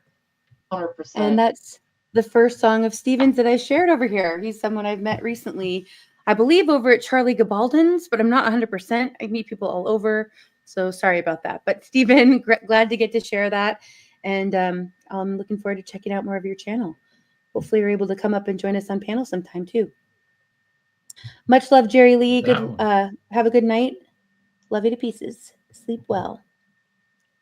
Right. Singing along or at least humming, right? Right, Rank? Nah, man. Absolutely. That song I have played over and over and over at certain times in my life. And yes, every freaking word. It is so deep. Like it is. It is a powerful song, right, Joe? Yep. I know we've had some great songs on here tonight. The covers, originals, I always have a soft spot for the originals because so much work goes into creating them. But there are some, amazing songs out there that people take and make their own with their covers that I really enjoy too. Right. That's for sure. All right. Good night, Deadpool. Thanks for being here. Appreciate seeing you here. Have a good one. Okay. Let's go ahead and pull up one more and then I'll go back to you, Marshall, if that's cool. Yeah, that's fine. All right. The night's young, like I said. Yeah. That was so cool. To hear that song again. I've played that song. I've covered that song. I don't know how many times in how many different places. You know, and then the whole favorite for sure. Yeah, the silent. I mean, it just brings back so many memories. I've learned all of those songs on the guitar, so it's really at least those two, not all of them. Love it. So I think I don't want to sit here and play a guitar solo for too terribly long because that can get a little boring. Oh, you go as long as you want to. All right. You want to go next then, Marshall? What's that? You want to go now, Marshall? Oh, if somebody else has a song to present, please. Okay, I'm gonna go ahead and pull up one more video here, and then we'll go to you, Marshall, right after that. And you jam as long as you want, though, on your return of the rotation. You go for it. We're here for it. Thank you. Yeah. All right. David Joshua was here in the chat earlier. I don't know if he's still here, but appreciate you being here, David. And I was so glad to have David up on panel either last week or no, I think it was on Valentine's. But he's usually doing live gigs on Friday nights and isn't able to be here. So I always appreciate when you're here on panel or in chat, David. But he is so talented. I absolutely love his voice. I really enjoy his covers, but of course his originals. And this is one of his originals that's probably my favorite, maybe, called Ruins. Here we go.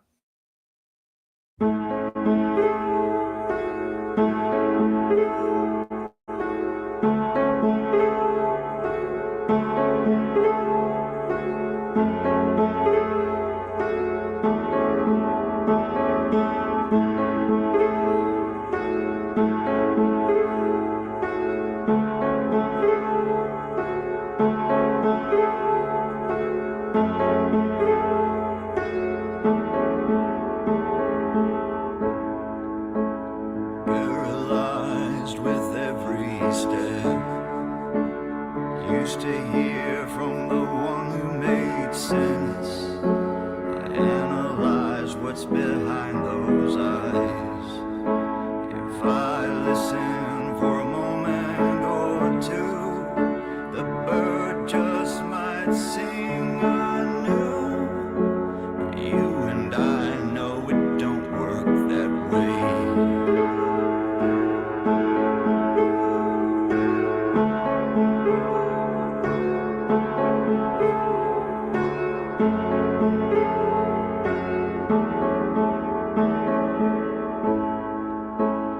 There's nothing left in this place as I reach out for your mercy and grace. A mute tongue can only do so much, and the smoke fills up this room. No one here can hear my cry in the midst of the darkest night.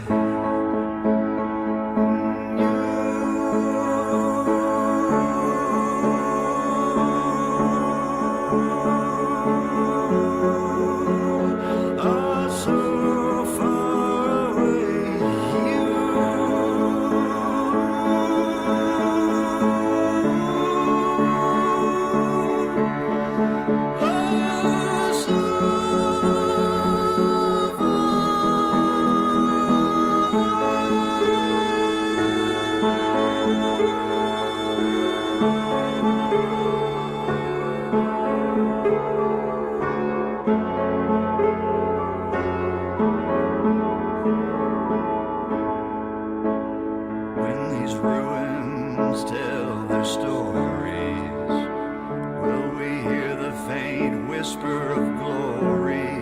Or will Jesus just cut off our heads?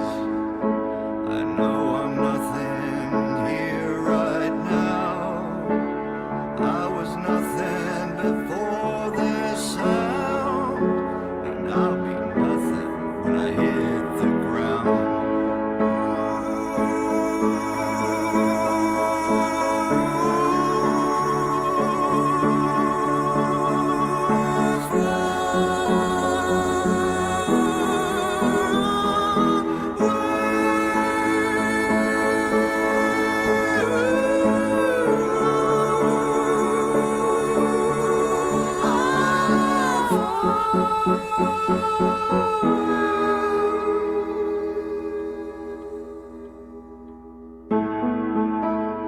Now I see there's nothing left here, and every whimper and last tear is left to bear the truth.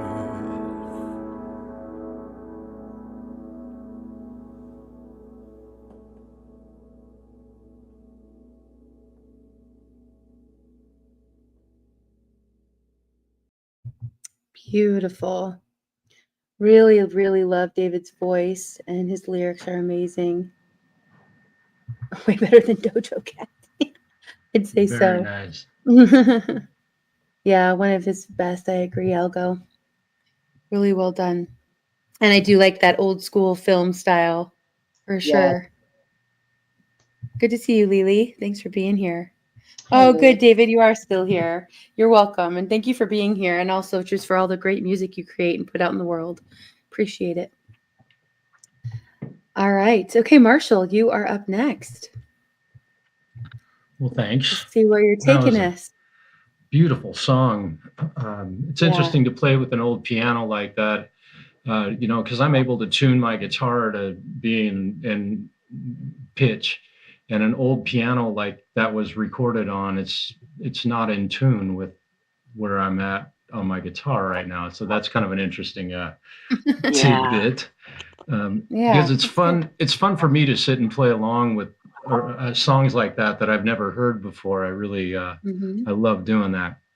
And also I tell I kind of turned on some more light because I tell all of my students I am a guitar teacher, and I have several young people that are taking lessons from me, and I'm so proud of that and so grateful to them, because I encourage young people to play guitar, don't play video games, and learn to write in cursive, because it's useful.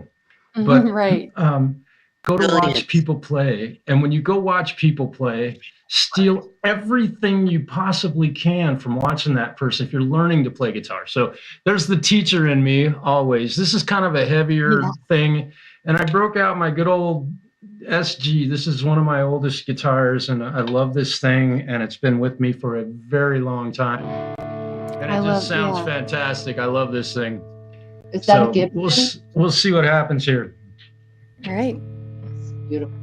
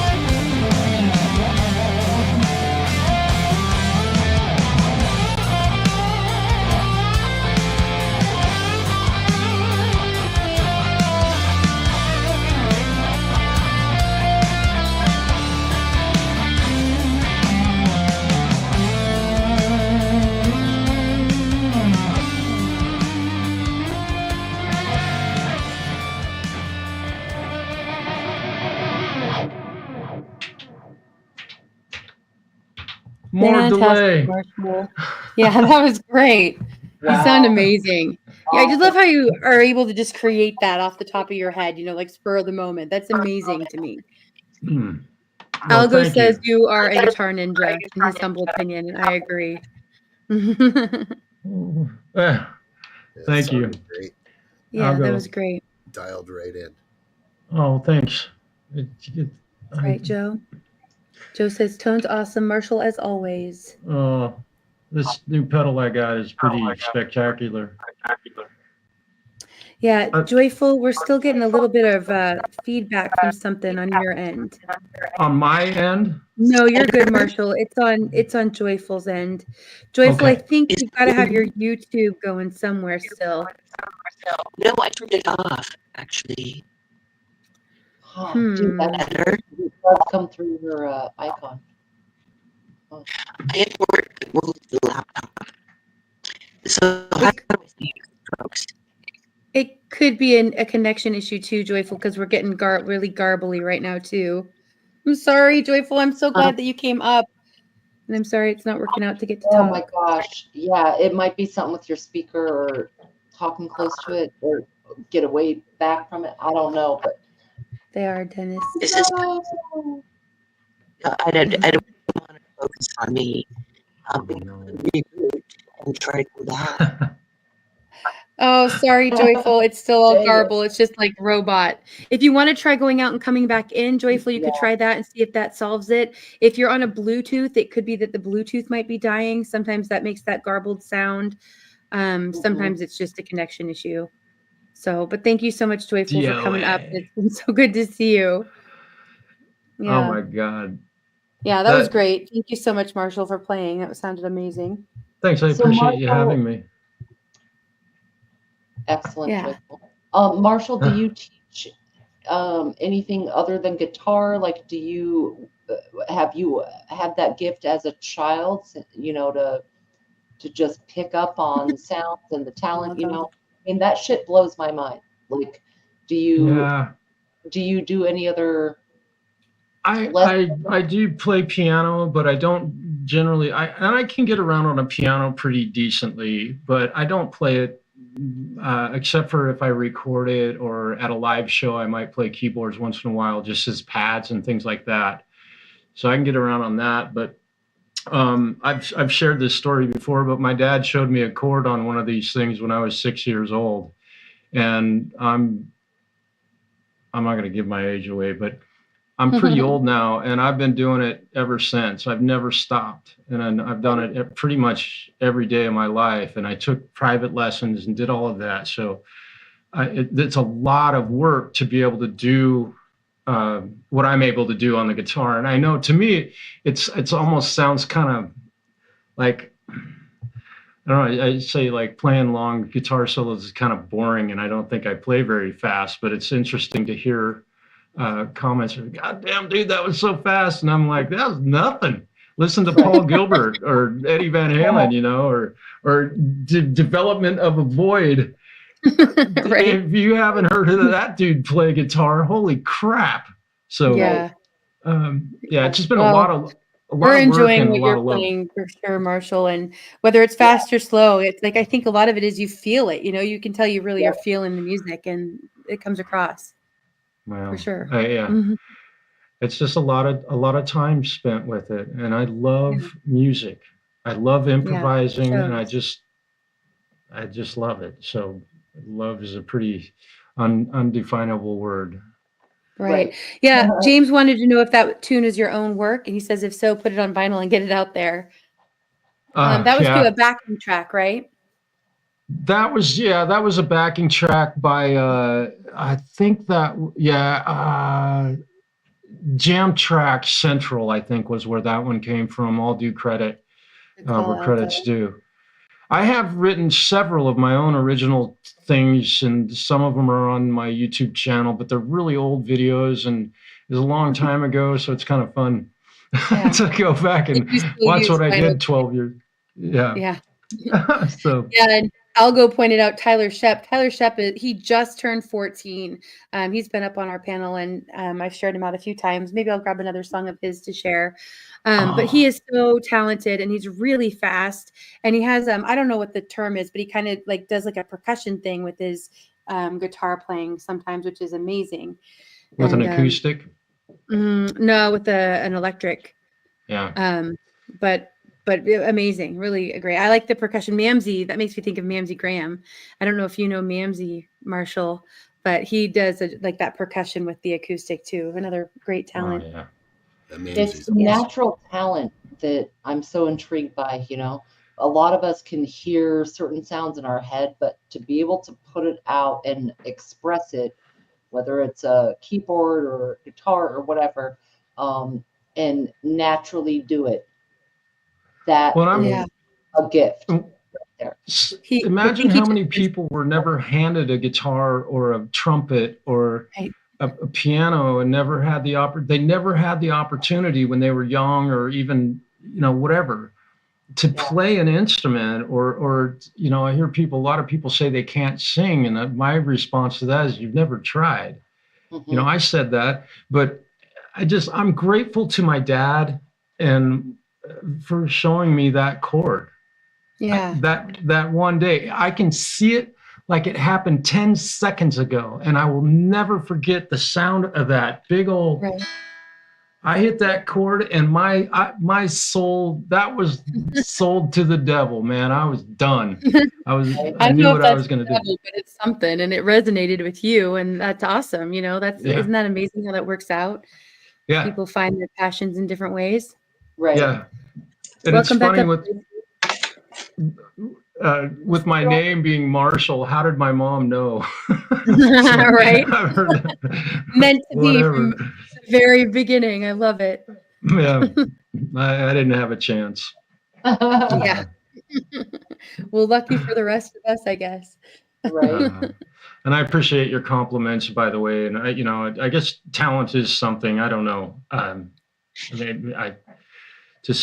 me to say I'm talented would be kind of egotistical, I think. And Sure. you know, but it is something. Like, can you hear a song and then more or less play it? Yeah. Okay, that's a major talent in my opinion. Like my dad taught me guitar when I was really young. I played ukulele. I've got, you know, pound on the piano a little bit, but I don't have that gift of hearing something and knowing, oh, that's the chord. These are the notes. This is how you do it. Like I have to practice. I have to download tablature and print it off and learn it. You know what I mean? So don't undersell yourself as far as that innate God-given gift. It's something. Yeah. Well, it's a lot of college too. I went to college and had a great ear training teacher. His name was Eric Johnson, not the Eric Johnson that you all might think. It wasn't him, but this guy was very diligent about listen to every sound and every chord and listen to everything going on inside that C major, that goofy cowboy chord. It's like, use that. And that's, you know, there's so many things involved with and it doing says this. I'm AI, so I play by ear. Right. Exactly right. Playing by ear. Dude, that amazes me. People that can play by ear, dude.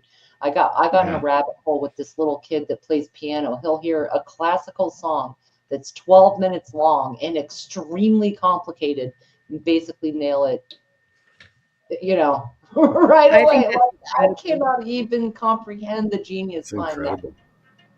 There are people who are like that with languages too, which I think is, you know, that auditory thing too, where they can just pick up on languages and speak them really quickly. I wish that was any of those were my talents, but they're not. But it's incredible to me. Yeah. I love your message as well, about putting the cell phone down or the games down and really applying yourself towards a craft, you know, so bravo to you, sir. And I did that.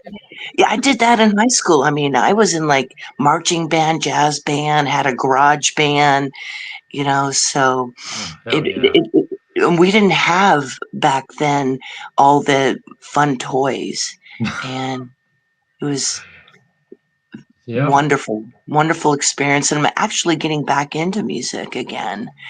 I've Wait, put it Joyful, away for you many were in a years. garage band? Joyful, you were in a garage band? Yeah. It was, you betcha. We wrote our own songs. You've been holding out on us, Joyful. Yeah, you've been holding out. Like, what did you play in your garage band? What instrument or style? Tambourine and keyboards, and yeah, I was the keyboard girl back in the 80s when synthesizers were starting to become a major evolution. You have the keytar? Isn't that what it's called? Is that what the right term is? The keyboard guitar looking thing that was you know what I'm talking about? No, I've never had one of those. Those are pretty cool, actually. I just had a little keyboard. Yeah. Wow, that's awesome, dude. And back in the day, we actually, because I was in a marching band and jazz band, can you imagine, in band camp, right? Right. I was one of those kids too, along with doing athletics. And we got a lot of our musical equipment to that a couple summers so that we could play. So, formed a band together. You betcha. I love that story. Wow. What a great experience. Yeah, and we didn't have to go out and get the equipment. The band director trusted us and gave us the equipment to practice with. What do you think about that, Marshall? Isn't that cool? I mean, every opportunity anybody has with any instrument ever made is magic to me, and I think it's time well spent. There's so many things we can do with our time, talking on the phone or watching a movie, but if you're spending time with an instrument, you're being creative. Whether you're learning or not, your mind is being extremely deeply challenged. It's not easy, none of it. Right. No. So, and the guitar, realistically, is one of the most difficult instruments out there to learn. So I don't know how it got so popular. It's painful.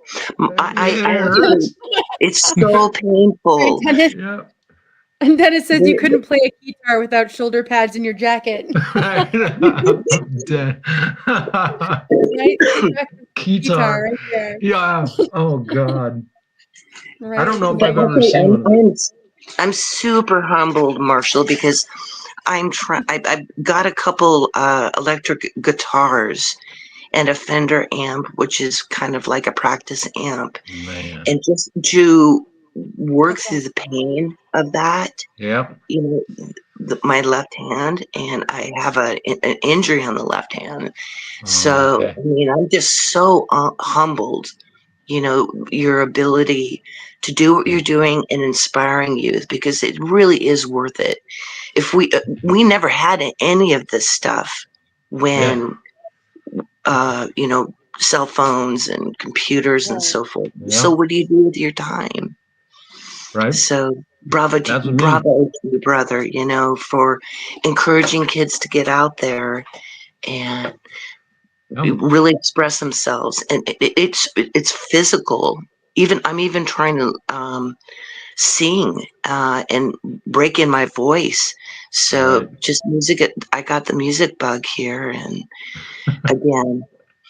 At 61, hell, it's never too late. Well, I tell folks, if you're trying to learn to play guitar, or if you're just getting started, first thing, if your fingers aren't hurting, like burning, blistering bad, you're not playing enough. Oh yeah. And and I think any guitar player in the world would say the same thing. It takes about 6 weeks to develop a good callus on your fingertips, and all the pain is gone, and now you're just having fun learning instead of hurting. And you got to get through that part. That's good advice. Yeah, well, you guys, Marshall, in addition to playing, does a lot of teaching over on his channel. So if you are interested, go over and check him out, because you put a lot of wisdom out there. Yeah, I do. I do guitar repairs, and they're kind of long and drawn out and boring if you're sitting there watching. But once in a while, I do something that happens really quickly, and it's pretty fucking cool. Once in a while. But there aren't a lot of guys that do like live guitar repairs because there's a lot of stuff that can go wrong. And believe me, I've looked bad on camera more than once. But it's really fun. So if you like working on your own guitar, or you have a guitar that you want to work on, if you look at some of the videos on my channel, again, they're kind of long and drawn out, and most of them are live streams, but I've been doing it my whole life. I started fixing my own guitars at 12 years old. I ain't kidding. And that's how I learned to do the money that I make today is from that. So if you're interested, you can always stop in and watch. I go live randomly kind of because I'm at work, so I can't just schedule a live stream. I have no idea what I'll be doing. I could be working on a church's sound system, or working on some guy's car stereo, or installing a television set. Not very often, but or visiting with a client that comes in that has all these problems with their guitar. So the live streams are really, they're pretty fun though. And I try and be engaging as best I can. You are. You do a good job. I'm not someone who has a guitar or works on guitars, and I still feel like I'm like absorbing information. And you do. There are a few people. I hate being up on panel by myself. I'm not good at it. I feel really awkward. Right. You seem very comfortable with that. JM is another one who is really comfortable being up on panel and talking, just directly with the chat. And I talk with the chat all the time, but I feel more comfortable if it's not just me up here alone talking to the chat. And you're really engaging. You have a really interesting stream because of it. You do a great job with it. Well, I talk too much. That's well, I do too, so I wouldn't judge you on that one. Yeah, doing a live stream working. And it's kind of helpful to be streaming while I'm working on a guitar, because I'm talking and I can hear myself say something out loud that makes me think, oh, outside the box. Because some of the shit that I have to fix, it's astonishing. The things that are broken on guitars or need to be fixed. And like today I had to flatten out a pickguard. It was weird. I had an old 1965 iron out with some towels and some pieces of wood, and I was heating it up to flatten this piece of plastic out. And you do MacGyver quite a bit, which is pretty great too. Totally. Yeah, totally. You got to MacGyver stuff. And that's the way that work is. So. Well, and then hearing people in the chat give feedback too of things that they've done. And it's funny because sometimes we'll be like, no, don't do that. And they're like, well, I did that, or vice versa. Like, it's funny hearing the feedback back and forth. Yeah. I'm involved in the prepping community, and we were talking on here earlier about like home remedies. It's kind of the same idea, like what's tried and true for one person and what somebody else thinks works best. And yeah, it's great. Yeah. So if I were to look up your videos, what would I put in, Marshall? Oh gosh, if you want to, let me think. Joyful, I'll send you his link. I'll send it directly to you. Yeah, thank you, honey. Okay. Yeah, my channel is just it's set up by Marshall, and feel free to subscribe. Obviously, my channel is it's small. I've been doing it for a long time and just have a very few subscribers. And I'm convinced, and now correct me if I'm wrong, but if I was a woman, I'll bet you I'd have 8 million subscribers right now. Am I wrong? Well, if you were like the woman in the bikini, probably. It's the way exactly. That's what. Speedo Marshall and see what happens. You got to do a video like how I tie my shoelaces, right? And then you get 20 million. Right. Well, it's like the supposedly survivalist channels that'll be like someone out in their bikini in the woods, and there it's like, it is. Right. Yeah. But I'm sure they get more views. Yep. Yeah. All right, JM, you want to tell us about this next song before we pull it up? Yep. It's actually about a 20-minute video that I took, and then because there was a great adventure with these two dogs that I walk, and I thought, I'm just going to compress the highlights and make a song with it. So I just got to switch my audio and I'll be right back there. So it's about Oreo, the black and white dog, and Frisco. Okay, here we go.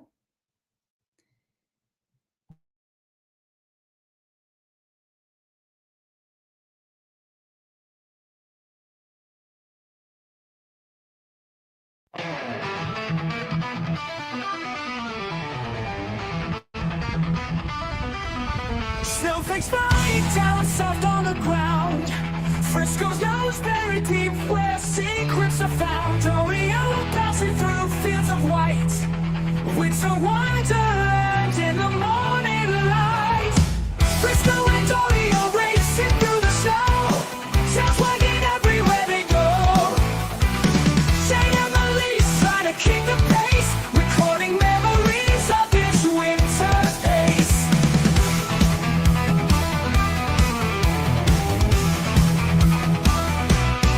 Frisco's ears plug up at the sound of a bird. Oreo's tail wagging looks kind of blurred. The paws beat rhythm stepping through the white, while JM captures the whole delight. Frisco and Oreo racing through the snow. Sounds wagging everywhere they go.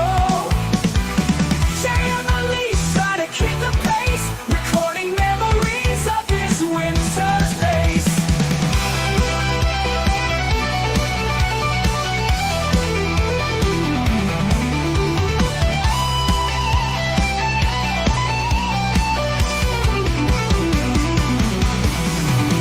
Frisco and Oreo racing through the snow. Sounds wagging everywhere they go. Jay and Elise trying to keep the pace, recording memories of this winter's pace.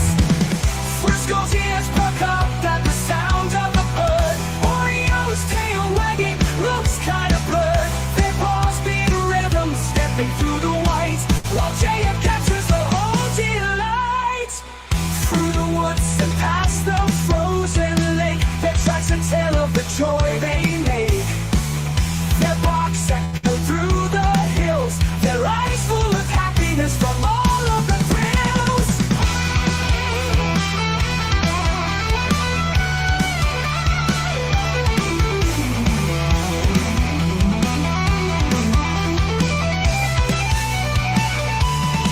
Through the woods and past the frozen lake, their tracks a tale of the joy they make. Their barks echo through the hills, their eyes full of happiness from all of the thrills.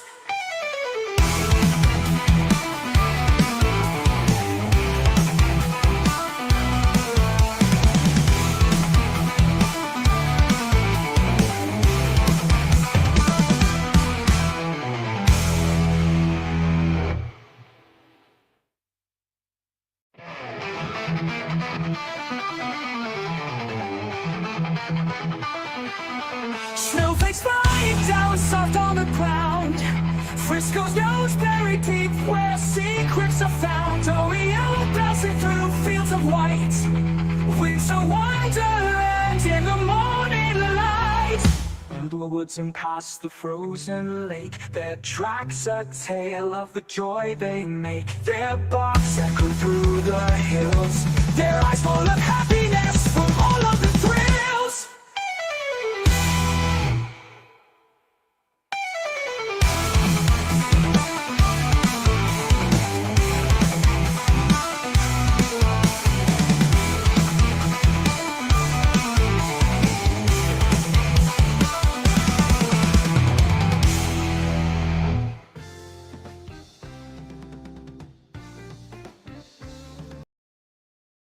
All right. Thank you for sharing that with us, JM. It was great. Dude, they're loving the snow. Yeah, I know. They're so cute. I love the on the another video he did. It's almost like ASMR. It's got like the crunching snow. It's great. Right? Yeah. I know, right? Algo says, JM, it is great that you love what you do. It shows in this video. Absolutely. He is the dog whisperer for sure. And in Thanks, addition to that, all of the music that you're creating is really awesome to see. You've come a long way in what you're doing. It's great. I like that we kind of are following along on this journey of you making music.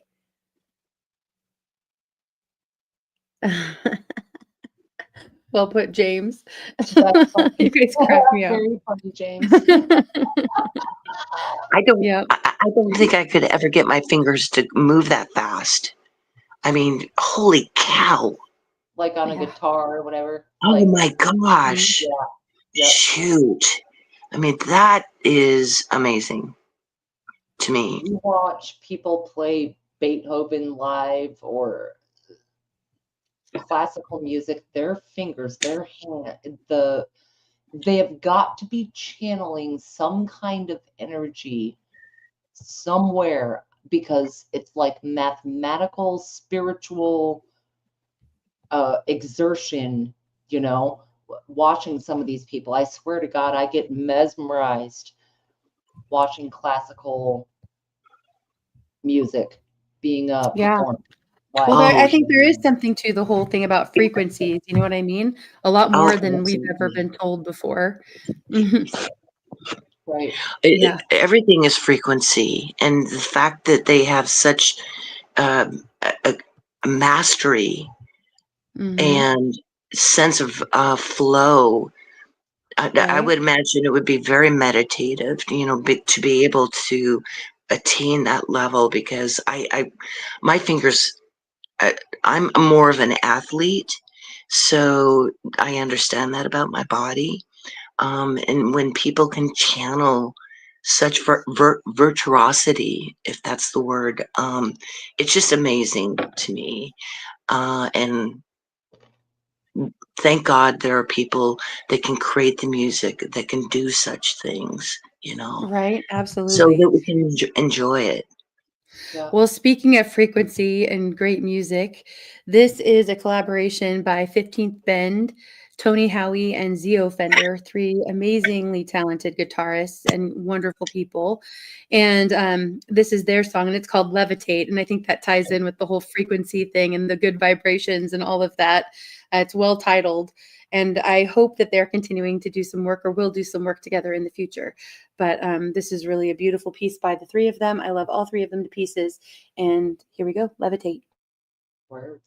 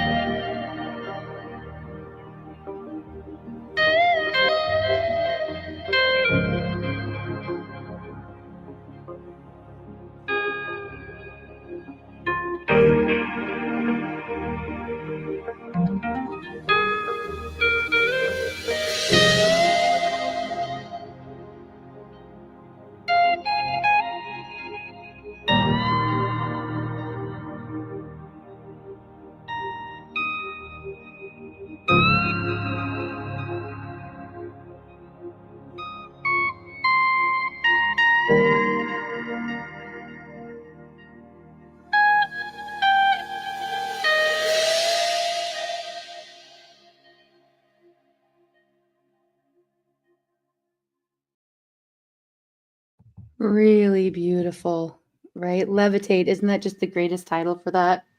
Nice. Yeah. Really well done.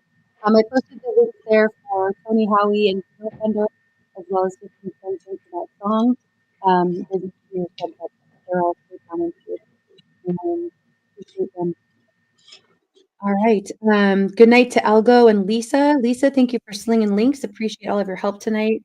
And Algo, much love to you. I hope you have a great night. Yeah, Joe, definitely a David Gilmour vibe. I know he's a favorite of all three of theirs. Yep, the Bends. That's right, Gordium. Awesome. Okay, let me pull up one more and then we'll go back to you, Marshall. Yeah. Okay, this is new to me. Her name is cover of Tool's Lateralis, and I just did an amazing job with this. It's a difficult song, I think, and to really honor, because it's so loved, but she did a great job with it. And here we go.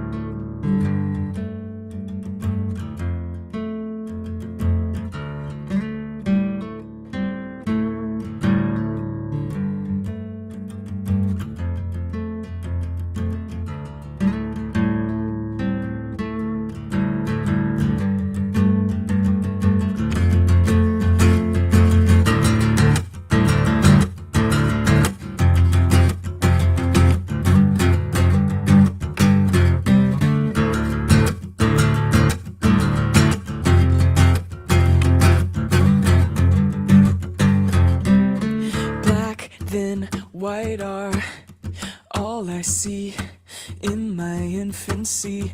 Red and yellow then came to be, reaching out to me, lets me see.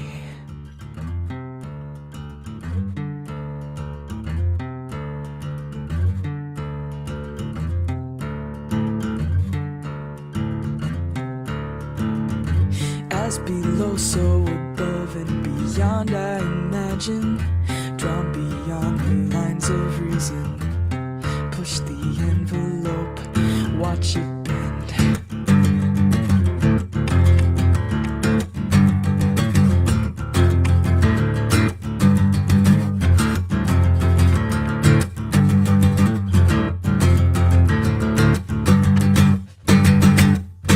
Overthinking, overanalyzing separates the body from the mind.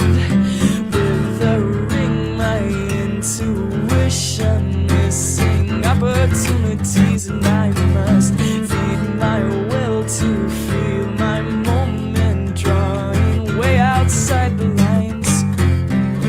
Black then white are all I see in my infancy. Red and yellow then came to be, reaching out to me, lets me see. There is so much more and beckons me to look through to these infinite possibilities. As below, so above and beyond, I imagine, drawn outside the lines of reason. Push the envelope, watch it bend.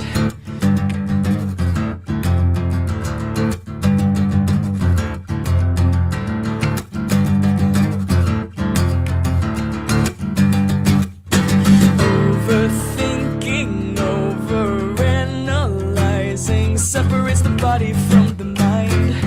With the ring, my intuition leaving opportunities behind.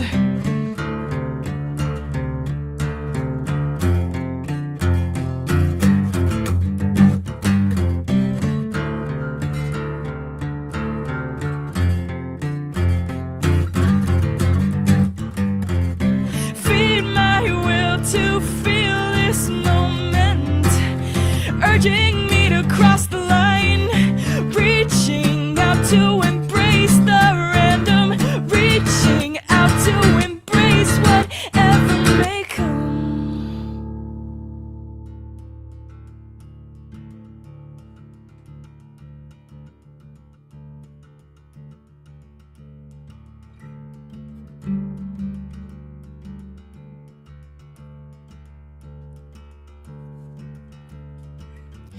I embrace my desire to, I embrace my desire to feel the rhythm, to feel connected enough to step aside and weep like a widow, to feel inspired, to fathom the power, to witness the beauty, to bathe in the fountain, to swing on the spiral, swing on the spiral.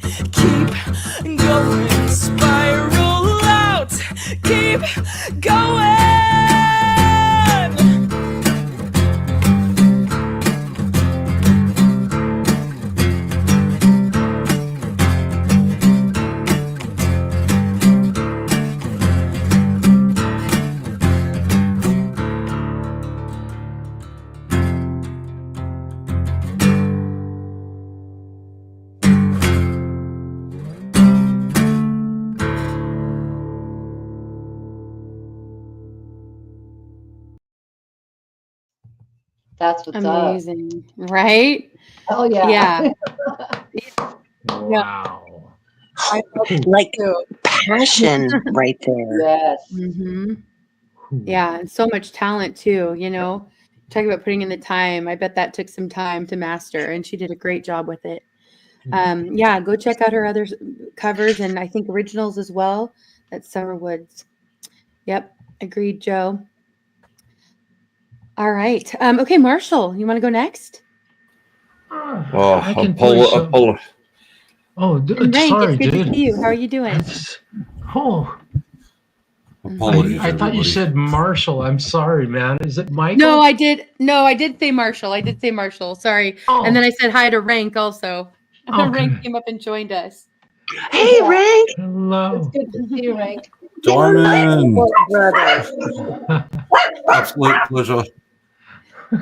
Yeah. Rank, how are you doing? Yeah, we're doing great. G'day, everybody from Australia. I'm trying to Good day. sort out all my Are you camera in business. Melbourne? Go the opposite direction. There you go. Why does... Yeah. No, I'm doing good. Everyone thinks it's a different accident, but I actually had a beer in one hand and a cigarette in the other, and I tripped over one of my dogs. Oh no. He got underneath my feet and I fell over and I lost a tooth. Oh no, Rank. Oh no. Yeah. So yeah, that was good. And everyone's going, well, why don't you make up a story like you got in a fight? And I'm like, Yeah, Right. that's good. Yeah, Yeah. I wish I could make up a story, but it's not the truth. I'd rather just You're tell the boxed truth. by a kangaroo. I mean, come on, you're in Australia. Yeah. Yeah, a koala jumped out of a tree and got me. Yeah. Right? Yeah, koala attacked me, and yeah. So I had a beer in one hand, but all my good mates, they're like, "You didn't spill any beer, did you?" And I'm like, "No, didn't spill a drop of beer." There you go. He saved the beer.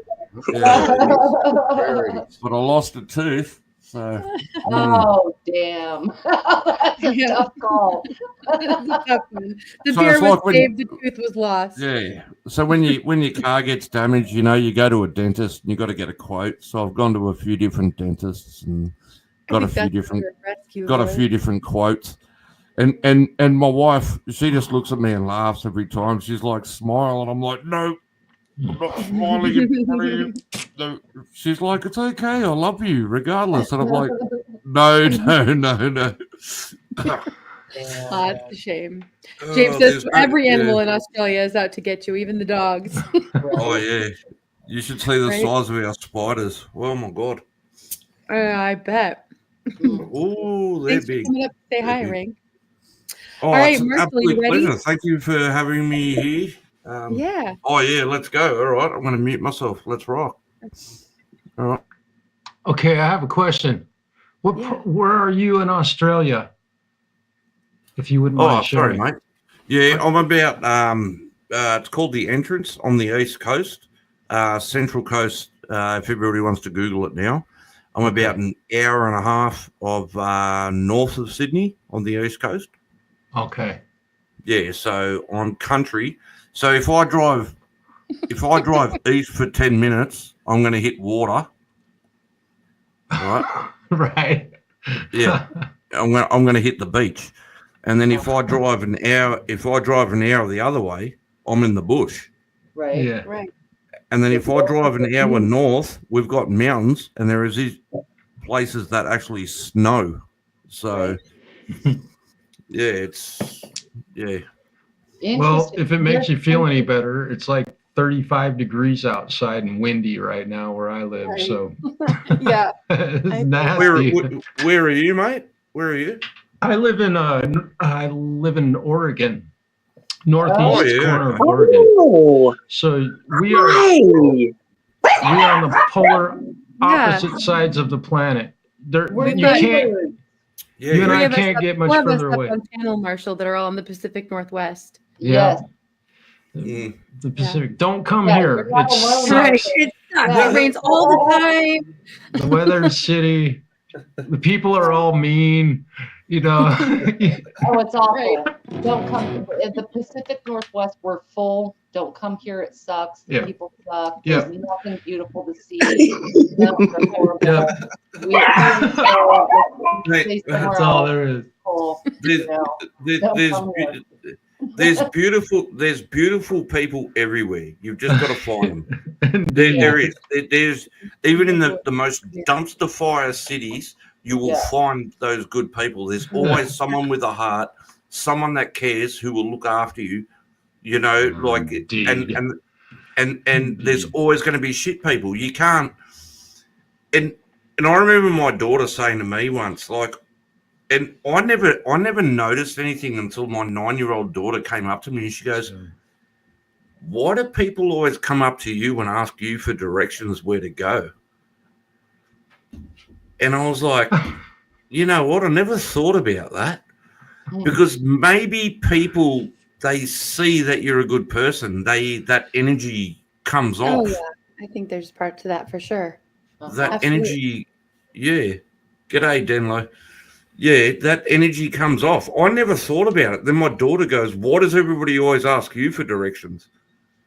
Well, it's not that I knew where to go, but like you could have asked anybody. Yeah. Look at my face.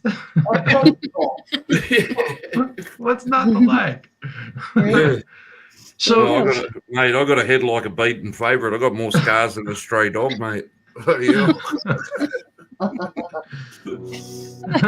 right, let's go. Come on, bro. All right, Let's let me rock. let me tune my guitar up a little bit. Make it do that. I'm sorry, I should have been doing that while I wasn't playing.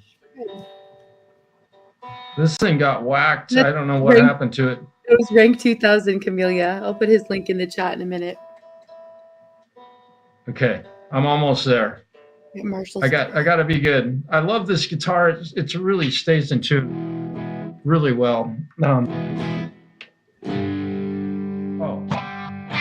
And it sounds better with the wah pedal off. So this is I think this is in B minor, and so or C sharp minor. No, it's B minor. So I'll be thinking a bunch of different modes. Probably A Mixolydian a lot. I have no idea what this track sounds like yet.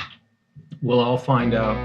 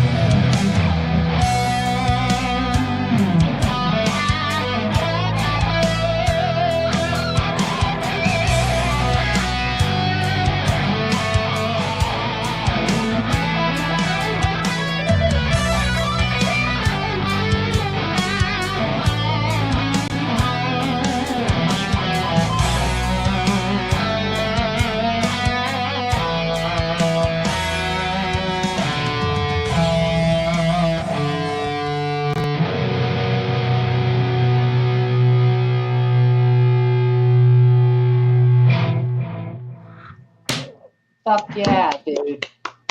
That was awesome. Hell yeah. I think I heard a little bit of that, almost that lateralis type tone in there for a second too. Hey, hang on. What happened? What happened there? What do you mean? What, Ray? No. My cat. I didn't see anybody say stop. Right, good call. Just Leave him one more. I guess yes. I don't know. Thank you, man. No one said stop, bro. That was awesome. Yeah. Eli, Thank Sandy, you. and Pookie, thank you for being here. It's good to see you all. Eli, it's been a while. Much love to you. And Marshall, that was awesome, as always. Fantastic. Fire. Thank you. Yeah. Thank you Okay, very guys. Well, we're nearing the end here. I think we've got, I'll do 2 more songs. And then, Marshall, if you're able to stick around to do 1 more before we close. Oh, there's Fred, too. There we go. Well, yeah, the boy came out. Sneaking in for his cameo. Yeah. He's on a diet. He was getting a little chunky, so we had to cut out the high fructose corn syrup. There you go. There you go. Wise. Marshall. Yes. Do you know Rainbow Connection? He's been requesting that all night. A song about rainbows. Kermit the Frog. And dreamers and me. You just want to do your Kermit voice, Rank. We know what's going on. Yeah. There it is. Right. That is one of my all-time favorite movies. Definitely. Yeah, I remember that one from when I was little. Do you guys remember Follow That Bird? It was like a Sesame Street one with Big Bird that was like a whole other movie. Anyway, I loved that one when I was little. Good old Sesame Street, all the Muppet movies and all that stuff. They were just The philosophers. Muppets. Yeah. Joe, the Man in the Box. Man in the That box. dates I'll try and sneak that riff into any solo I ever play. Nice. And that's Joe a joke. knows. Yeah. Good old Jerry wrote a good. Marshall, another good one for you. Back from the day, Fraggle Rock. Right, that was a good one too, of course.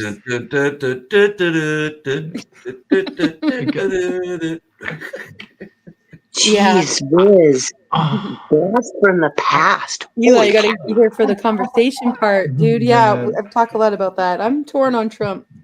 I'm still very suspicious of him and think he's part of the bigger plan. But yeah, go back and watch the first 3 hours. We had a lot of conversation about Trump. Right. Yeah. Yep. Yeah, Pendar, good to see you. Thanks for coming by. Much love to you. All right. Okay. Let's go ahead. Let's get a couple other songs up here real quick, and then we'll get back to Marshall and then do a final closing song. All right. This is a song that I had not heard by Mike Shaner. It's his cover of Rage Against the Machine's Killing in the Name of, and he does such an amazing job of it. Yeah, and I love this song. You guys listen to the message in this song. It's like they've been telling us for years. He only covered this song because my band started covering this song. Mark Tanner, Mark Tanner and I are like best friends, man. I love that guy. Yeah. I cannot wait to hear this. Yep. Well, Mike is amazing, and I love his originals. I tend to play originals over covers, but I heard this recently. It was shared with me, and I was like, oh, I got to play this one. So here we go. Killing in the Name of by Mike Shaner. Word.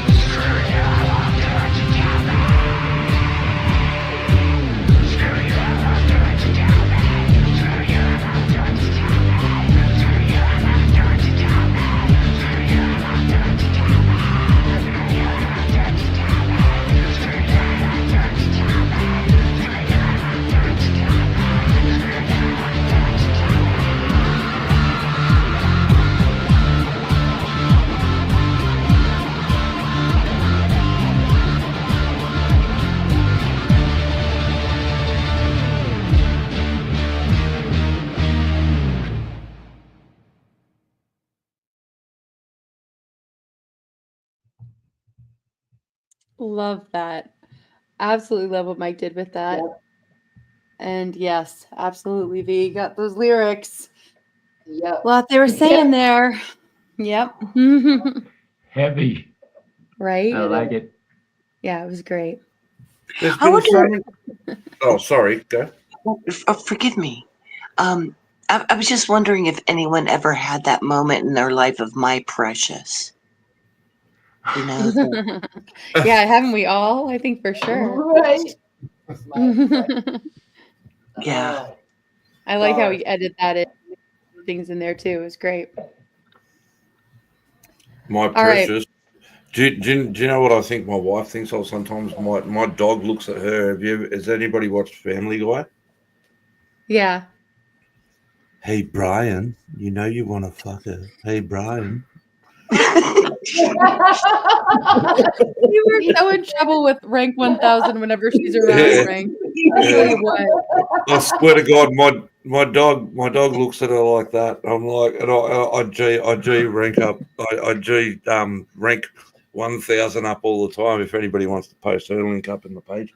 Hey, get out of the cables. Come here. What are you doing? Come here. She got herself a new dog. Yeah. Oh, really?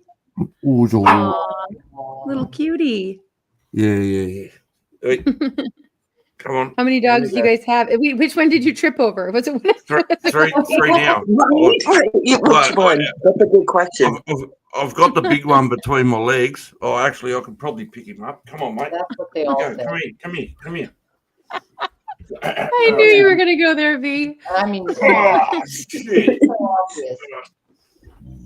Here's the big one. Yeah, what a sweetie. Big What a cuddle dog. face. Right. Oh, mate. Yeah, he's not small. Down you go. Mate, no, I swear to God, some of the remixes of songs, they sound better than the originals. Yeah, I love that. Well, we've said before, it's great how sometimes when people do a cover, they bring out different parts of it, or you notice different things in the song than you do on out, all of you, out. Right. Yeah, I love that. For sure. Shit. Sorry, I meant to mute. Sorry. It's all right. I can mute you, Rank. Okay, there we go. All right. I'm going to pull up one more song and we'll get back to you, Marshall. This is One Day. It's by Mark Scabilia, and it's his a live tour rehearsal video. He has an amazing page full of incredible originals, you guys. I've played a couple of his songs before, and it's hard to pick just one for each week to play. Really enjoying the music I'm hearing from him, and I hope you guys enjoy this one too. Here we go. One Day.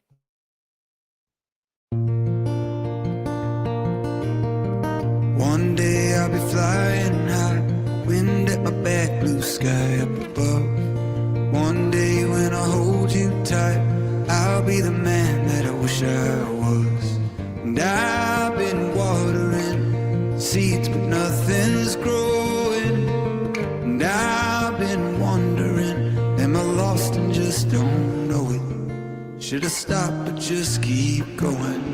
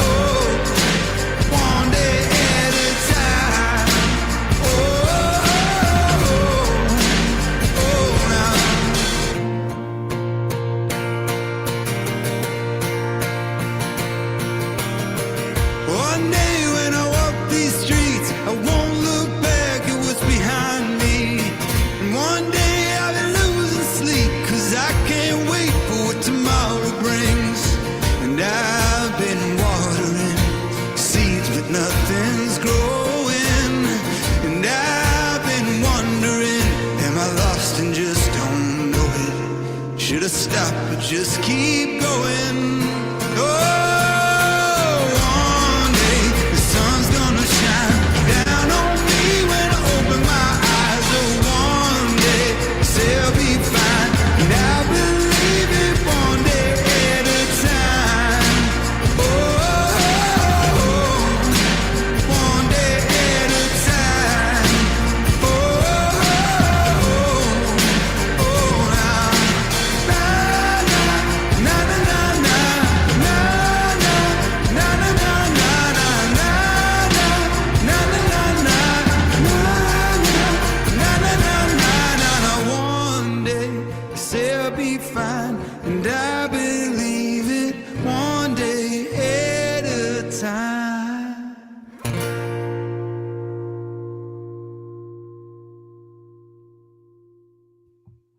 Really beautifully done. Love that song. And like I said, you guys, all of his songs are amazing, and he has a ton of originals.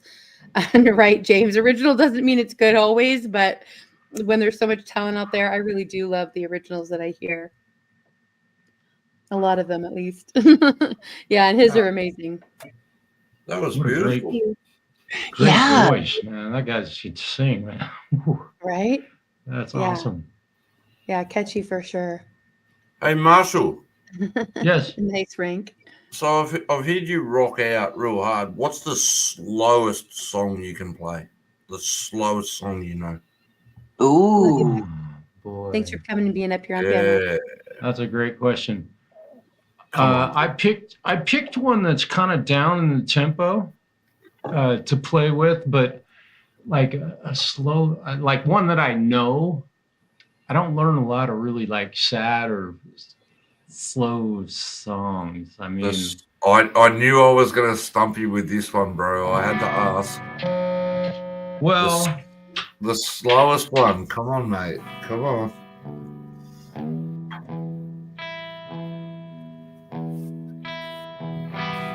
It's good to be king and have your own way.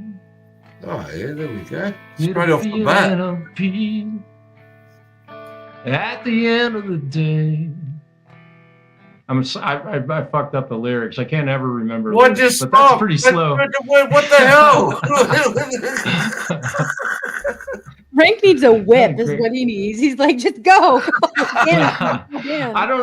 I don't remember the lyrics. That's with respect to singing and playing. That's my biggest downfall. Unless I play a song quite often, I forget the lyrics. I'm terrible about that. It's like names.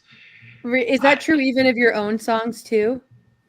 Yeah, I've performed my own songs live and forgot a whole like what the first word of the third verse was. That's no joke.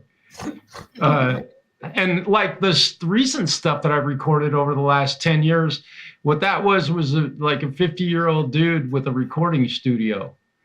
I couldn't play any of that shit or sing it right now. There's no way. Do you know a slow one that I really like from like the grunge era is Plateau by Nirvana, Kurt Cobain. Plateau. Do you know that one? Dun, dun, dun, dun, dun, dun, dun. I don't. Please do it. So you don't have to listen to Rank sing it. Yeah, if I heard it once, I could probably play it. But yeah. I reckon. All right, guys. There's always. Really fast. Thank you so much to JM. He said thanks to everyone who lit a fire under the like. JM, thank you for all your help tonight and for all your support always. And thank you, Pookie, for becoming a member for 15 months. One of my original members. Appreciate you, Pookie, and thanks for being here. JM. Okay. Marshall, if you want to go ahead and do one more, and then I'm going to do kind of final thoughts on panel, and we'll close it out with the final song by Dennis Lowry. Marshall Plateau. Marshall Plateau. Here we go.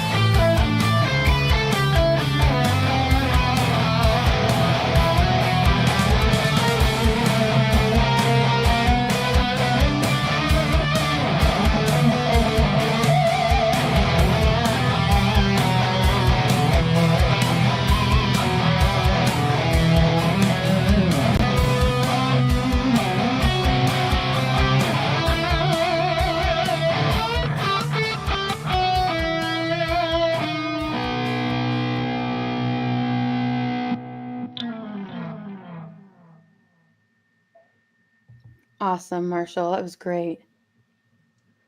Thank you. Yeah, that was really nice. Wow. Wow. That was a fun ride. Rank said he better not stop. I'll be pissed. I just had a lot of fun with that. That was cool. That was beautiful. Thank you. No, Yeah. there was one problem. Right? You stopped. I hit a... Yeah, that was awesome. Thank you so much, Marshall. Thank you for Thanks. being here. Appreciate you coming up and taking the time. Thanks for having me. Can I ask a question real quick? Sure. Marshall, do you have your own channel? You got your own YouTube, right? Yes. Aren't you watching chat at all, Rank? No, not really. I got in real late. Yeah. Why don't you? Is there any way you could work out where you could do, like, I see people doing these live streams where it's just on a loop constantly? Yeah, I've done a live stream where I was able to jam with other guitar players. There's a big deal with the latency on like doing a live stream like this and all 5 of us playing guitars. But with the backing track, if I play it locally, other guys can solo to it. And what you hear and see on YouTube, the audio lines up, but the video is a little bit behind or in front. Yeah. And so, but you can actually play with other people live as long as both people aren't playing at the same time. But you can do that. Loop it forever. I'm sure people would listen to it, tap into it, because I could have gone to sleep to that, man. Like a lot of people listen to like lo-fi and stuff like that, you know. I think Rank is talking about having like some pre-recorded video of you playing and looping it. Right? He was asking if you can loop. There you go. On and on. Well, basically, we're saying we just don't like to hear you stop. We just want to keep hearing you play, Marshall. I appreciate that. Yeah. Tom Petty is one of my all-time heroes. I love that guy, and I loved his. It's a bummer how we lost him, but he said something one time that really stuck in my mind. He just said, "Leave him wanting more." Yeah, there you go. So it's kind of, a good thing to not overstep your bounds. Guitar solos, again, I think they get, for me, if I'm sitting here playing that was 6.5 minutes, six minutes. Really? See, that's the thing, it flies, I think, because we all get pulled into it, you know? Yeah, I thought it was only like 3 minutes. Right. Well, yeah. That's what I said. That's what I said, Joyful. It's not long enough. I understand. Yeah, I played every riff I know. All I had were effects left to make me sound different. But it's kind of fun. Well, I don't think any of us are going to get sick of hearing you play. I'm just saying, but I do hear what you're saying. Well, thank you so much to everybody who's been here tonight. It's great to have some new people up here on panel throughout the night and here in the chat as well. And of course, a lot of familiar faces. And I appreciate each and every one of you. I hope you guys all know. Thank you to all that came up on panel. Thank you to everybody in the chat. Thank you to everyone who shared this out. Much love to my lurkers and the replayers who will be watching later. And you guys, I just am really grateful each week to get to gather together, kind of be around the fire, listen to great music, and have great conversation with all of you. We really are stronger together, and I'm grateful for each and every one of you. God bless. It's been an honor. Thank you so much, sweetheart. Joyful, it's so good to hear your voice and to get to see you. And I'm glad you were persistent and came back up and got it to work. And we should do a call sometime soon. Catch up a little bit. Very much. Yeah, I would like to. Joyful, real quick. I love you. I love you too, Rank. Okay, cool. It was nice to meet everybody tonight. My man from down under. Thanks, James. A huge shout out too, before I forget, a huge thank you to Steve Harloa for continuing to let me use his StreamYard. And I know he's letting some others use it too. And I really appreciate that, brother. Wow. And I know you've been listening and usually at work during my stream, but thank you so much. I do appreciate that. And then also a big shout out to Bran and JM, who came up to share the videos. I always appreciate that from both of you. You guys are huge supporters, and this is like a teamwork team effort. So appreciate all of the support from you guys and all the mods in the chat too. Appreciate you all. Thank you, Indy, for everything you do. Yeah, thank you, JM. Thanks, Indy. And I want to say that once again, I know this is a lot of work for you, Indy, and you have a family. So thank you. Thank you so much for your effort. Yeah, thank you, Joyful. You know, Well, all these months. I enjoy doing. I like having a place for us all to get together and getting to spend time together and kind of sort through life together a little bit and listen to some great music along the way. It's good medicine. It is, yeah, for sure. Yeah. It's good to get some new faces in here and getting to know some other people better too. We have the Backstage Speakeasy coming up on Sunday. I've been doing those each Sunday at 11:30 p.m. Eastern. We go backstage about 11:30 and we start the movie about midnight or whatever video or whatever we're doing. We start around midnight. Usually we're watching just kind of for fun videos. Sometimes we're watching documentaries.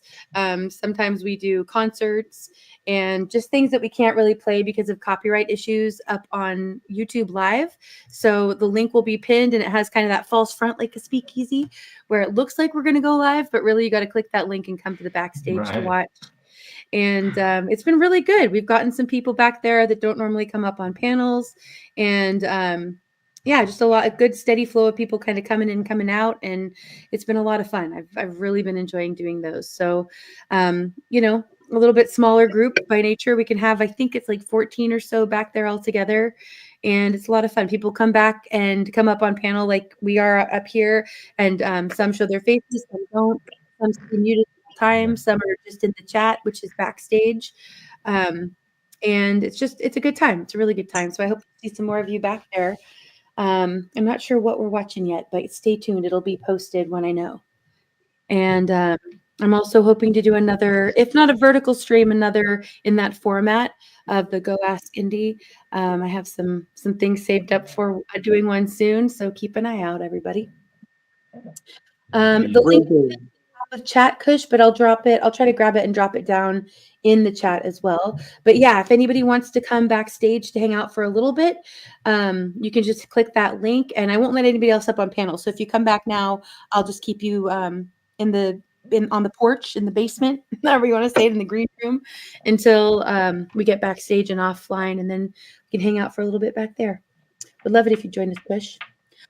All right, you guys. This closing song is by Dennis Lowry, Den Low, who's in the chat. And Dennis has an amazing voice. Absolutely love his sound.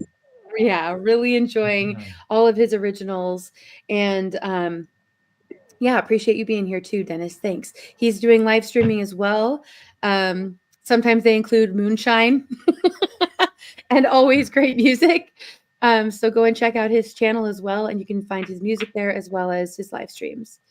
All right. This is Staring at the Flame, which is a perfect song to go along with our campfire here and a good way to close out the night. Here we go.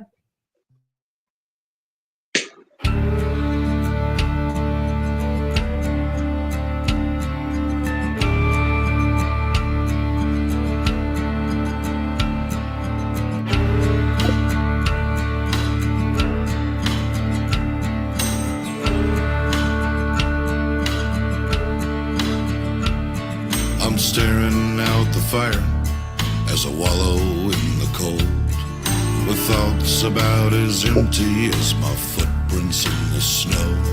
I'm tired, but I keep thinking about tomorrow to get through with today. These things that I think about while staring at the flame.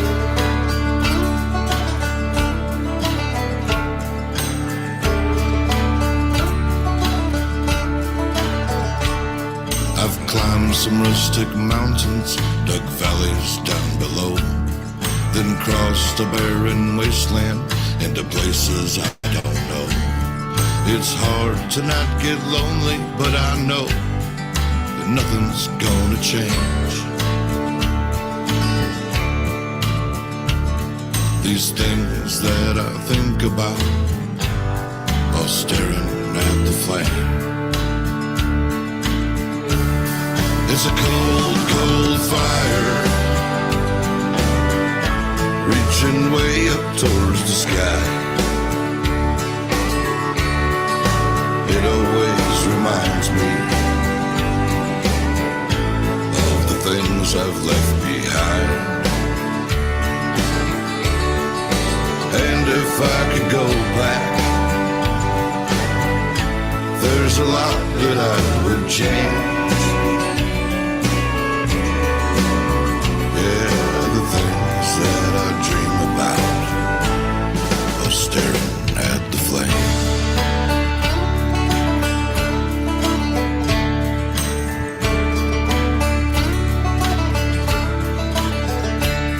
There are times that I have thought you should be sorry. Other times I wish I'd felt the same. All the times we've gone through this, it seems like we should share the blame. These things that I think about while staring at the flame. It's a cold, cold fire, reaching way up towards the sky. It always reminds me of the things I've left behind.